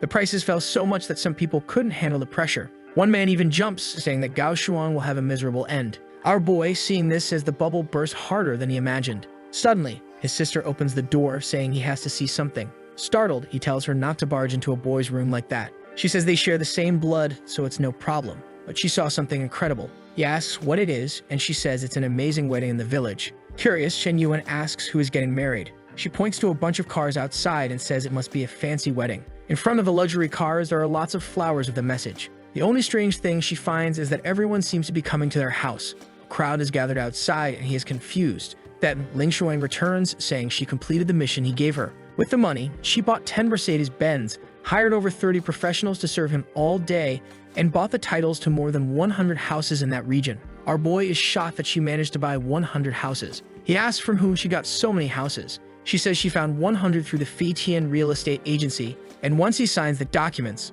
everything will be his. He is impressed. Despite being a spy, she is extremely efficient. He says they will look at the papers later and asks her to come upstairs to discuss something. Ling Xuang starts thinking that she's been exposed, but unfortunately, she hired a lot of efficient people. Upstairs, he asks if she knows why she was called there, and she says she doesn't. He hands her the papers, saying he doesn't want to sign since it will all be in her name. She says it doesn't make sense since all the money was his and she can't accept something like that. However, our boy steps closer and says she deserves it because he likes her. Blushing, she asks if it's true. He moves even closer and says that even if it were a trillion, he would still give it to her, all because he likes her. She asks if he's joking as it's not appropriate since they've only known each other for a day. He questions if she really thinks he would give away so much money if it weren't true. Embarrassed, she doesn't know what to say. However, he pounds the wall, saying that some people stay close their whole lives but never get intimate. But from now on, she is personally his secretary, and he congratulates her on passing the test. She is completely confused, not understanding what he wants from her. Then she receives another billion. Totally bewildered, she asks what that is for. Our boy says her mission as a secretary will be to spend all of it in 1 week. Confused, she wants to know what he's planning. However, she starts to wonder why he trusts her so much. Maybe he really likes her? Our boy laughs, thinking it's foolish for her to believe he could actually like someone like her. However, he's extremely interested to see what she will do. She tells herself she can't be influenced by this since she was raised by the Lin family. No matter how much a billion is and how charming Chen Yuan is, she will never give up. She doesn't care about money because she has integrity. She tells Chen Yuan that she is so kind that she would give her life for him. Our boy just turns to look at her. However, the favorability hasn't changed at all. He says she doesn't need to worry about how to repay it and can choose how to spend it. She then asks why he is leaving without asking for anything more. At that moment, the favorability finally changes to like this video that helps Mamoru make more juicy content for his viewers, activate the cheeky little bell, and I'm out.